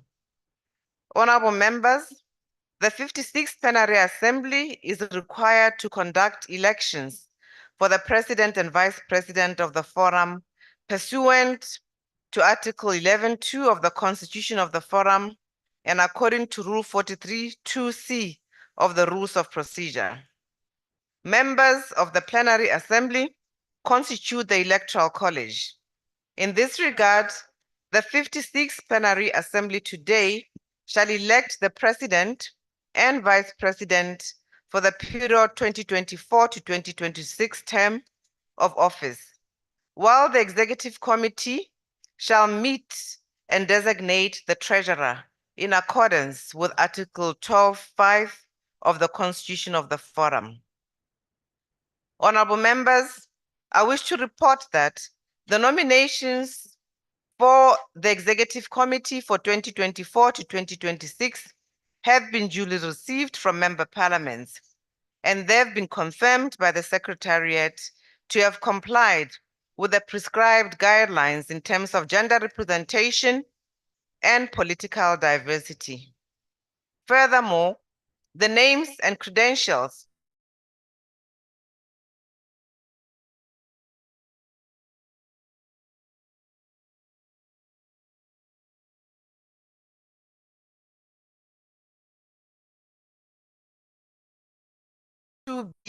of the Rules of Procedure. The composition of the 2024 to 2026 EXCO is as follows. Honorable members, may I suggest that when I call out your name, kindly rise and present yourself before the Plenary Assembly. Angola is represented by the presiding officer, Honorable Speaker Carolina Sekira, female. Botswana is a non-presiding officer, Honorable Dumelang Saleshando, male, leader of opposition party. The Democratic Republic of Congo is represented by presiding officer, Honorable Speaker Vital Kamerhe Lwakanyingi Nkingi, male. The honorable member is not with us today. Eswatini will be represented by presiding officer, Honorable Speaker Jabulani Mabuza, male.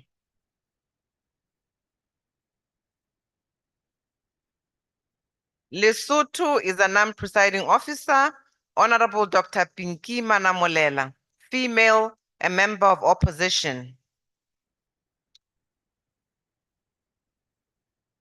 Madagascar presiding officer, Honorable Speaker Tokli Justin, male.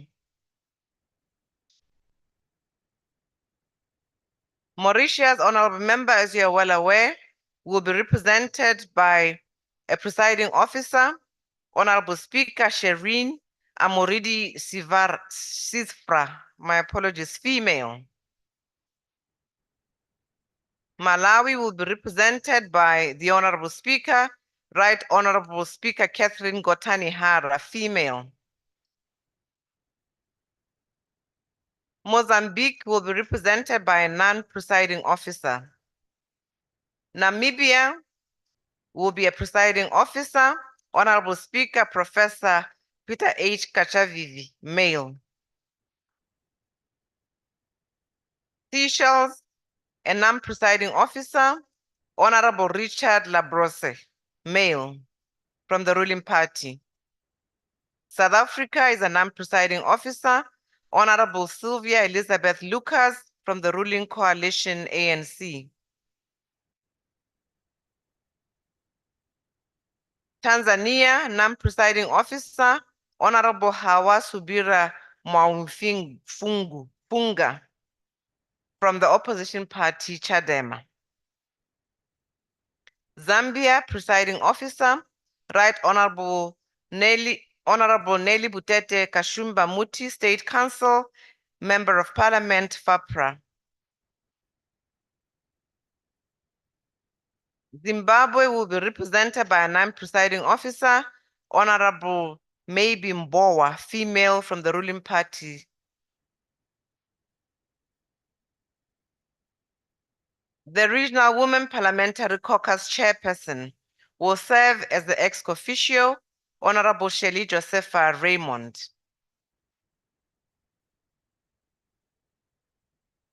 Honorable members, we also have institutional memory members pursuant to Article 12.3 of the Constitution. Zimbabwe will be represented by Honorable Speaker Advocate Jacob Francis Zidamilimo Mudenda, male. Lesotho will be represented by the Right Honorable Tohan Sekamani, male. Eswatini, Senator Isaac Memo Magagula, former Sadc Parliamentary Forum Treasurer.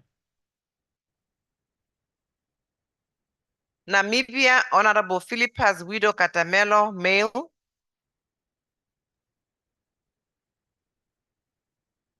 Honorable members, as you're well aware, we had nominated Honorable Minister Princess Kasune for Zambia, for female.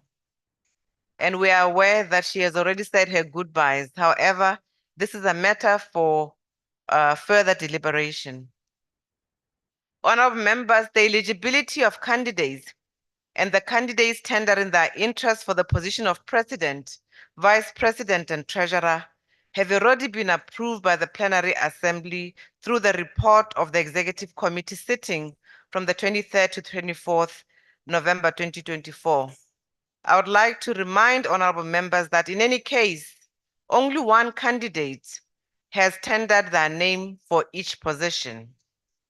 Rule 43(2)(I) of the Rules of Procedure provides that, and I quote, where only one candidate is nominated for a position, that candidate shall be declared duly elected, close quote. Honorable members, for the position of President, I therefore declare Honorable Justin Tockley, Speaker of the Parliament of Madagascar, as the President of the Sadc Parliamentary Forum from the term 2024 to 2026.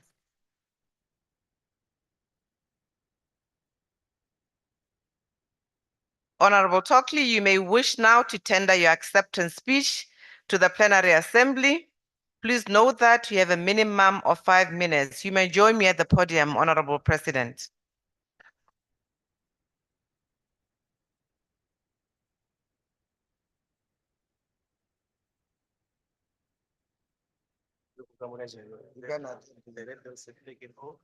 My dear.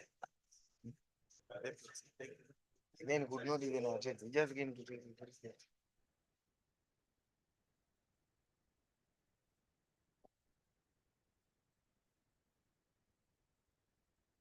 Monsieur le Président du Forum parlementaire de la Sadc, Mesdames et Messieurs les présidents des assemblées nationales ou des parlements, Mesdames et Messieurs les chefs de délégation, Mesdames et Messieurs les parlementaires, distingués invités, Excellences, Mesdames et Messieurs, c'est un honneur et grand plaisir pour moi d'être parmi vous aujourd'hui à l'occasion de cette 56e Assemblée plénière du Forum parlementaire de la Sadc. La délégation malgache et moi-même tenons à vous présenter nos sincères excuses d'être arrivés aussi tard à Livingstone, vu que nous sommes dans notre première session ordinaire après la mise en place de notre nouvelle législature 2024-2028. Il s'agit non seulement de sessions budgétaires, mais celle durant laquelle nous avons mis en place des différents organes de notre Assemblée. Cette session a commencé le mois d'octobre dernier et va être clôturée aujourd'hui, 13 décembre, mais j'ai choisi de venir à Livingstone et honorer de ma présence cette cérémonie de passation. Et j'aimerais vous dire que cela témoigne ainsi l'importance que Madagascar accorde à son engagement par rapport à ce forum parlementaire de la Sadc. Excellence, Monsieur le Président, je tiens à vous faire part de mon engagement à œuvrer de manière optimale pour les bénéfices de notre forum qui sera prochainement transformé en parlementaire régional. Nous unirons nos efforts pour rehausser le prestige de notre forum. Je vous remercie de votre aimable attention. Mesdames et messieurs, merci. On m'a demandé juste de dire les mots d'acceptation de la candidature. C'est pour cela que je suis très court. Merci beaucoup.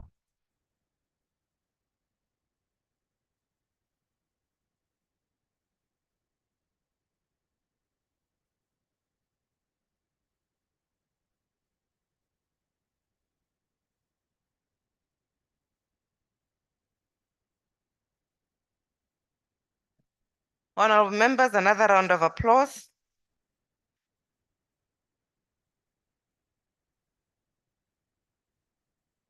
For the position of Vice President, honorable members, I declare Honorable Sylvia Elizabeth Lucas from the Parliament of South Africa as Vice President of the Forum from the term 2024 to 2026.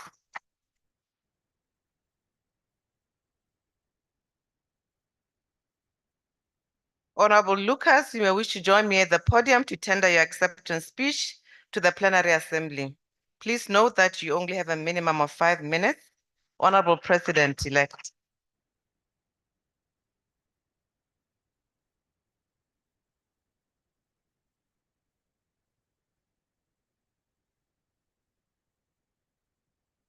Thank you very much to the presiding officer. Thank you very much, Mr. President, members of Parliament. Today, I'm standing before you with a profound sense of gratitude and humility as I accept the responsibility of this leadership position. I am deeply honored by the trust you have placed in me, and I am excited about the journey that lies ahead. I would like to express my sincere appreciation to all the members of our Parliamentary Forum, every delegate at this 56th Plenary Assembly, and particularly the members of our South African delegation under the leadership of Speaker Toko Didiza. I am truly grateful for the confidence that is bestowed on me to be part of this leadership collective of this very august forum, particularly during this historic and momentous period of its transformation into a fully fledged regional parliament. Mr. President, honorable members, it would be very remiss of me if I did not acknowledge the tremendous contribution and leadership that has come before me. The past leaders of this organization that include the outgoing SADC-PF President, Honorable Roger Manchin, have set high standards and achieved remarkable milestones. In responding to this clarion call and duty to serve people of our region, I am committed to upholding and building upon the remarkable legacy of our former leaders and luminaries of this forum. As I assume this leadership role, I pledge to serve with integrity and transparency, drawing on experiences acquired in many leadership positions in my country I held both in the executive and parliament. Most notably, in addition to having previously served as the Premier of the province of the Northern Cape, the Deputy Chairperson of the National Council of Provinces, which is the upper house of our parliament, I have also been involved in a number of international parliamentary engagements. I was a member of the South African delegation to the Inter-Parliamentary Union and attended numerous Commonwealth Parliamentary Forum meetings. At IPU, I was also part of the Krema Passive Prize Board, which in 2024 was awarded to Dr. Haroon Kabadi, former President of the National Assembly of Chad, as alluded to in her address yesterday, the Honorable Nelly Kashumba Muti. Honorable Muti awakened in us a number of shortcomings in our international engagement as a SADC region, particularly the lack of coordination of the work and efforts of our geopolitical group at IPU and other fora.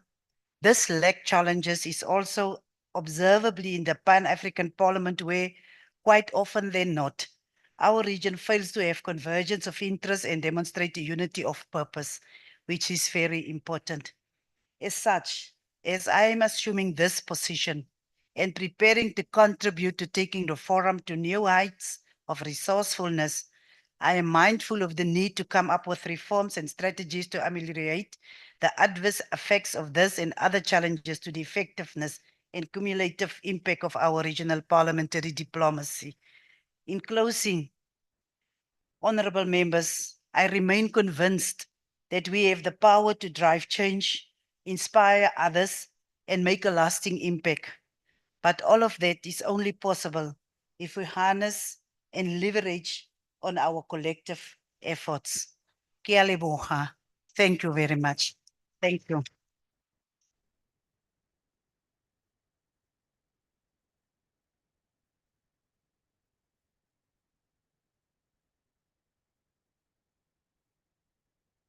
Thank you, Honorable Vice President-elect. Honorable members, this concludes the election process, which has been conducted in accordance with the rules of procedure of the Sadc Parliamentary Forum. Honorable members, I now refer to Article 12.5, which states that the Executive Committee shall designate one of its members as treasurer to supervise the management of the finances of the forum. Honorable members, the incoming Executive Committee will meet in this room immediately after this session is concluded, convened by the Honorable President, incoming, and we shall conclude the nomination of the unopposed candidate, Honorable Dr. Pinky Manamola, in accordance with our rules. Thank you very much, Honorable President. This concludes the session.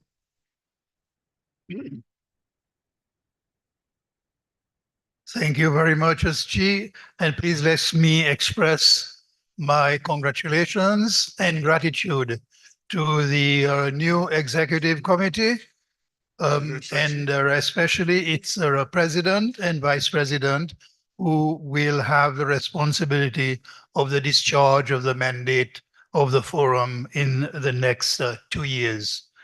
We will move to the next order of business, and I will call on the Secretary General to read the next order.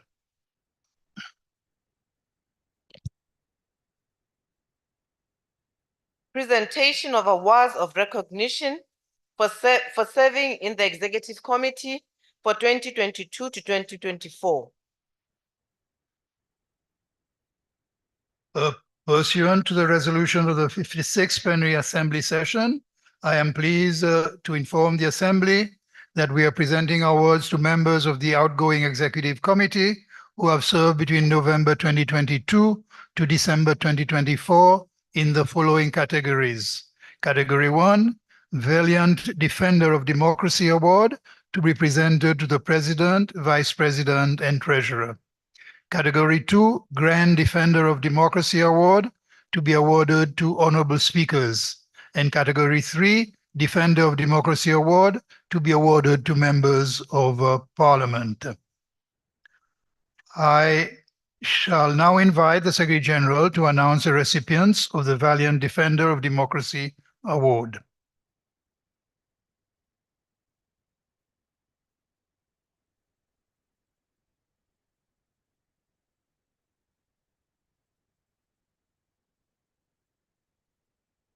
The following members are kindly requested to come forward to receive their awards.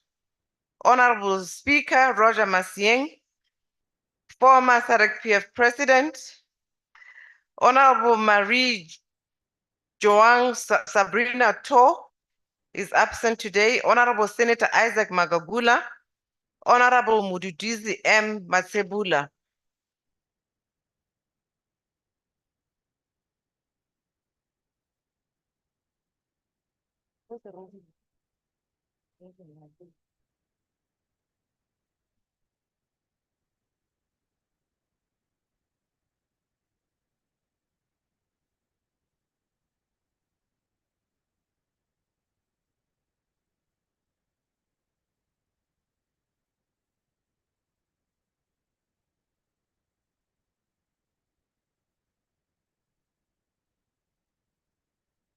Honorable President, if you allow, these are the certificates. I would just kindly like to read the footnote.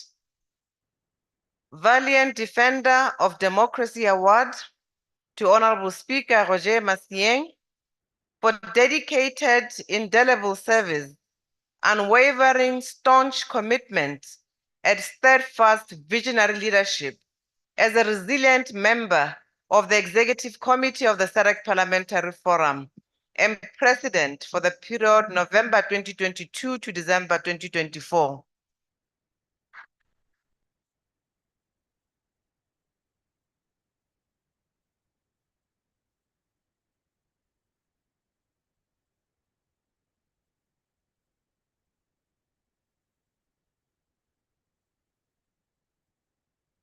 To the microphone.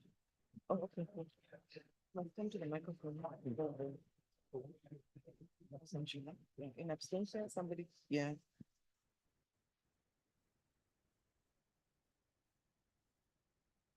It is my honor to present the Valiant Defender of Democracy Award to the Honorable Marie Joanne Sabrina Tour for dedicated, indelible service, unwavering, staunch commitment, and steadfast visionary leadership as a resilient member of the Executive Committee of the Sadc Parliamentary Forum and its Vice President for the period of November 2022 to December 2024. The award is presented in absentia. Thank you.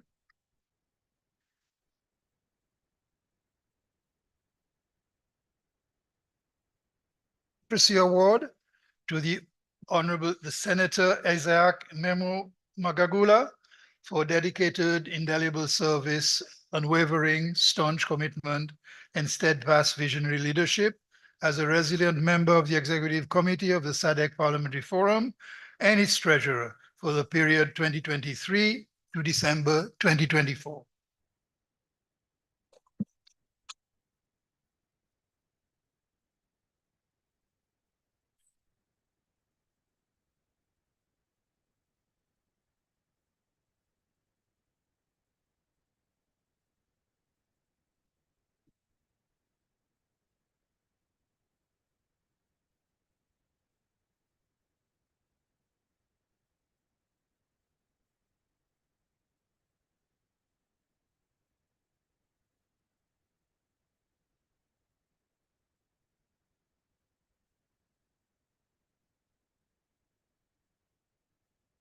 Thank you, honorable members. It is also my honor to present the same award to the Valiant Democracy, the award of Valiant Defender of Democracy to the former treasurer, the Honorable Mduduzi M. Matsebula, who served as our treasurer from for the period up to December, from November 2022 to December 2023. I will ask the Honorable Senator Magagula to please take sorry, I will ask the Speaker of the Kingdom of Eswatini.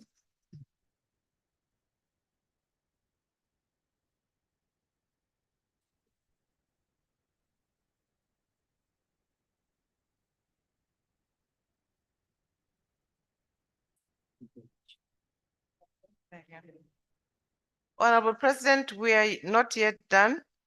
We are now giving out category 2, Grand Defender of Democracy Award. The following members are kindly requested to come forward to receive their awards. In absentia, we can have the Honorable Speaker of Botswana receive the award for Honorable Speaker Pandito Mbola Chahas Kelemani of Botswana. The representative from Lesotho Parliament to receive for the Right Honorable Speaker Tlohanse Kamani of Lesotho. Madagascar to receive for Honorable Speaker Christine Harijoana Razanamahosao of Madagascar. Honorable Speaker in absentia of Mozambique. Honorable Speaker Thokozi Ledidiza of South Africa. Kindly come forward, honorable members who are here. And then the Honorable Speaker will also pick for Honorable Nosiviwe Mapisa Ngakula, former Speaker of South Africa. Tanzania, leader of delegation, may come to collect for Honorable Speaker Dr. Tulia Ackson of Tanzania. Honorable Speaker Advocate Francis Nzuda Mulima Mudenda of Zimbabwe. Honorable Speaker Professor Peter Hichiveti Katavivi of Namibia. I think they should have come in this order. Start with Botswana.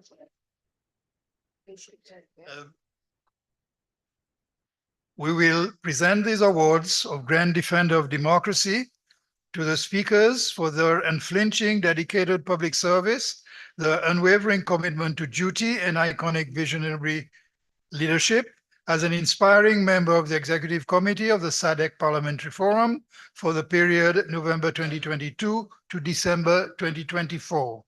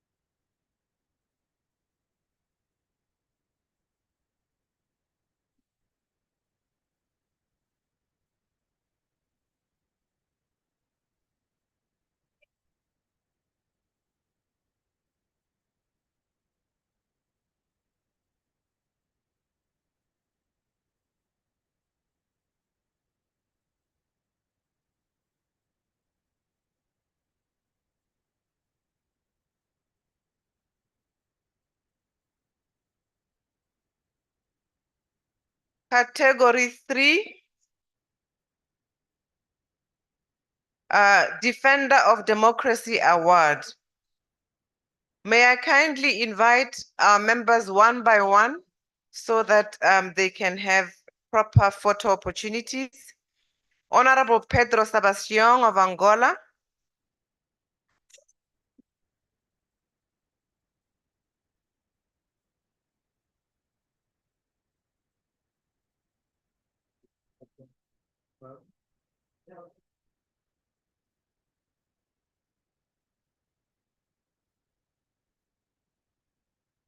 Honorable Nadine Mangubulwa of the Democratic Republic of Congo.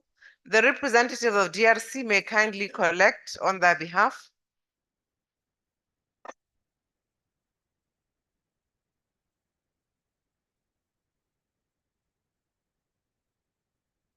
The certificate reads, for dedicated service, unwavering commitment, and visionary leadership as a member of the Executive Committee. Honorable Rachel Zulu, Malawi.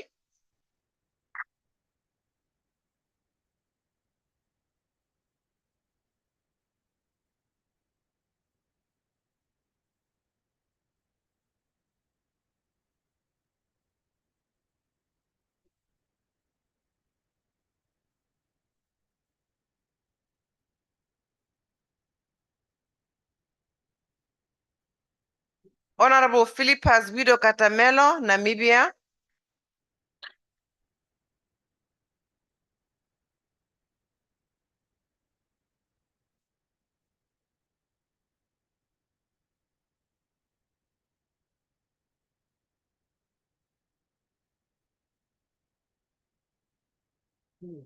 Honorable Princess Kasune, Zambia.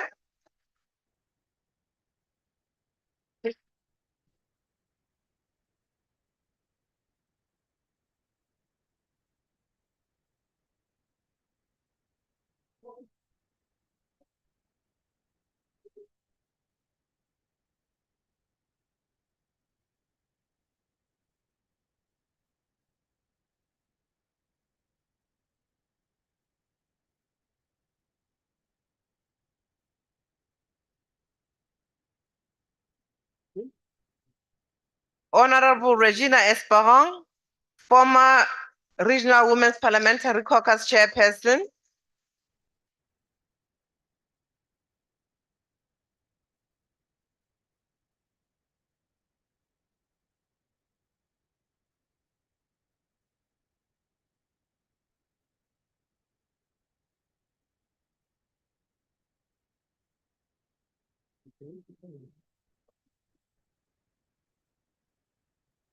Honorable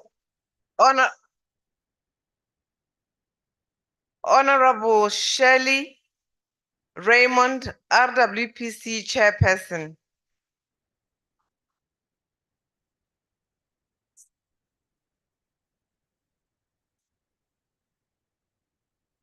I apologize, Honorable Member. It is an error on our part. You have not yet concluded. We apologize.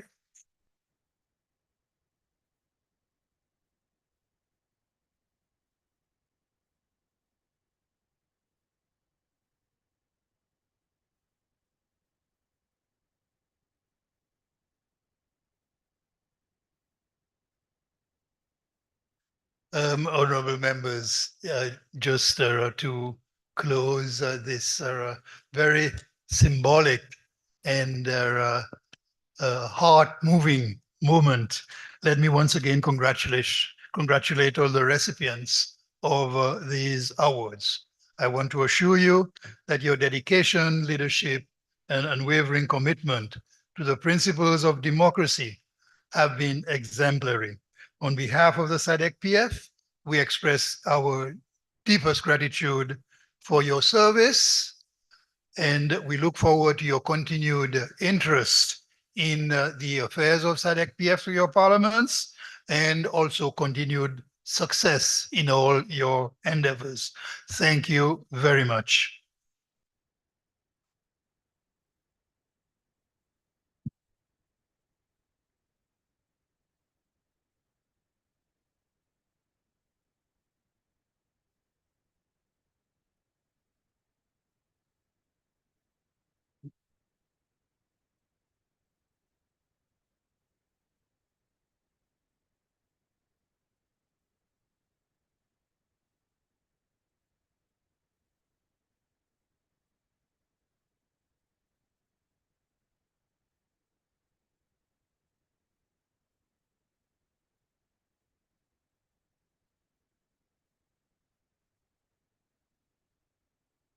I will now invite the Secretary General to read the next order.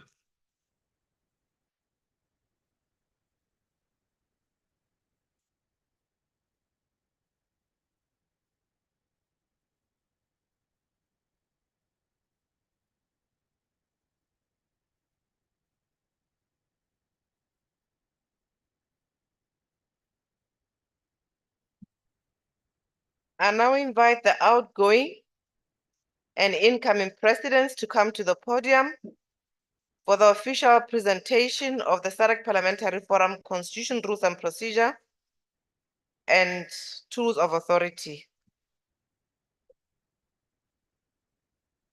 Thank you.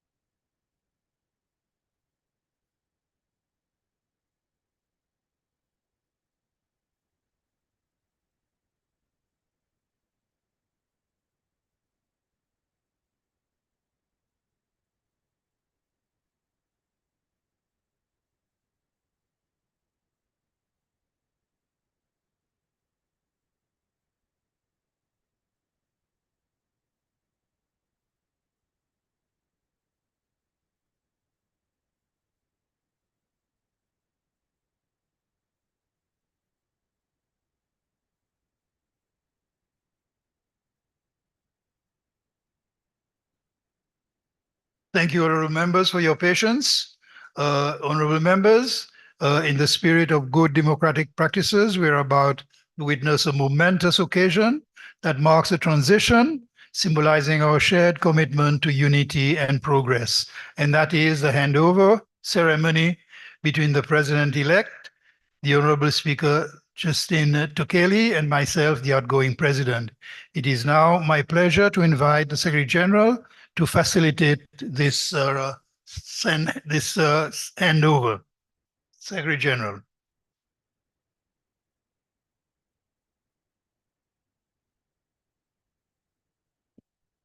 Thank you, Honorable outgoing President. May I kindly invite the incoming president to come to the podium.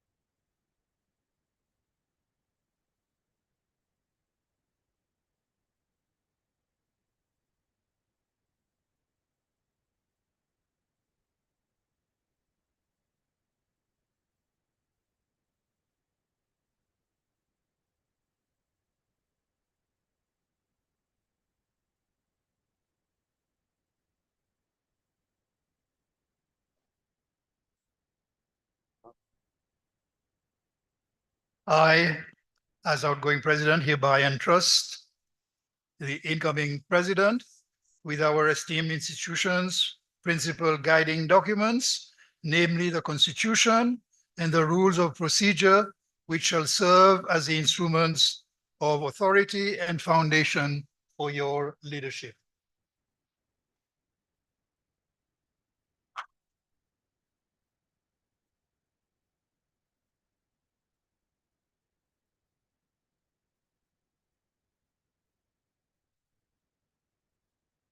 Honorable members, today we are witnessing a seamless leadership transition, a defining hallmark of the Sadc Parliamentary Forum's unwavering commitment to democracy, good governance, and the values we hold dear. This ceremony is far more than a procedural formality.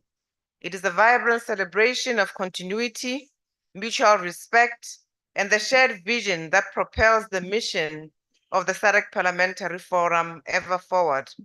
As we pay tribute to the dedication and remarkable achievements of the outgoing president, we also pledge our unwavering support and collective trust to the incoming president. With the confidence and hope, we look to the leadership to steer us into the next transformative chapter of our journey over the coming years.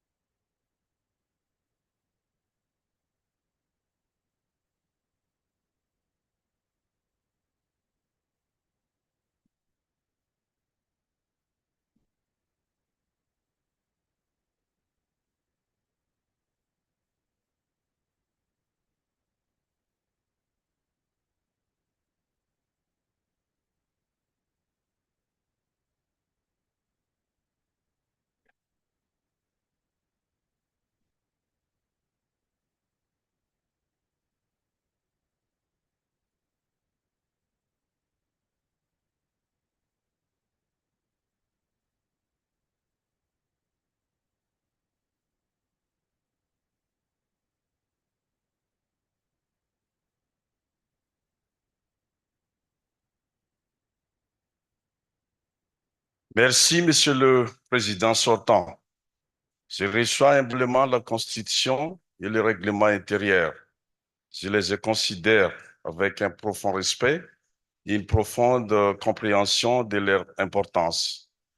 Ils constitueront la pierre angulaire de mon leadership, guidant chaque décision et action dans mon travail visant à défendre les valeurs et la mission de PF de la Sadc.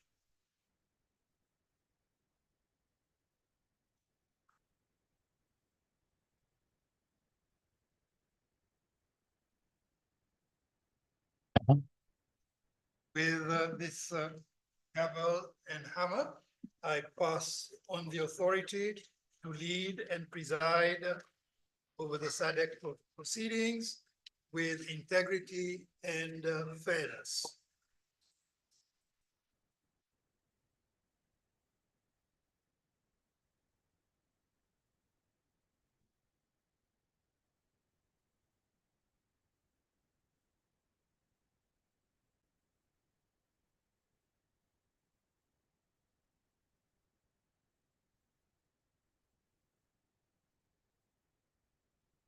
Merci, Monsieur le Président sortant. J'accepte ces maillets et ces marteaux avec humilité, un profond sens de responsabilité, symbole puissant de la confiance et de l'autorité conférée à cette fonction. Je m'engage à défendre les principes, les devoirs et les valeurs du PF Sadc avec intégrité, équité et dévouement.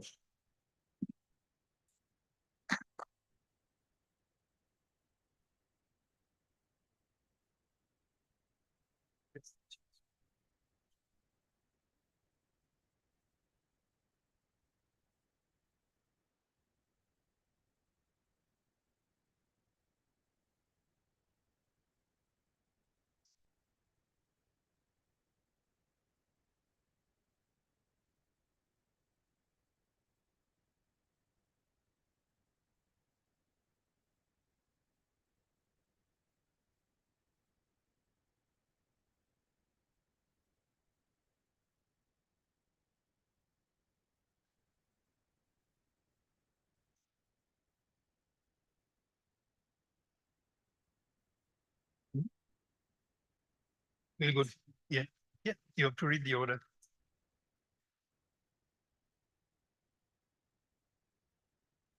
I now invite the Secretary General to read the next order. Presentation.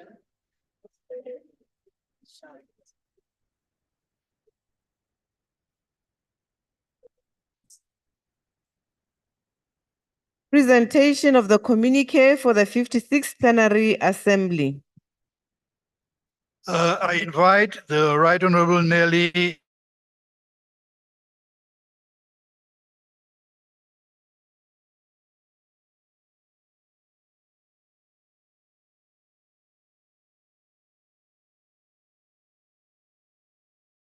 communique is available in English. It will be translated as it is presented, and the copies in other languages presented after.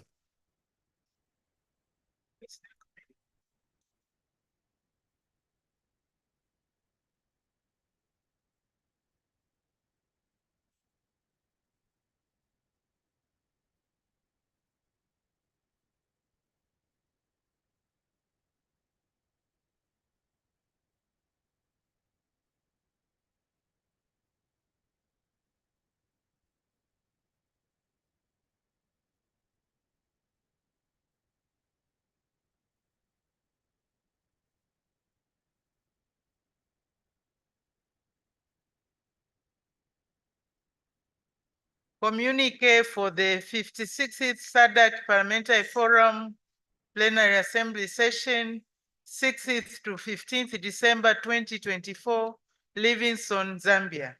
Theme: Leveraging Technology and Innovation for Smart, Inclusive, and Responsive Parliaments in the Sadc region. 1. The 56th Plenary Assembly Session of the Sadc Parliamentary Forum, Sadc PF, was hosted by the Parliament of the Republic of Zambia from 6th to 15th December 2024 at the Radisson Blue Hotel and Resort in Livingstone, Zambia, under the theme Leveraging Technology and Innovation for Smart, Inclusive, and Responsive Parliaments in the Sadc region. 2. In attendance at the 56th Plenary Assembly were 13 of the 15 Sadc PF member parliaments, namely Angola, Botswana, Democratic Republic of Congo, Eswatini, Lesotho, Madagascar, Malawi, Namibia, Seychelles, South Africa, Tanzania, Zambia, and Zimbabwe. Apologies were duly recorded from the parliaments of Mauritius and Mozambique. 5 of the parliaments in attendance were led by female presiding officers, which accounts for 38%. 6 were led by male presiding officers, which accounts for 46%. And 2 were led by male members of parliament, 15%. 3. The 56th Plenary Assembly was officially opened on Monday, 9th December 2024, by His Excellency, the President of the Republic of Zambia, Mr. Hakainde Hichilema, who was represented by the Republican Vice President, Her Honor, Mrs. W.K. Mutalena Lumango, MP. 4.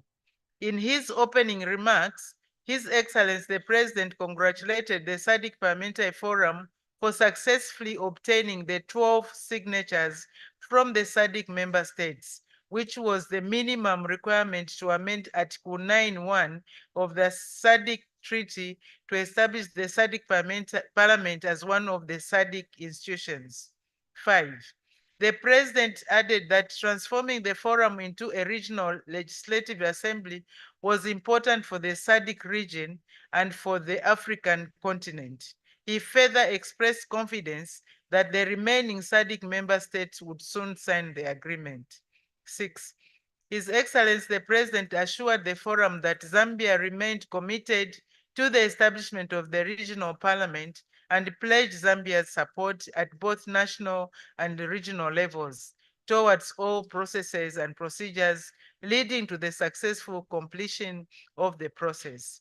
He further pledged Zambia's support for the effective operation of the Sadc Parliament once established. 7. The President further stated that the theme of the 56th Plenary Assembly resonated deeply with the Zambia's aspiration and resolve to achieve sustainable development through the adoption of technology and smart innovations. In this regard, he indicated that Zambia was committed to developing information and communication technologies, ICTs, infrastructure in the country based on the realization that ICT is a catalyst for socio-economic transformation of nations globally. 8. A symposium on the theme was held on 10th December 2024. It was noted that the adoption of new technologies, including artificial intelligence, could result in enhanced efficiency in the parliamentary operations as it had the potential to eliminate inherent inefficiencies. However, there was need for full appreciation and mitigation of the possible dangers inherent in such technology if it was to be used safely. 9. The Plenary Assembly deliberated on and adopted resolutions pertaining to the multiple matters of interest pursuant to its consideration of various reports. Country reports on the progress made on the implementation of the resolution of the 55th Plenary Assembly were considered. Other reports considered were those submitted by the forum's organ, including the Executive Committee, standing committees, the Regional Women's Parliamentary Caucus, RWPC, and the Regional Parliamentary Model Law Oversight Committee. 2 motions were also considered by the 56th Plenary Assembly. Through these deliberations, the resolutions adopted by the Plenary Assembly touch on various policy, administrative, and financial matters of the forum. 10. The Assembly expressed satisfaction that the amendment of the Sadc Treaty to establish the Sadc Regional Parliament came into force on 11th July 2024, following the 12th signature of the agreement amending the treaty by the Parliament of the Democratic Republic of Congo. In this regard, the 56th Plenary Assembly reiterated the forum's appeal to member states which were yet to sign the agreement to consider doing so. The forum also reiterated its resolve to continue with its lobbying efforts in order to garner sustained support for the remaining procedures towards the completion of the transformation process. 11. The 56th Plenary Assembly received an update from the Speaker of the Parliament of Zambia on the proceedings of the 149th IPU Assembly and other related meetings held from the 13th to the 17th October 2024 in Geneva, Switzerland, pursuant to Rule 45 of the Rules of Procedure. 12. Pursuant to Rule 45 of the Forum's Rules of Procedure, the 56th Plenary Assembly received an update from the Honorary Deputy Speaker and leader of the delegation of Botswana on the 2024 Botswana general elections held on 30th October 2024. 13. In the quest to promote and strengthen collaboration between the Sadc PF and its various partners, and pursuant to Rule 44.5 of the Rules of Procedure, the 56th Plenary Assembly received solidarity messages from the representatives of the following partners. 1. The Chadler Institute of Justice on commitment to partnership with Sadc PF to develop the Sadc PF model law on mining and to enhance parliamentary action on sustainable governance of critical minerals in the Sadc region. 2. The Secretary General of the Climate Vulnerable Forum, CVF, and former President of the Maldives, His Excellency Muhammad Nasheed, on strengthening partnership with the Sadc Parliamentary Forum to advance parliamentary climate action for the implementation of the Paris Agreement in the Sadc region. 3. The Konrad Adenauer Stiftung on a commitment to partnership with the Sadc PF to advance parliamentary leadership and legislative effectiveness for energy security, renewable energy transitions, and climate resilience in the Sadc region. 4, the Africa Climate Foundation on commitment to partnership with the SADC-PF to advance parliamentary action on climate resilience and food security in the SADC region. 14, on the sidelines of the 56th Plenary Assembly, the Forum, in partnership with the Food and Agriculture Organization, FAO, launched the SADC-PF Parliamentary Alliance on Agri-Food Systems, Food Security and Nutrition. The alliance seeks to empower parliamentarians across the region to champion legislative actions, policy reforms, and advocacy efforts to achieve a hunger-free Southern Africa and strengthen the forum's commitment to fostering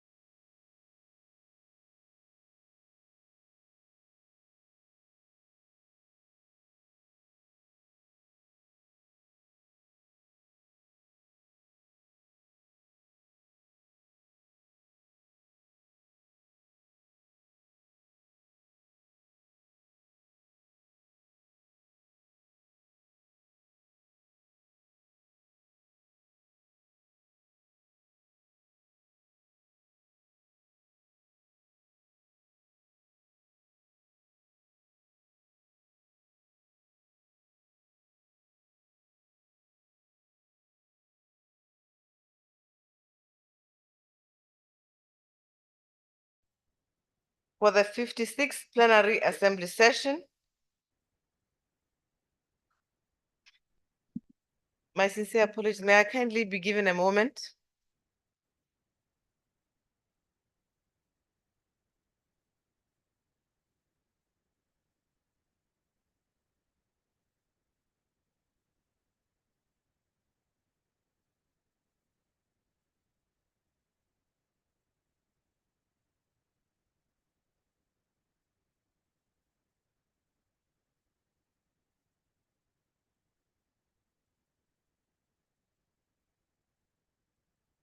Honorable members, before moving to the next order, I wish to give the floor to one of our eminent members, the Honorable Peter Kachavivi, to make a point of order. Honorable Speaker. Thank you. Thank you very much. I know my members of the Namibia National Assembly will be questioning that point of order. Honorable President, I really observed something very exciting, particularly you as the outgoing president of our institution and the colleague from Madagascar, the incoming.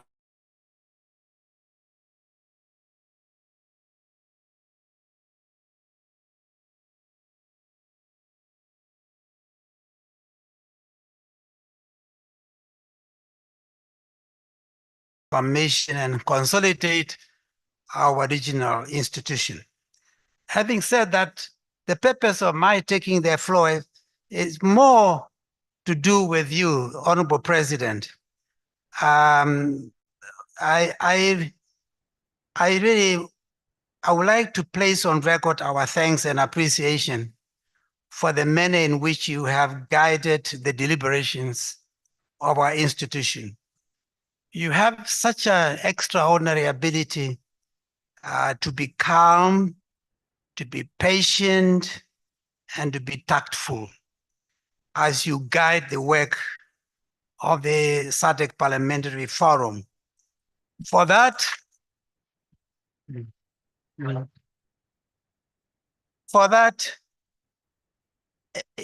you have indeed done so well.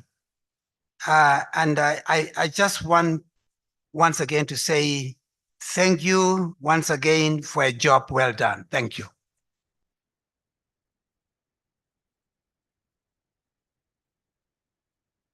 Thank you, Professor, for the kind words. I will give the floor to the Honorable Speaker of Angola. Senhor Presidente, muito obrigada. Em nome de todos os speakers do Fórum Parlamentar da Sadc, pedia que não fechasse ainda a reunião, porque temos uma surpresa.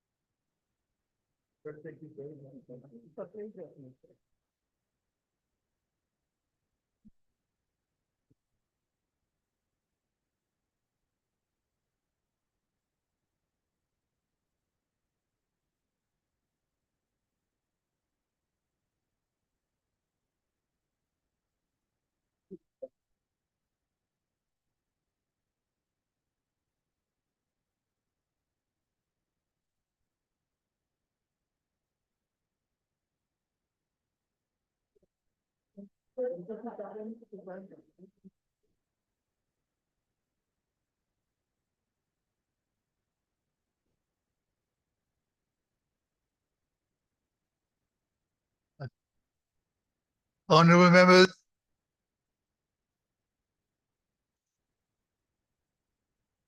a few words about the presentation before I ask the Secretary General to read the next order. I am extremely moved. I believe this gift represents the spirit of Sadc PF in conferring me a symbol which will mark my tenure of 2 years of the Sadc Parliamentary Forum as its president. I am extremely grateful by the generosity and the friendship that you have extended to me. And I thank Madam Speaker of Angola for being the person that presented this gift on this occasion. I noticed that the gift is a carving of various natural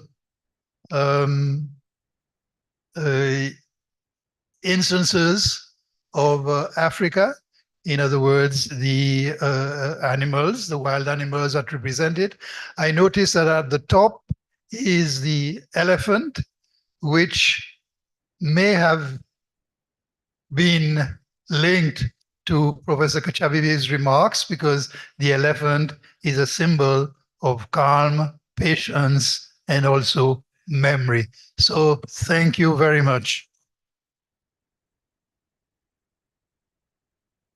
As I stand here, honorable members, permit me to ask from here, dispensing with the formality, to ask the Secretary General to read the next order for the day. Closing statement for the 56th Plenary Assembly session by the outgoing Sadc Parliamentary Forum President, Honorable Roger Massier. Thank you, Secretary General. I find it very hard to control my emotions at this point. I am feeling torn between different kinds of emotions. First of all, the gratitude that I have expressed, and also the sadness that I feel at the end of this mandate. I will struggle to do the duty that I need to do as president in presenting these closing remarks. And I took the foolhardy step of coming to deliver these remarks without a prepared speech. I may regret this, but this is the kind of risk that I have taken now and then in my political career. First of all, before I go any further, I want to again thank the Speaker of Zambia for the communique, which I also wish to claim as part of my closing remarks. Why? Because she has encapsulated all of the work that we have done in this plenary assembly, and also looking back over the 2 years of our mandate. Because in a lot of ways, this plenary assembly does not stand alone by itself. It is really the culmination of the work that we have done over the past 2 years. So thank you, Speaker of Zambia, our colleague, Ms. Nelly Muti, for having taken up this very large part of what I needed to do, and I do not need to repeat. I stand on what you have said.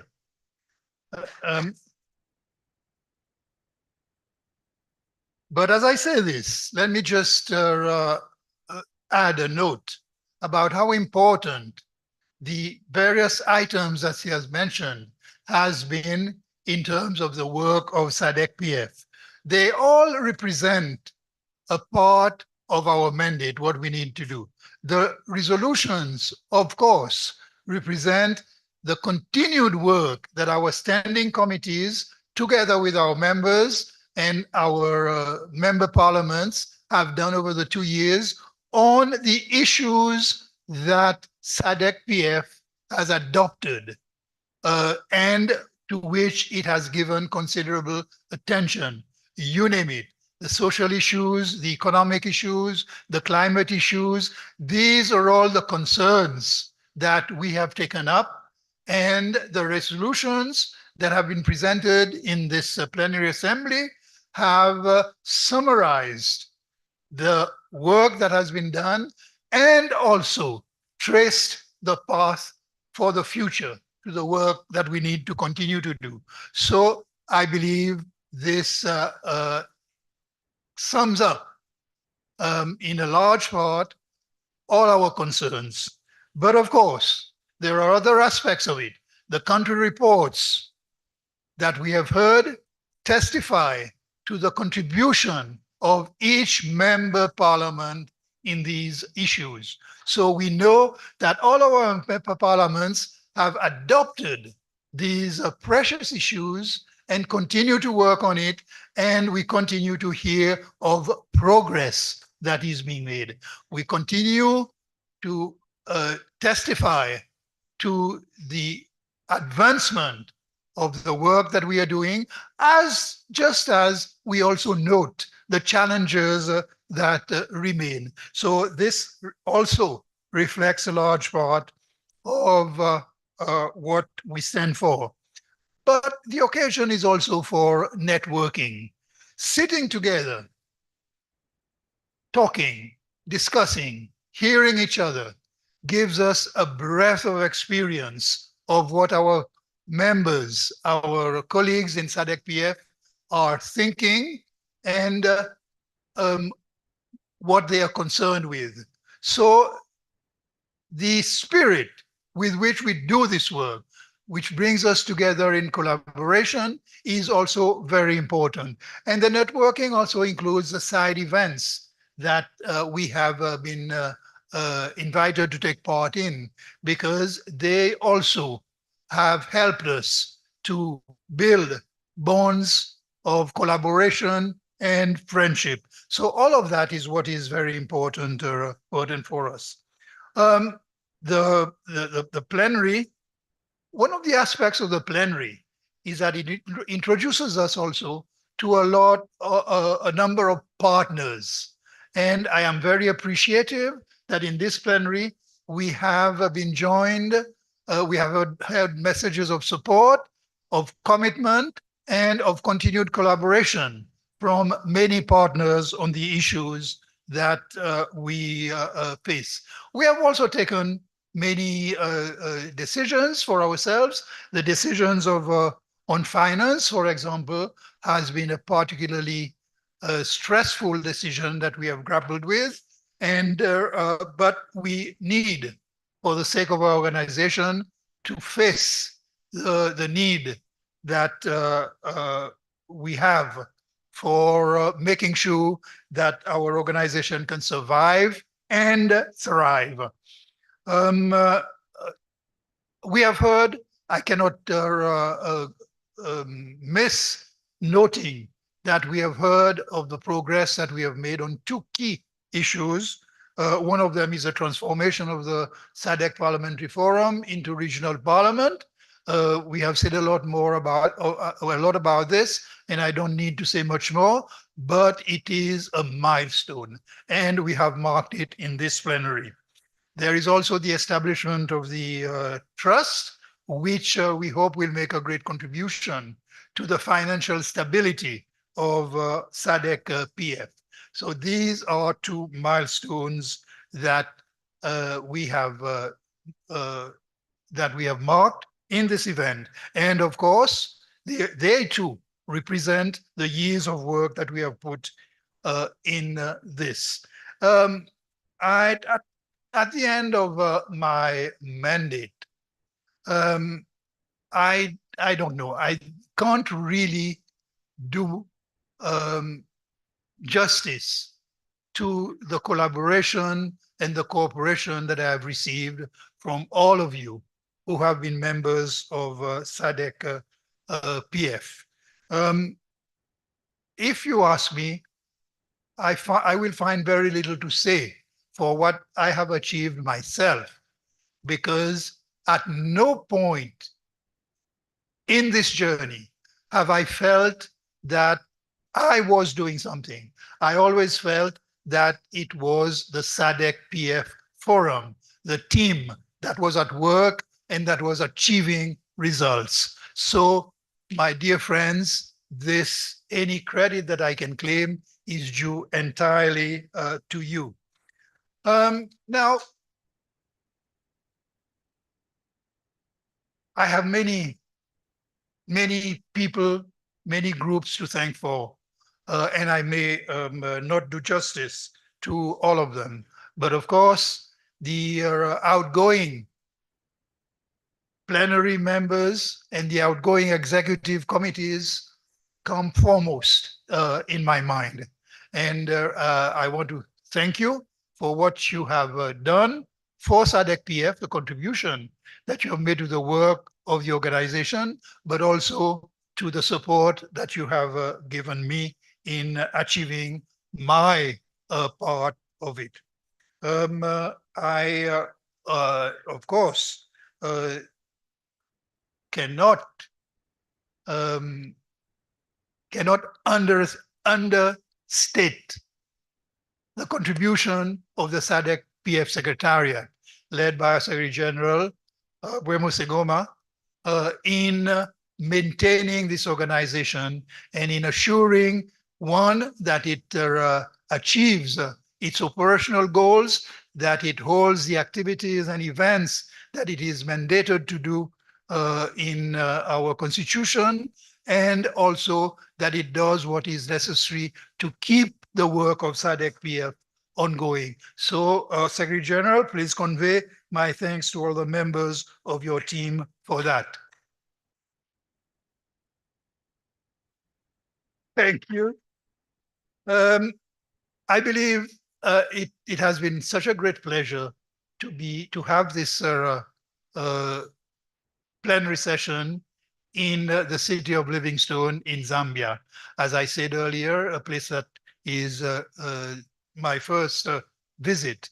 The hospitality that we have received and the collaboration in facilities, in services, and in just making this plenary session happen has been wonderful. And there will not be enough words for me to thank the Speaker of Zambia, Honorable Nelly Muti, her team, the other members of Parliament, and also her secretarial staff who have given us this very great opportunity. Honorable members, at the end of my mandate, there is a very simple word to say, and that is thank you.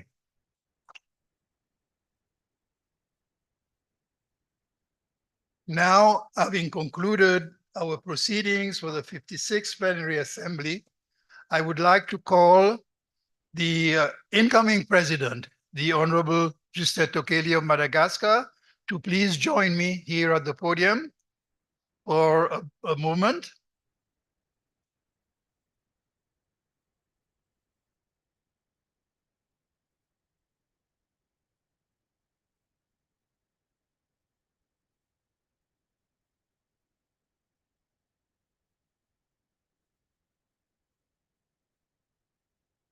I have invited the Honorable Speaker, the incoming President, to be here just as a symbol of continuity in the work of SADC Parliamentary Forum, as I take the occasion to hereby adjourn the Plenary Assembly until the 57th Plenary Assembly session, to be hosted by the Parliament of the Republic of Zimbabwe in June or July 2025. The specific dates to be announced later. And, Honorable Speaker, to express our thanks jointly to the Speaker of Zimbabwe for the invitation that he has extended and also the endeavor that he and his team will make in providing hospitality for the next plenary assembly. Honorable members, thank you for your participation and dedication to this travel, and I wish you all a safe return home as well as a pleasant ending of your stay in Zambia. Thank you.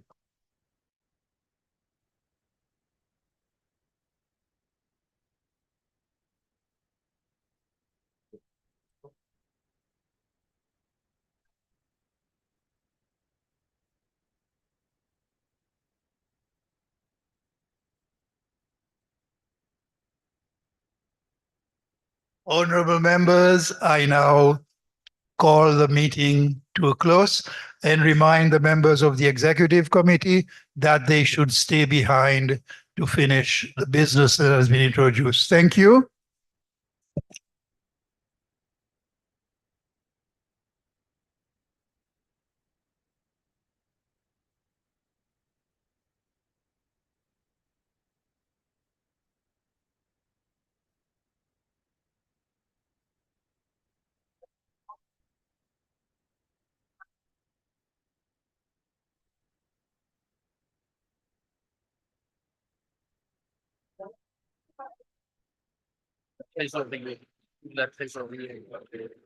Ok, je vais dire ça.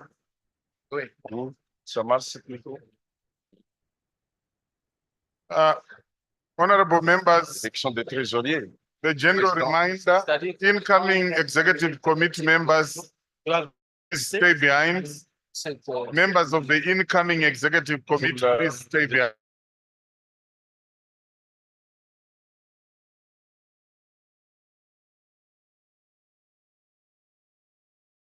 Encore une élection de trésorière.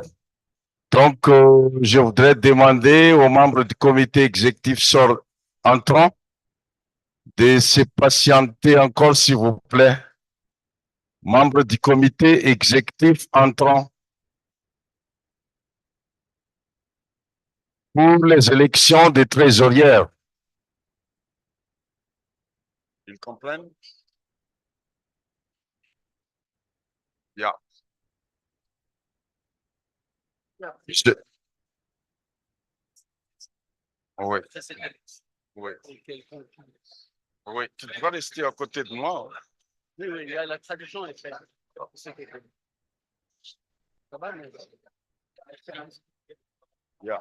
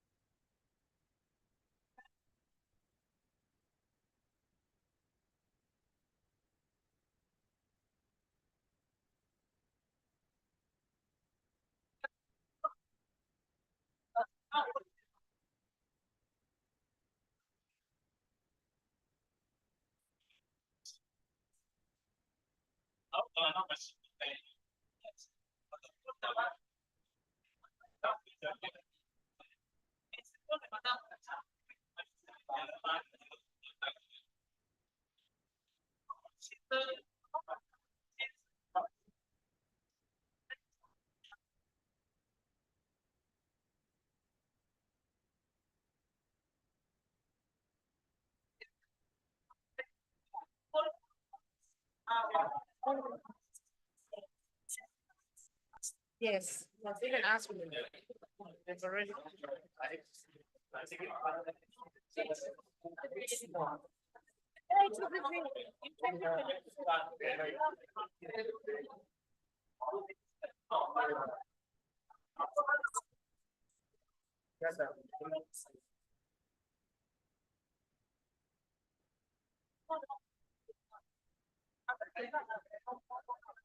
Facebook, we use radio, we use television actually, to send messages out there to the masses regarding those that follow parliamentary proceedings. And of course, it is also important also to note that countries presented their country reports where we stand in the use of information technology facilities in holding their meetings. And even if it's not complete yet, but at least there was positivity that was coming from various countries. So indicate that their parliaments are moving towards that drive. But of course, there's a coin that symposium that it's high time that artificial intelligence was embraced and of course to be used with a lot of responsibility so that it enhances service delivery to the people. Absolutely. Issues of climate change, Julius, we are top on the agenda. There's a lot that's happening in this region climate-wise. We've had a drought. We're fearing actually that we might have another drought. And so there are a lot of measures that the delegates have actually put in place to ensure that no one goes to bed hungry. We saw some, members of parliament from different countries being presented with a title that's champions of food security, Julius. Yes, indeed. Our own Wengo member for parliament, Mr. Michelo Kasauta, as well as the Nyimba member for parliament, Mr. Menyan Zulu, among those champions that were unveiled during that ceremony that we saw just after the inaugural launch of that collaboration of parliaments as they fight to mitigate the effects of climate change in the region. Absolutely. And the issues of sexual reproductive health were also discussed. A number of countries in the Sadc region actually are facing these issues. And as you can hear from the background, there's another meeting that's taking place from, the executive. So we might have to wrap up quickly so we can leave them to the meeting. All right. And so we saw adoption of those reports in a nutshell. Successful hosting of this ceremony of this conference, the 56th and the 57th to be hosted by Zimbabwe. Absolutely. So sincerely want to thank our followers or listeners, those of you who've stuck to our broadcast from the time that we started until the close of business today. Thank you for your time and thank you so much for having, followed these proceedings as we brought them live to your doorstep here at the Radisson Blu Hotel. Until next time, it's bye-bye and God bless. There's no meeting in the room behind me. There's a meeting I cannot hear. There's another meeting. Colleagues, can we please take our seats or leave the room?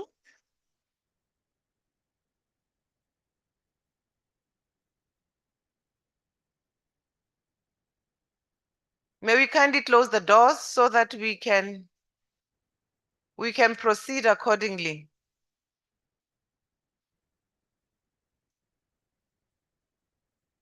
Thank you, Honorable President. We apologize for the movement. As indicated earlier, Honorable President, in accordance with Article 12.5 of our rules, it states that the Executive Committee shall designate one of its members as treasurer to supervise the management of the finances of the forum. Honorable members, concerning the nomination of treasurer, please note that the only eligible candidate, the only eligible country for the position of treasurer is Lesotho. Lesotho has accordingly delegated Honorable Dr. Pinky Manamolela from Lesotho to act as treasurer for the term of 2024 to 2026. Honorable Manamolela is unopposed. Honorable President, and I would like to request the Executive Committee to validate the nomination of Honorable Dr. Pinky Manamolela accordingly.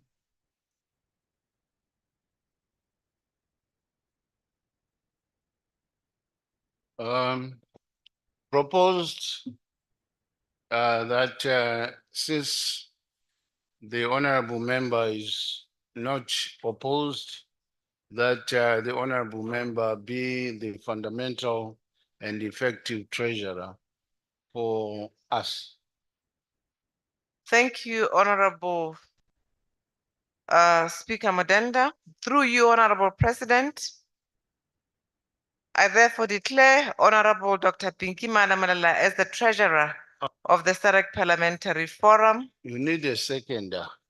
Oh, thank you. You need a seconder. A seconder, thank you for the guidance. I duly second the proposal. There's a third, Angola. I see Namibia. I think we are unanimous in this regard. Thank you very much. Honorable Manamolela, you may wish to tender your acceptance.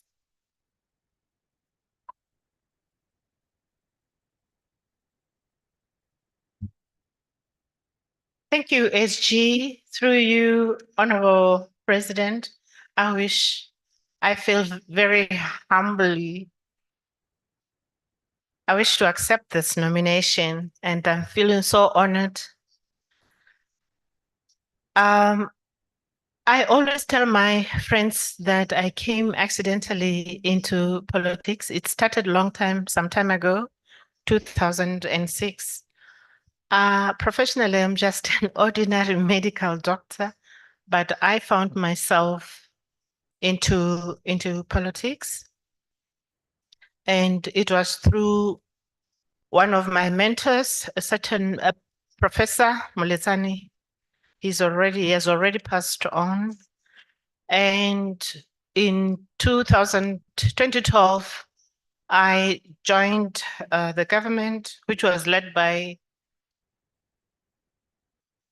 former Prime Minister, Dr. Tabani. And to cut the whole story short, honorable members, here I am, and I'm so thankful for my government, but I wish to thank you all, the Sadc PF, for giving me the opportunity, for putting your trust in me. And I realize always that the issue of handling money is a very sensitive one.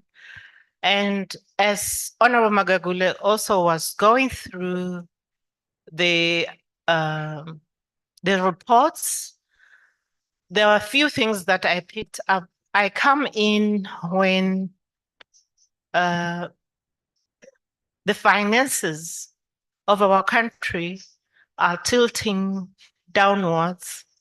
I also realize that Sadc PF depends on funding from sponsors as well as annual mandatory contributions from countries, some of which are struggling, but others have been compliant.